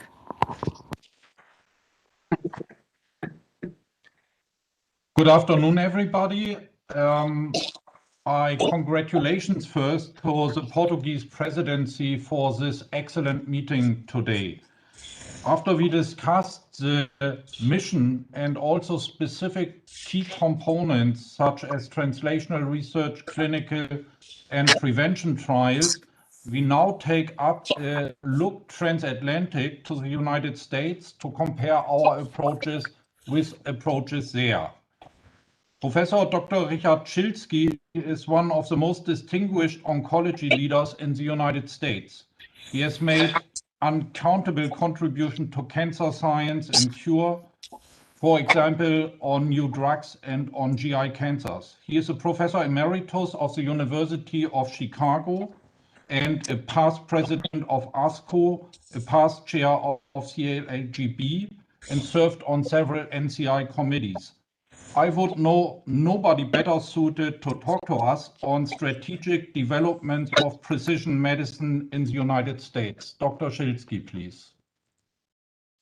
Thank you very much, Michael. Good afternoon, everyone. It really is an honor for me to be invited to speak with you at the end of a long and what looks to be a very productive day. And I want to thank all the organizers, and in particular Ulrich Ringborg, for extending the invitation to me to speak with you. If I can have my slides, please. This is the title of the presentation that I was asked to give, but I made one minor modification to it, which is I put the word strategic in quotation marks. Because one thought I will leave you with is that although we have many resources and many infrastructures and activities in the US related to precision cancer medicine, there is really not a unifying strategy across the entire country. Next slide. Now, as you've been discussing today, of course, when we talk about precision medicine, we really, at the present time at least, are talking about understanding the individual and the germline variation in the patient who is the host of that cancer, understanding the tumor and the somatic mutations and other molecular alterations that drive that tumor, and using that information, integrating it as best as we can to develop what we hope to be an individualized, personalized care plan for each person. Next slide. At the moment, this is largely facilitated by what some have called translational genomics. Although without doubt, there will be other omics that will come into play in the succeeding years. Transcriptomics, metabolomics, epigenomics are all being developed, but genomics is the major driver right now that enables risk prediction, better assessment of prognosis, the development of biomarkers to select therapies for patients that are most likely to work, and so on. So a lot of what all of us are doing relates to the implementation of genomic analysis of tumors. Next slide. And this is complicated, of course, and you all recognize this, and it requires biospecimens that are collected in a high quality and uniform way. It requires a deep understanding of molecular pathways, biomarker validation, and the development of multiplex assays, because in most cases, we won't have enough tissue to be able to analyze every single potentially useful biomarker in a patient's tumor. It requires outstanding and continually updated bioinformatics. And then, as a clinician, I think one of the most important and as yet poorly developed aspects of precision medicine is the clinical decision support that helps guide the physician to a treatment recommendation for the patient based upon this wealth of information that we're able to develop now, but is very difficult to assimilate into routine clinical practice. Next slide. The next slide just shows you sort of a more detailed workflow for implementing precision cancer medicine. I'm not going to go through this in any detail, but I do want to point out that under each of these steps are detailed standard operating procedures, detailed quality control measures, detailed data collection requirements. So getting from the sample collection to the physician interpretation is not by any means a simple matter, and it requires a lot of careful planning and as much training and uniform implementation as possible. Next slide. So just to take a step back to overview something that you all, I'm sure, already know about cancer research and care in the US. I think it is best characterized by these bullet points. It is decentralized, it is fragmented, it is driven by the marketplace. There really is no national priority setting. Yes, there are priorities that are set by various groups in the US, but there's not really a unifying national strategy. There are a few standards. And one of the things I'll come back to, and one of the things that I've heard all of you emphasize throughout the day today, is the importance of having common data standards. Data standards for data definition, for data acquisition, for data reporting, for data access. And it's important not only to have the standards, but to have common development and application of those standards. Because, if various groups each develop their own data standards, we're not going to get to where we need to be, which is, a global ability to collect information in a uniform way and then share it. And that gets to the issue about limited data sharing. Even though there are lots of data sets, many of them are not fit for purpose. Many of them do not have important clinical annotation, and it's very difficult to integrate these across organizations. So in short, in the US, there really is no national strategy for precision cancer medicine that I can identify. Next slide. Now, I'll just walk you through briefly this little diagram about how the major US federal government agencies are involved in cancer research and care delivery. And so, if you go from left to right, for discovery research, this is largely funding through the National Institutes of Health and the National Cancer Institute. Development or translational research is overseen largely by FDA, NCI, and the Office of Human Research Protections. Delivery of care is really the primary responsibility of FDA and the Centers for Medicare and Medicaid Services. And then learning from real-world experience falls largely in the domain of NCI and CDC through the SEER registry and other population-based registry systems. And the setting for interoperability standards. I mean, many of you throughout the day today talked about extracting real-world data from electronic medical records, but having interoperability standards and putting the incentives in place to implement those in the US falls largely to what's known as the Office of the National Coordinator, ONC. And again, CMS is the largest public payer in the US. And I'll point out that, although these agencies generally work together, they still work largely in silos. They each have a statutory mission that's established by Congress. They each have an independent funding line. They each have independent leaders. The leaders rarely meet together. And so while there is some overlap and complementarity in the work that they do, and they're all important in order to bring discoveries to actual practical clinical application, they don't work in a very coordinated way. Next slide. And then, of course, there are other entities. There are the NCI designated cancer centers, of which there are now more than 70 in the US. But I'll point out that the NCI designated cancer centers, and I used to be a cancer center director earlier in my career, don't really collaborate very much. There are no established networks of the cancer centers.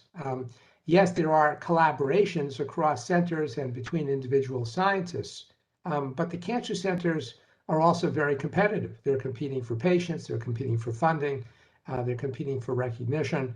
And so the cancer centers, while they participate in the various research networks that exist in the US, primarily the US cooperative group system,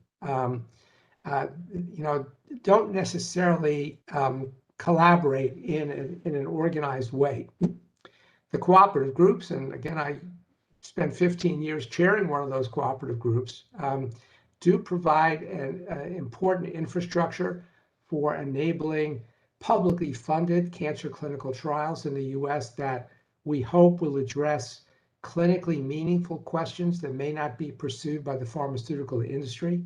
And they are a very valuable resource, although they are terribly underfunded. The funding for the entire US Cooperative Group program is about $170 million per year, which is about the same as a pharmaceutical company might spend to implement one prospective randomized clinical trial. And for that budget, there are hundreds of clinical trials that go on. But the trade-off, of course, is that many of those trials are slow to launch, slow to complete, and some never reach their endpoints. There are, of course, the professional societies like ASCO and others. There are the bodies that set guidelines like ASCO and NCCN, and these play important roles in helping to establish standards of care in the US. Each state has its own cancer programs. And then we cannot underestimate in a country that does not have a single payer healthcare system, the importance of both commercial R&D and commercial payers. Right now in the US, the primary gatekeeper with respect to who is able to access care are the commercial payers. Because to a great extent, we don't have many of the health technology assessment entities that exist in the European countries. We have no way of really constraining the cost of care. which is essentially driven by what the market will bear. Medicare, as you know, is required essentially to pay for any FDA-approved therapy. So the only entities that constrain cost are the commercial payers, and they constrain cost largely by limiting access, which of course is not good for patients. Next slide. Now, all that said, of course, the National Cancer Institute does play a pivotal role, and the director of the National Cancer Institute was designated by the National Cancer Act of 1971, the 50th anniversary of which we're celebrating this year, to be the head of the National Cancer Program. One of the authorities given to the NCI director at that time was the authority to develop and submit directly to the president an annual plan and budget proposal. And this is just a snapshot of the website from Dr. Sharpless's presentation of his budget proposal, often known as the bypass budget, that goes directly to the president. On the next slide, you can see what his proposed priorities are. Studies in cancer drug resistance, molecular diagnostics for cancer treatment, obesity and cancer survivorship, all topics that I'm sure you've touched on during the day today. But these are obviously at a very high level. And he's proposing, he's asking the president to propose to the Congress a budget increase of almost $1.2 billion that would bring, if approved, the NCI budget to about $7.4 billion in fiscal year 22, with those funds to be deployed as shown on the right-hand side of that slide. Next slide. Now, just to point out, since I just retired from spending 8 years working at ASCO, that ASCO also sets research priorities and publishes these annually in January, and these are the 2021 research priorities published by ASCO. I won't dwell on these. You can all look them up. They've been published in the JCO, but I'm sure they will resonate with many of you. Next slide. Now, you all, I'm sure, have heard about the cancer moonshot, also known as the Beau Biden cancer moonshot, that was created by Congress essentially as the Obama administration was leaving office, and shortly after the death of now President Biden's son, Beau Biden. And this is an initiative that is providing to NCI an incremental $1.8 billion in funding over about an 8 to 10 year period to hopefully develop and accelerate progress against cancer. Now, the moonshot has been implemented. As you can see, if you can read this slide, NCI so far has invested about $1 billion in moonshot funding since 2016. It is supporting over 240 research projects and 70 consortia programs. The areas of focus were developed by a group of scientists and cancer experts known as the Blue Ribbon Panel. But the implementation of the moonshot funding has been done in the way that the NCI typically does things, which is by creating grant programs that people can apply for. So although the broad areas of funding were developed in a somewhat coordinated way, the implementation of these funds is done through sort of the traditional mechanism of investigator-initiated research grants, and again, with relatively little coordination among the individual research projects. You can read more about the implementation of the Moonshot programs, on the Moonshot website shown here. Next slide. Now, if any of you listened to President Biden's address to Congress last week, you may have noticed that he called for the creation of something now being referred to as the Advanced Research Projects Agency for Health, or ARPA-H. This is formulated in keeping with an agency that's been in the Department of Defense in the US for many years, known as DARPA, which has been credited with creating some of the most important technological advances that we all use now in our daily lives, including things like GPS and even contributing to the development of the internet. And the president is now calling for the Congress to appropriate $6.5 billion additional dollars in fiscal year 22 to create this new agency. We don't have a lot of information yet about what this new agency will do, how it will be formed. It is rumored that it will be led by Eric Lander, who you may know was nominated by the president as head of the Office of Science and Technology Policy in the White House. It is thought that this is an agency that will in some ways bring together biology, medicine, and engineering to more rapidly develop and deploy innovative technologies in healthcare. The focus is supposed to be on diabetes, Alzheimer's, and cancer, but this is still very much in a developmental phase, and of course may not be created if the Congress doesn't actually approve it and appropriate the funds for it. Next slide. So getting back to this issue about what is necessary to create a unifying system in precision cancer medicine. And I've listed on this slide, the things that you've spoken about throughout the day, I'm sure that I think are the necessary building blocks. There needs to be a strategy for molecular analysis, and decisions have to be made about using commercial labs or building in-house laboratories. In the US, of course, there are commercial labs that are now beginning to have a global reach, like Foundation Medicine, that provide a high-quality product. But there are also many opportunities for hospitals, cancer centers, and institutions to build their own certified omics laboratories. This is expensive and complicated. It requires building and curating a knowledge base and a bioinformatics platform to support the readout from those analytical laboratories.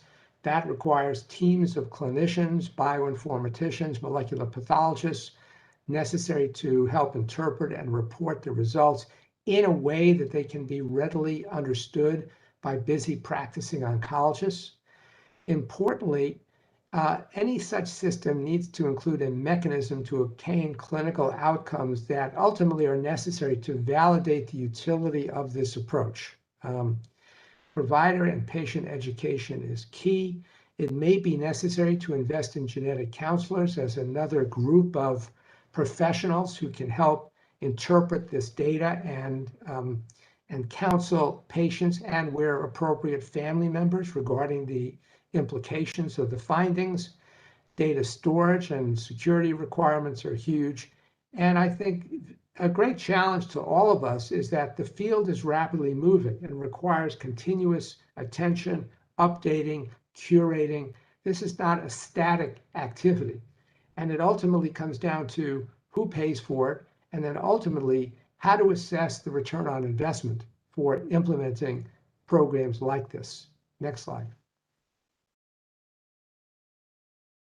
So how is this being implemented in the US? Well, as I said earlier, in the typical US decentralized, fragmented, market-driven way. The omics testing is being done largely by hospital and commercial laboratories. There are some standards that are set for this. Any laboratory that delivers information that is used in clinical care has to be certified by what's known as CLIA. Now, CLIA, as you may know, is administered by Medicare, by the Center for Medicare and Medicaid Services. It is not implemented by the FDA, and it only oversees the general performance of laboratories to be sure that they meet certain standards with respect to general good laboratory practices. Specific omic tests that are intended for sale are regulated by the FDA, but those are generally put forward by commercial laboratories, not by hospitals. Then there's the question of how are the tests interpreted? Well, again, this is done largely at the level of the institution, by institutional experts, by molecular tumor boards that are being convened now increasingly commonly, sometimes by commercial entities. There are now services that are offering test interpretation, not to do the test themselves, but to provide clinical decision support and test interpretation as a fee for service. Then there's the challenging issue of, if a patient has a test that recommends a specific therapy, how do they get access to that therapy? It might be an on-label treatment. More commonly, it will be an off-label treatment that may not be reimbursed. And then getting access to those off-label drugs is very challenging. Of course, some patients might be recommended to participate in clinical trials, but we all recognize that clinical trials are not always available to patients, and not all patients are eligible to participate, nor do they consent to do so. So treatment access is a big issue, but a bigger issue, in my view, is outcome reporting. So if we put all these systems in place and we can actually treat patients with the therapies that are thought to be beneficial for them, how do we learn from those experiences? How do we gather the information to know whether or not those treatments are successful? This requires real-world data platforms, prospective registries, maybe some clinical trials. ASCO tried to address this specifically by developing what we call our TAPER trial, which is essentially a multi-basket prospective clinical trial that focuses on the post-market or off-label use of genomically targeted drugs. Quality assessment in terms of care delivery is essential, and various speakers today have talked about the importance of guideline adherence and quality measures. And then how is it all paid for? In the US, it's paid for largely by either research funders, if it's research, commercial sponsors, if it's intended for commercial deployment, private philanthropy, and in some cases, public or private insurance, although that, more often than not, is always a negotiation at the level of the individual patient. Next slide. So just to finish up, I will leave you with this quote, which I think very well describes where we are right now in the deployment of precision cancer medicine.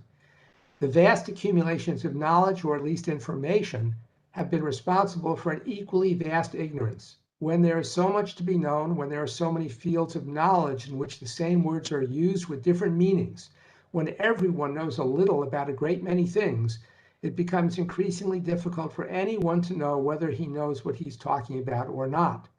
Now, that's a fairly sorry state of affairs. On the next slide, you might be surprised to see that this is a quote from the American poet T.S. Eliot on a completely different subject, written in 1920, but one that I think is completely applicable to where we are in precision cancer medicine today. So I hope I've stimulated some thinking. I hope I've given you some information that perhaps you have not been well aware of. I personally think it would be wonderful to find better ways for the US and Europe to collaborate. We are a global community. Cancer is a global problem. We all have the same challenges.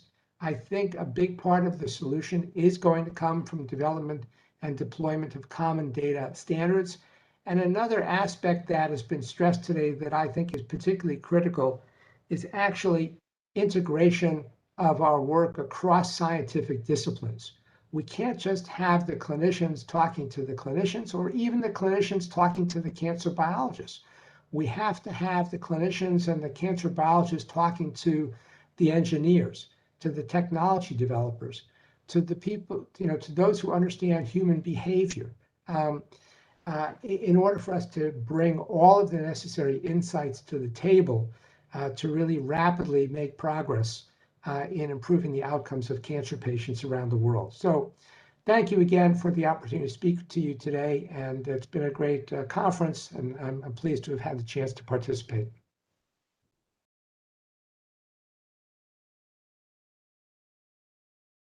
So thank you very much, Dr. Schilsky, for this very interesting and comprehensive talks on the problems we have to face in the future, and also on making your note on interaction between the United States and Europe in these critical endeavor times. Thank you. So before the presentation of the Porto Declaration on Cancer Research, we'll proceed with some closing remarks. And for that, I pass my word to António Sousa Pereira, Rector of the University of Porto.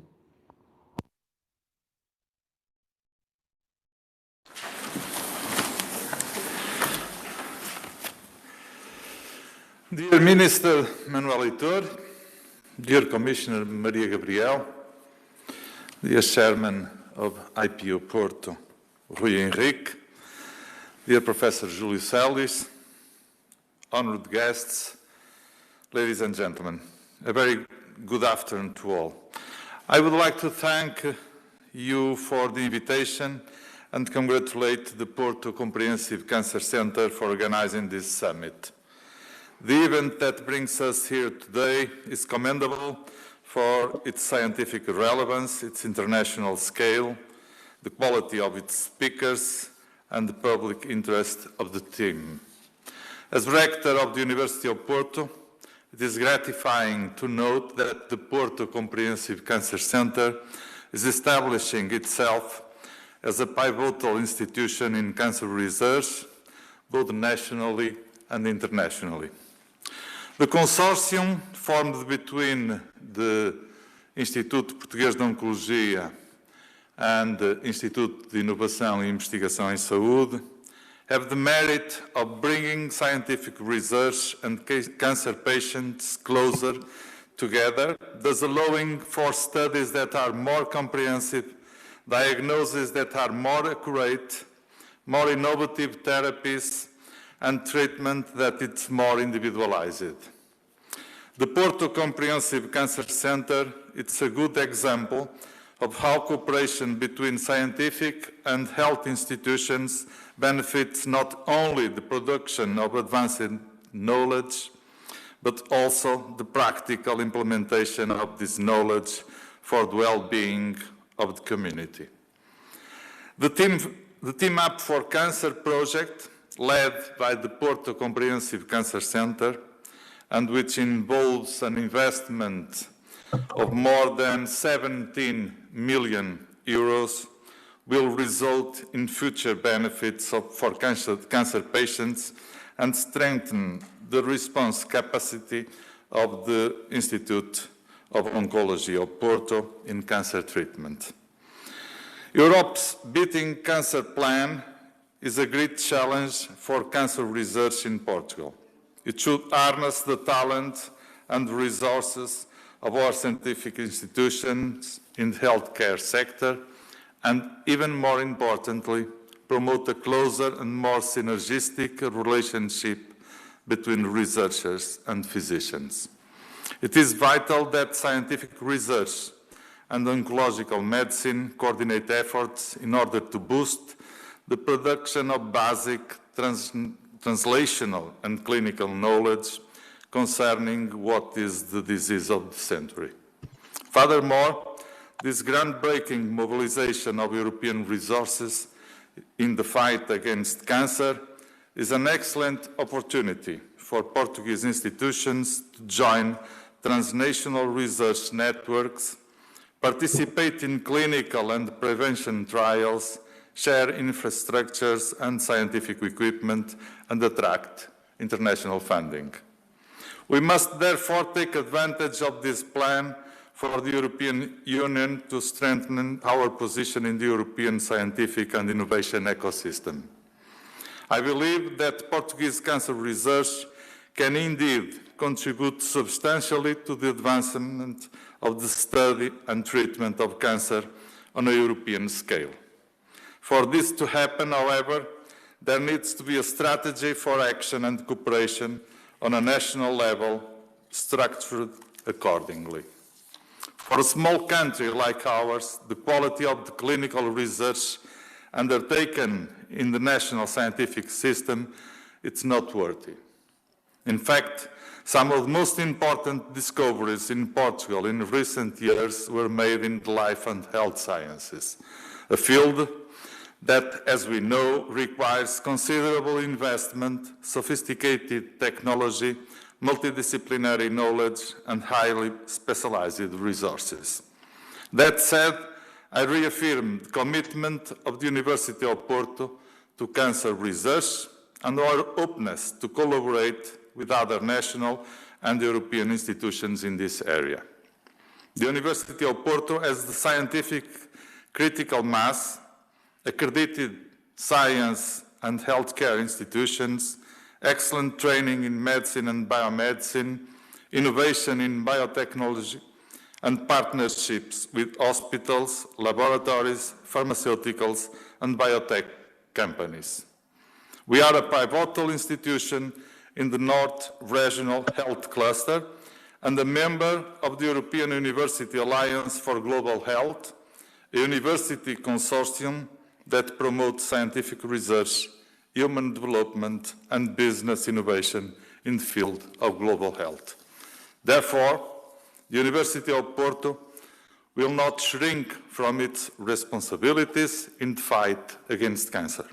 We are fully committed to the European effort to improve cancer prevention, treatment, and care. The pandemic has made the need for a European Union for healthcare even more evident as a way to strengthen the mutual response capacity of the 27 member states to health threats, notably cancer. The future of the European project is founded by Europe's ability to increase citizens' access to medical care, improve health security, promote active and healthy aging, and boost research, development, and innovation into health. I would like to conclude this short introduction by welcoming the speakers of the summit, whom I would like to thank for their readiness to participate in this event. This summit had the merit of bringing together renowned national and international specialists in oncology. It was therefore an excellent opportunity for debate and for the sharing of knowledge, experiences, and projects.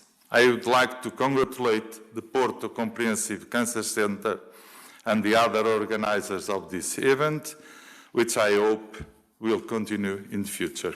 Thank you very much. Thank you. I pass the word again to Rui Henrique on the quality of Chairman of the Board of the IPO-Porto. So it's good afternoon to everyone, and I will very briefly just like to acknowledge all of those that participated actively in this summit. And you were here both at the Porto Comprehensive Cancer Center through video conference and in several European countries, in the United States, and also in Brazil. And so I have special thanks to our friends from the Academia Nacional de Medicina do Brasil for having joined us and having been interested in our discussion. So I put in my speech that we are all aware that in the coming years, Europe and actually the whole world will witness a significant increase in cancer incidence, but actually the numbers that were given here today put us aware of the threat and of the dimension of the challenge. So our discussion today clearly demonstrated that the only way to reduce mortality is to invest in discovering new forms of prevention, early diagnosis and treatment, and evaluating the outcome of these interventions. Only then they can be sustainable. This summit aimed to discuss the advances already made and envision the future of cancer research through debate and strategic alignment between researchers and policymakers. That's what happened here today. So I believe that this has been a unique opportunity to show the commitment of all of us to effectively fight cancer and to save the lives of millions of our European fellow citizens.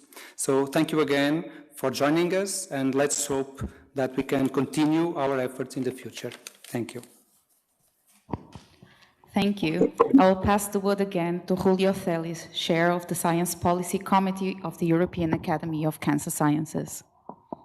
Dear all, thanks very much for participating in this very interesting and productive meeting today.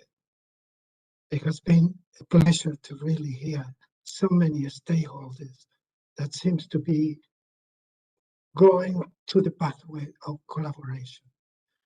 Everything today is really getting people to work together. And I think the message that I got from this meeting, that we really are ready to be able to go ahead and put all our effort to make sure that the cancer mission and the Beating Cancer Play is a success.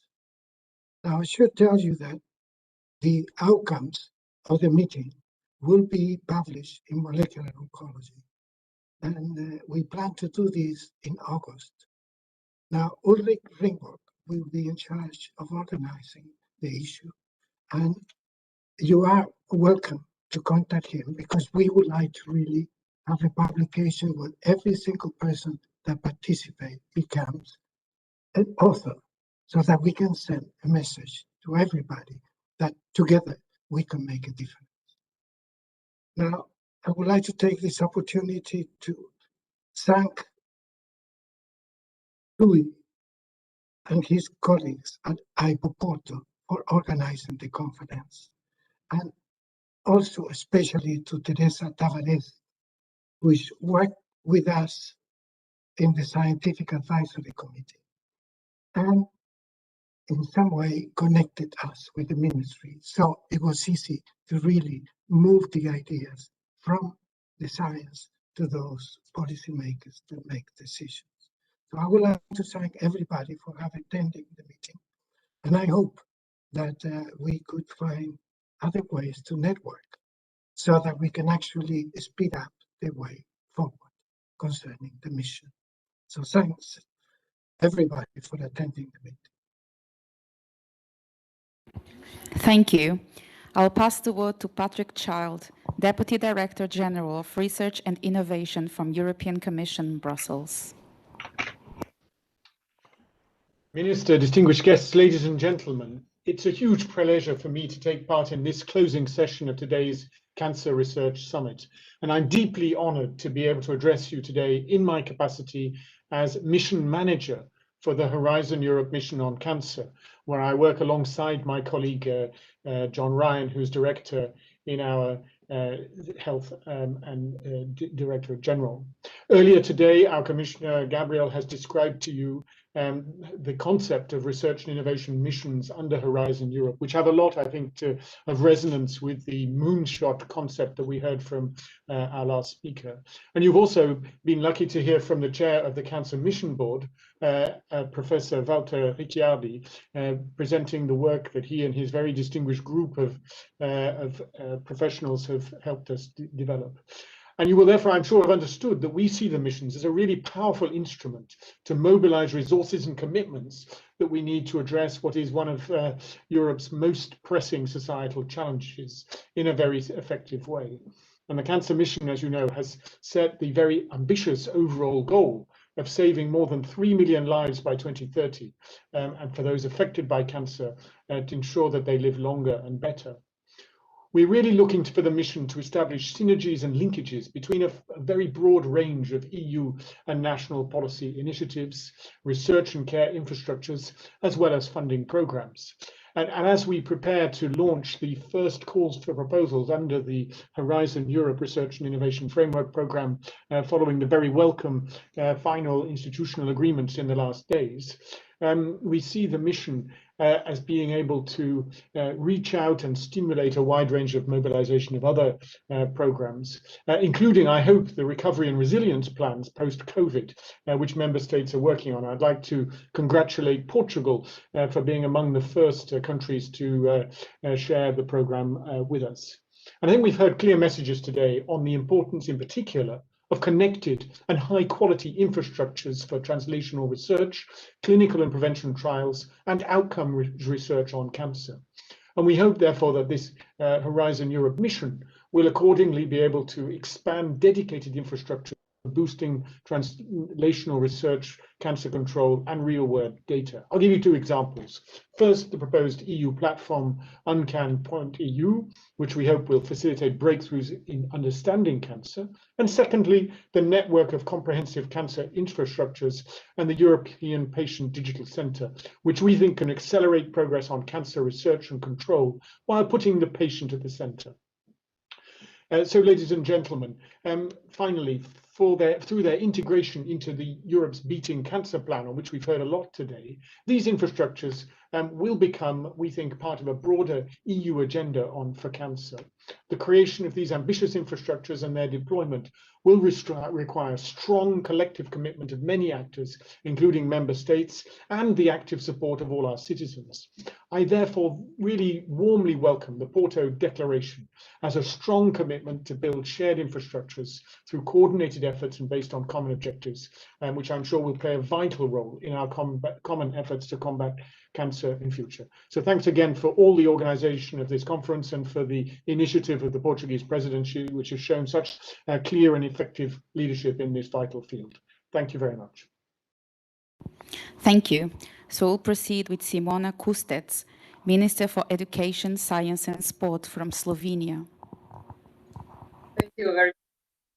Dear fellow ministers, especially dear fellow colleague Manuel Feiter, dear commissioners, dear respectful rectors, directors, researchers, dear speakers, dear guests.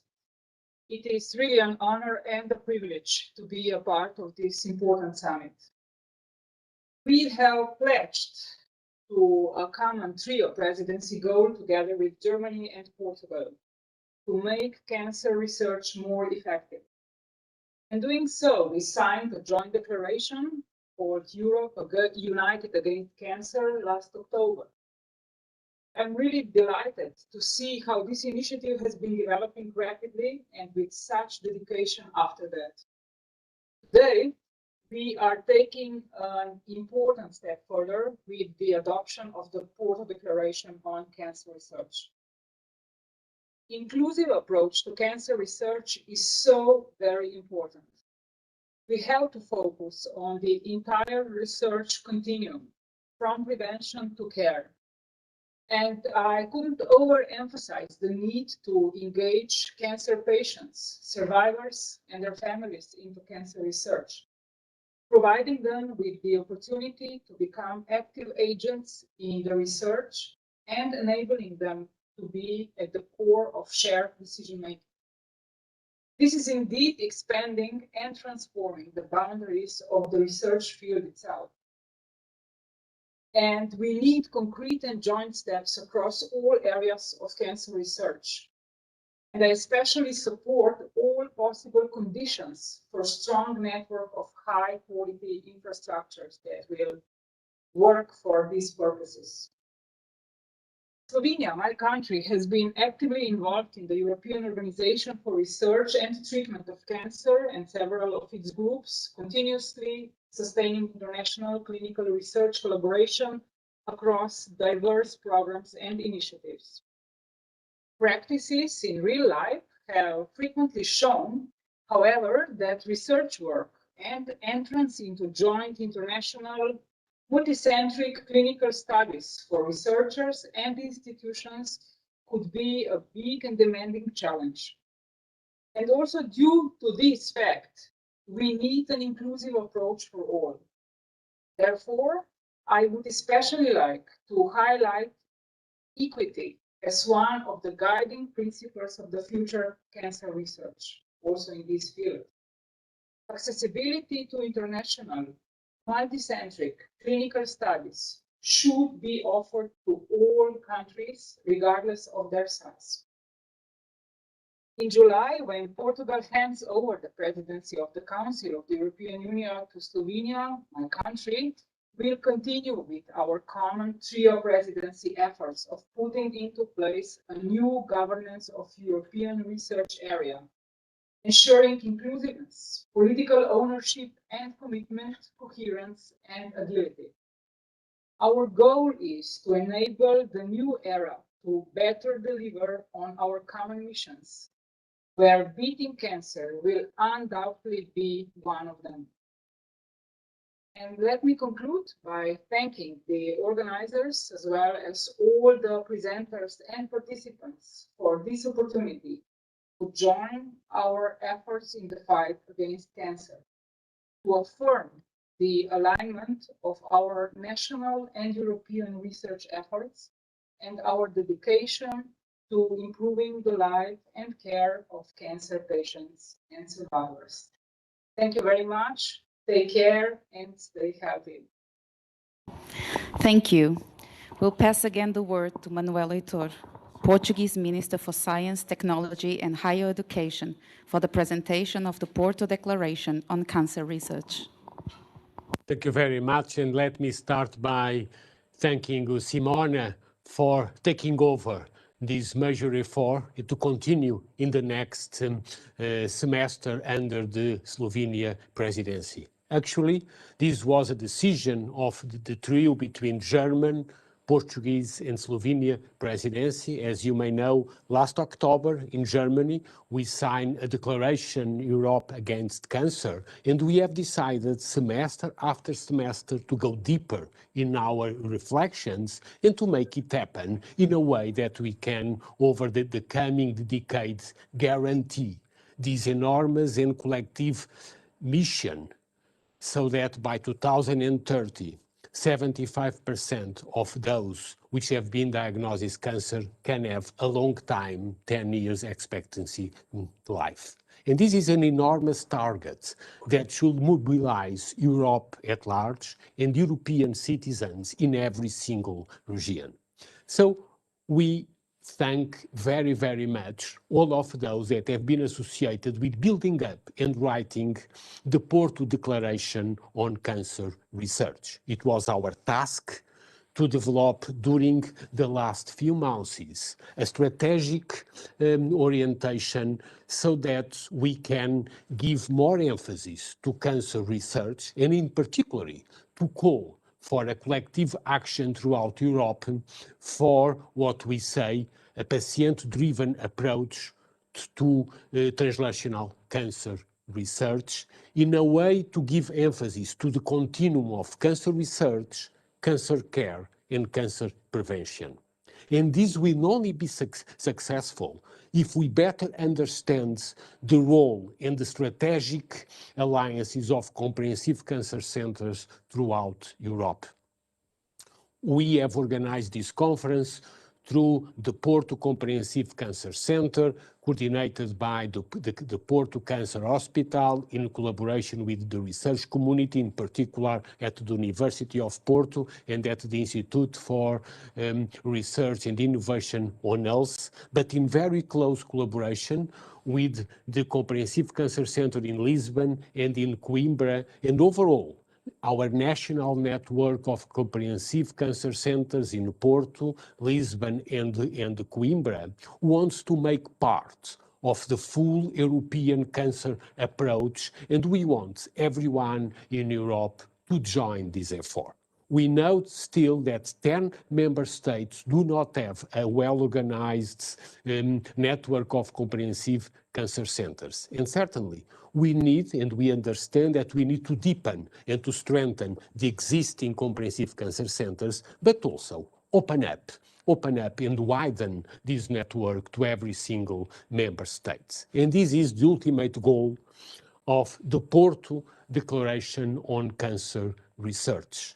Is essentially a collective call for strengthening and widening the network of comprehensive cancer centers, which should be based on three types of infrastructures. First, infrastructures for translational research as a bridge from fundamental and preclinic to preclinic research, including topics which are particularly clear, as we have seen this morning, from molecular pathology to more intrinsic issues associated with preclinical research. Actually, it was nice to listen this morning to Fátima Carneiro, one of the world's leaders in molecular pathology, addressing this issue. Actually, we know that in Porto, we have been having the most influential pathologist, Fátima and Manuel Sobrinho Simões, which actually have been able to build a school of pathology and really understand the role of pathology in a more large continuum which goes into clinical research. And again, the Porto Comprehensive Cancer Centers is a clear manifestation of this capacity, but also of the ambition to do always more and more.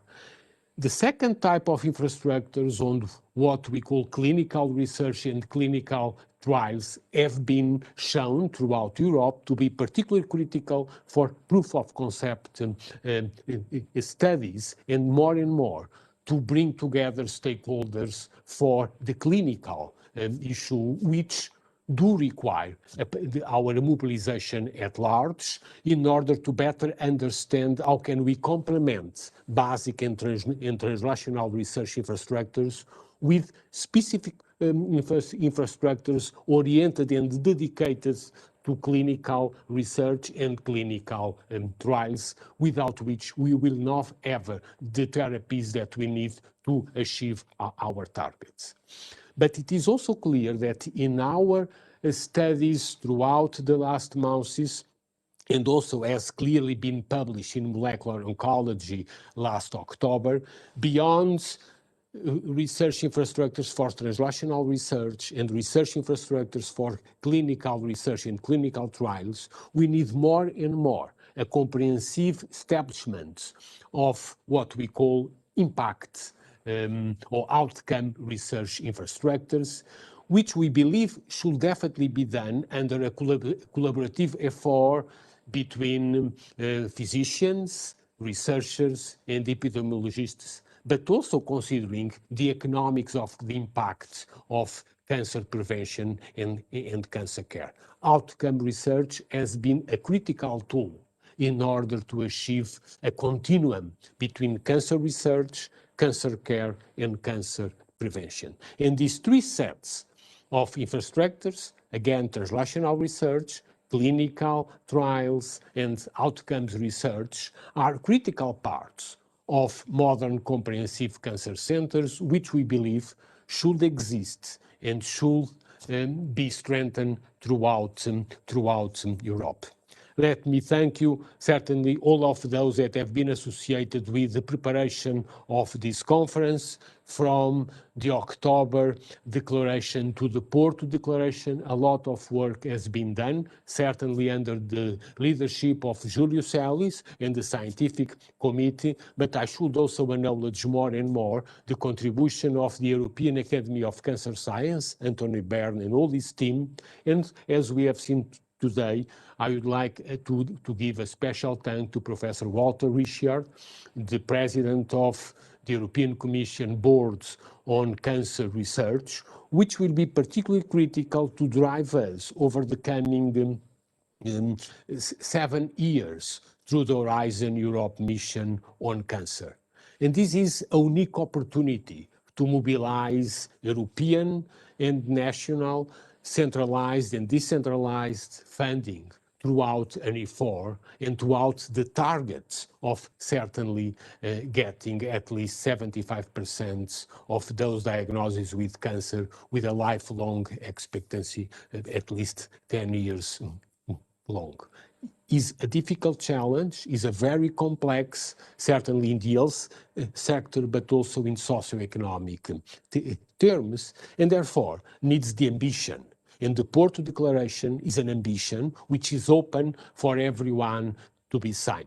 A special thanks to the Porto Comprehensive Cancer Center, and in particular to the Cancer Hospital in Oporto, the team by Rui Henrique and all his team that has put together this conference in close articulation with the Scientific Council. I certainly would like always to thank to Ulrich Rinborg from Karolinska, also a chair of the committee, our colleague Pepet Tabernero from Barcelona, and also Joaquin Schultz from the International Agency for Research on Cancer. Many of others that have contributed session after session, and essentially emphasizing the key importance of a diversified set of 3 types of infrastructures, of research infrastructures, which will be critical to be available through the European network of comprehensive cancer centers. Let me thank again to everyone, and particularly not only to appeal for signing the declaration in the conference websites, but to pass the message to every single European citizen that we need to mobilize our effort on cancer research, because more research is better quality of life in Europe. Thank you very much, you all. Thank you. Thank you very, very much. I'd just like to close this summit, but before, I would like to thank you all for participating, with a particular word of acknowledgement to all the speakers that took their time to make this summit possible. And for that, I ask you a round of applause at the end.